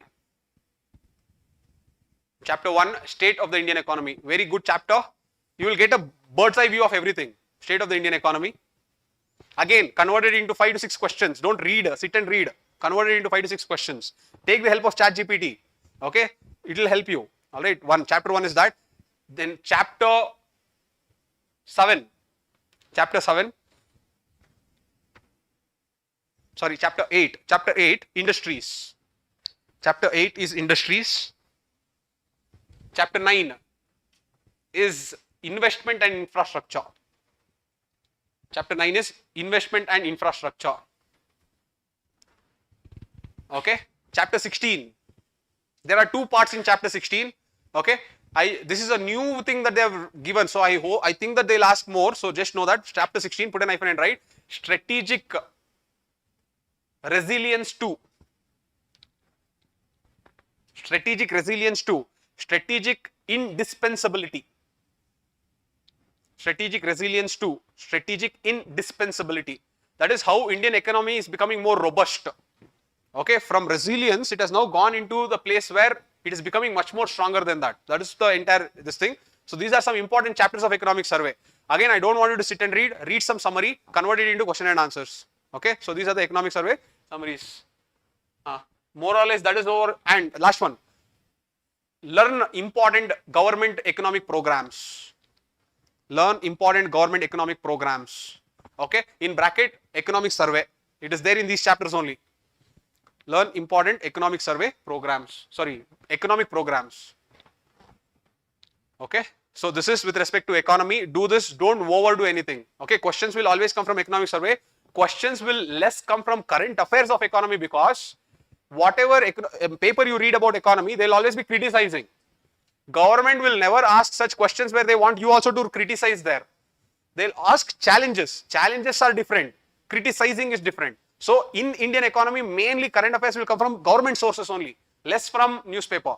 Okay. So if you can do this, you will more or less answer it. Okay. Next, this is economy. Next, agriculture. Agriculture is easy. Agriculture. Put a knife and right. Model answers to all previous year questions.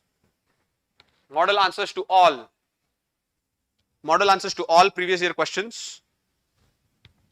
Model answers to all previous year. This will only complete. Okay, I am just telling one extra thing also. Write down. Chapter 6 or 10. Chapter 6 of economic survey. 10 is environment and ecology. Chapter 6 of economic survey. Do this. Chapter 6 of economic survey. This is agriculture chapter. The chapter name is agriculture plus food management. Now, when I say food management, they have covered PDS, they have covered food processing, everything is covered there only. So, if you can finish this chapter, whatever new information that you need is there. Don't do anything else, please. Okay, this much is enough. Agriculture is done. Next. What is next? Internal security. You can put internal security. Internal security.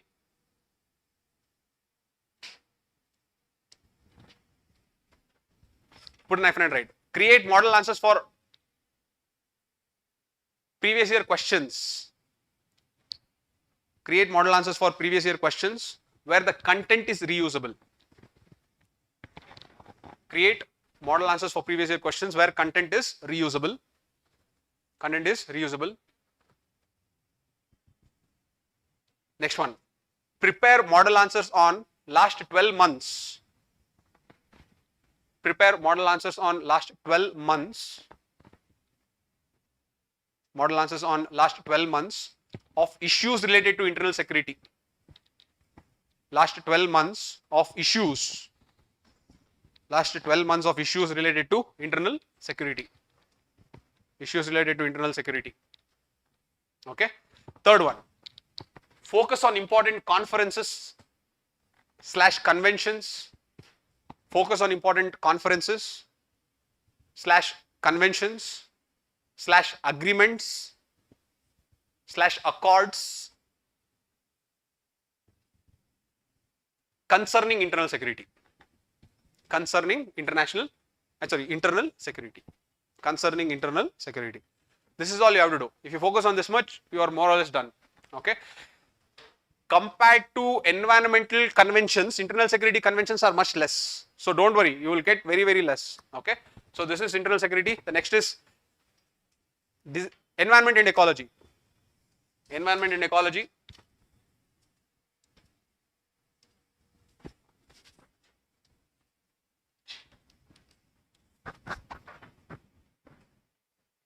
Don't write model answers to a previous year question, it will not do any good. Only two things you do. One, write down on the lines of the thematics we discussed. On the lines of the thematics we discussed. On the lines of the thematics we discussed, comma, collect the issues of the last 12 months. Collect the issues of the last 12 months. Collect the issues of the last 12 months. And convert them into question and answers. And convert them into question and answers. Convert them into question and answers. Okay, so pollution. See what noise pollution is in news because the government has brought something. So noise pollution, there is very high chances that it can come. So like that, in the last 12 months, whatever we have discussed on that thematics, if it matches, convert them into question and answer and keep. That is one. Next, chapter 10 of economic survey. Chapter 10 of economic survey. They have overdone on climate change, climate adaptation, only that only they have spoken, but do it. Okay, chapter 10 of economic survey. Third one. conventions, conferences, agreements, conventions, conferences and agreements. Okay. Just know about them, especially anything to do with pollution and climate change. These conferences are very important. Okay. There will be conferences on migratory species and all. Don't worry about it. Just have a high, but mainly it will be on the lines of climate change and pollution only. Okay. All right. So this is about environment and ecology. The next, science and technology. Science and technology.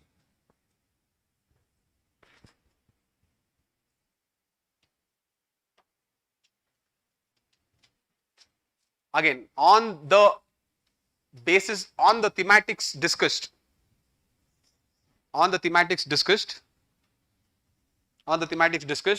comma, prepare a list of issues, of the last 12 months. Prepare a list of issues of the last 12 months and convert them into Q&A.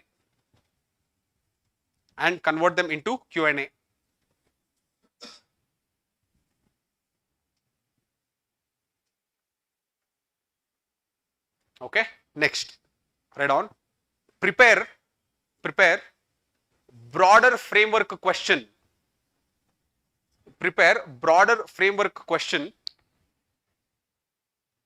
On every thematics.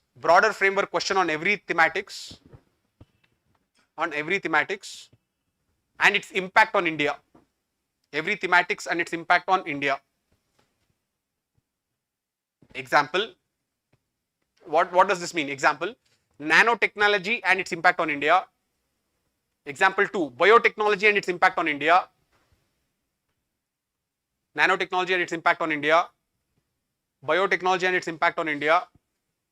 I hope you understood this. Like this, every technology you take, space technology and its impact on India, learn about this. Okay. Third one. ISRO's achievements and recent programs. ISRO's achievements and recent programs. ISRO's achievement and recent programs. Okay, I think that should be more or less it. There is less, that much is enough. Don't overdo it. Okay, the last one is disaster management. Disaster management.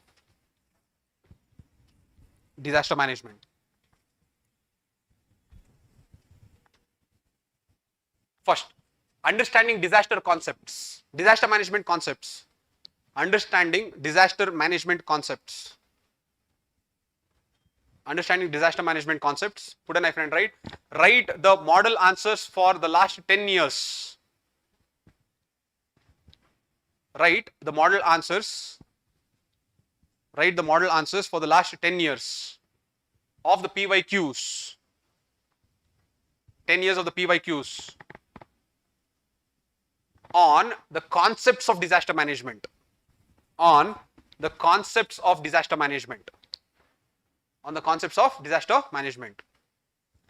Second, disasters.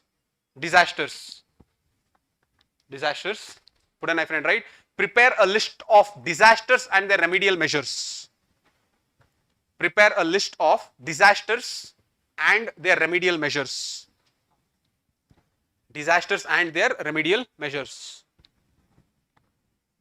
Okay.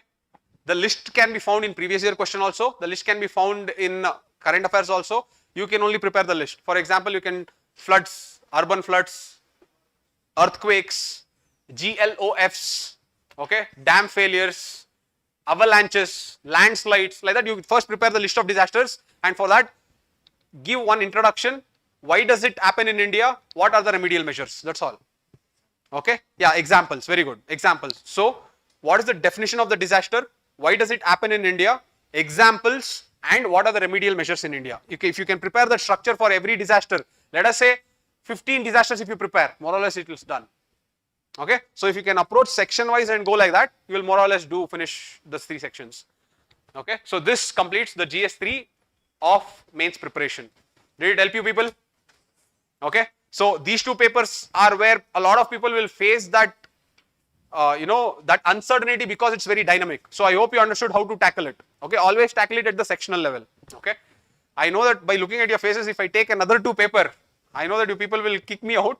All right, we will do the GS1 and GS4 in one more session. I'll try to take another session to help you people out how to do this GS4 and GS1. 5 minutes, let me just speak about the Advanced Mains Masterclass course because many students are tuned in for that. So, anyways, see, so by now you would have got an idea of what Advanced Mains Masterclass is all about, okay? See, this is how I do it. Why am I able to finish this in 4 days is because I always approach section wise. Every section will be tackled in a different way for me. I have never seen one paper as a whole. I always take that section and I will understand how to tackle that section, okay? So, if I take the Advanced Mains Masterclass,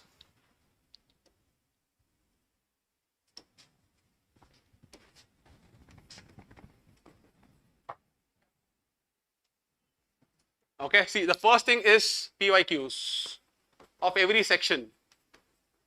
This model answers will be dictated. I will not give any PDFs, very less I give PDFs.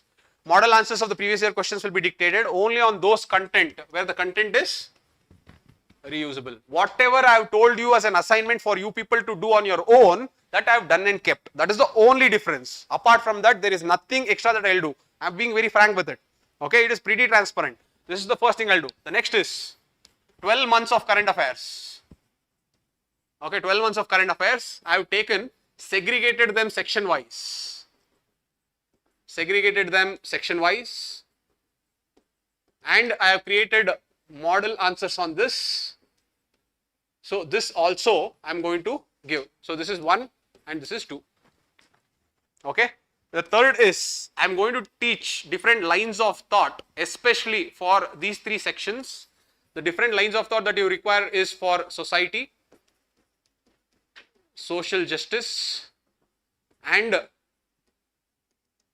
ethics GS4 paper. Okay. The fourth thing that I will teach you is what you call as keyword approach. This is this is what will come to your rescue to write any answer that you may have not studied. You may have not studied. Okay. And this entire program will be pure writing. Okay, it will be purely focused on writing. So morning if you come at 10:30 till 2:30 you will write. Then again from 4 o'clock till 7 o'clock you will keep writing. This is the overall timeline where you will be writing. Because I have to finish the syllabus, my focus will be to finish the syllabus for the students who are writing mains. Okay, so I will not sit and try to explain. Look at this. This is right to privacy. This is what I will not be able to explain anything. I have already simplified it in the model answer. Model answer means there is introduction, there is structure, there is example, everything is there. I'll keep dictating, you will be writing. So that is the overall difference. Now, many students ask, sir, what is that new program that we will be launching in the month of July? It is also a mains program. Okay, July 14th, I will provide the details, but this is mainly for those students who are going to write mains 2027. Okay, so this program, which I'm announcing it on 14th June.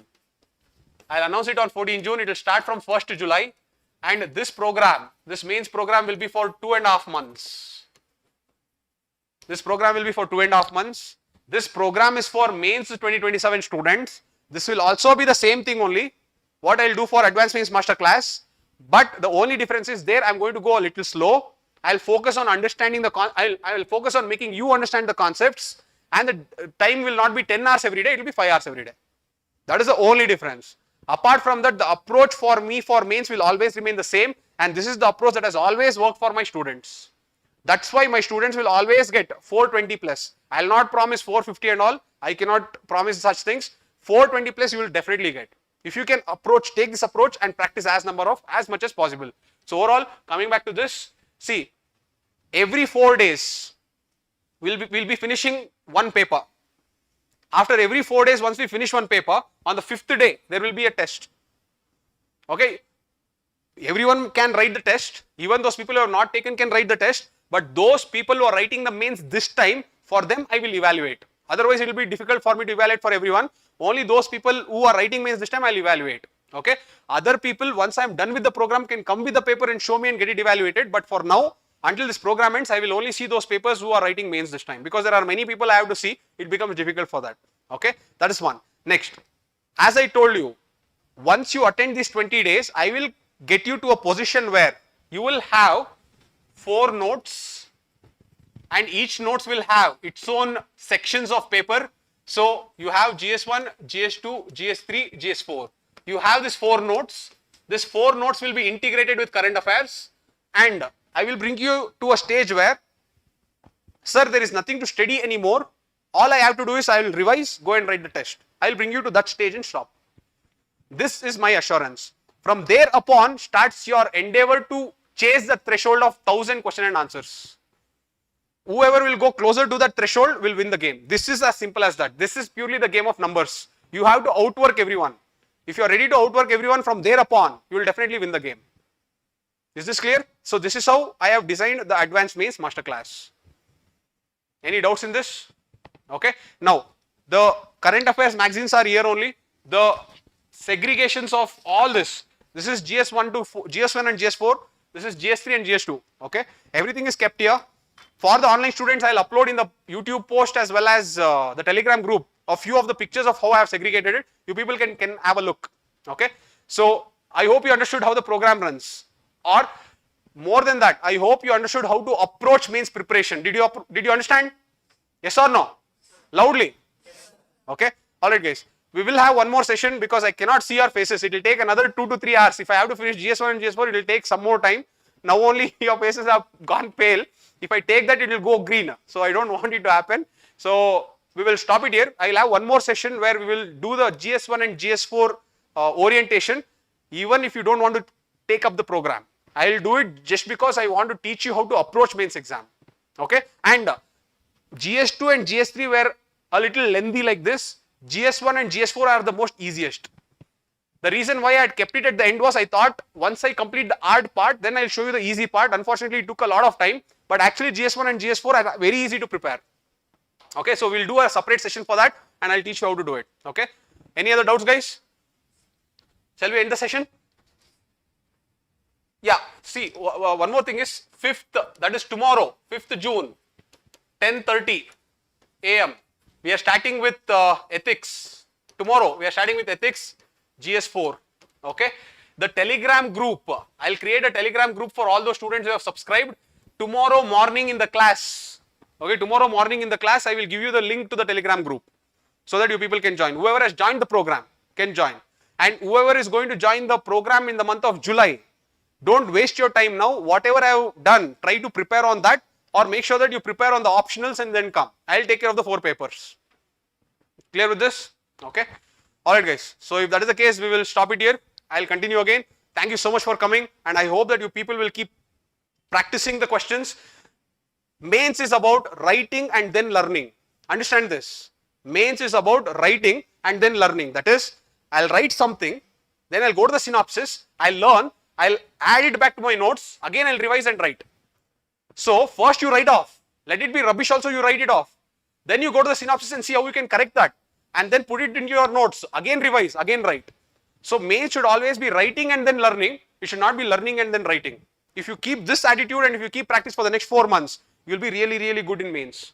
Don't worry about it. So keep writing as much as possible. It will start from bad answer, but definitely if you can pursue it, you will definitely become good. Okay. Now many people will say, topper's answer if I see, sir, I don't see any speciality in it. To get to that stage only is difficult.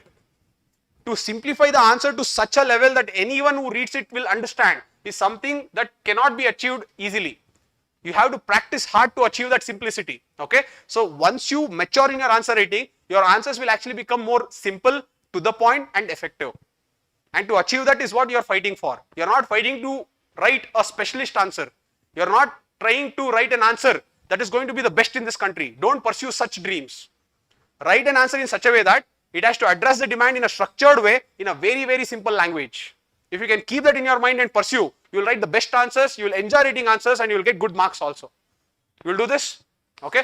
Thank you very much, guys. Again, there is no inhibitions that you should take the course and only then you should come for the guidance. You should show the answers. There's nothing like that. Even if you don't take the course also, we are always open for you to approach us for any type of guidance. Thank you so much. Have a nice day. Bye. Yes, it starts from tomorrow, guys. One more orientation I'll hold as soon as possible, okay? But I'll make sure that your GS1 and GS4 also, I'll give you this orientation and then stop, okay? Online, guys, if you're writing mains, you will scan and send me the copies. I will evaluate and I'll call you and give you the feedback, okay? But first, let me focus on those students who are writing mains this time, okay?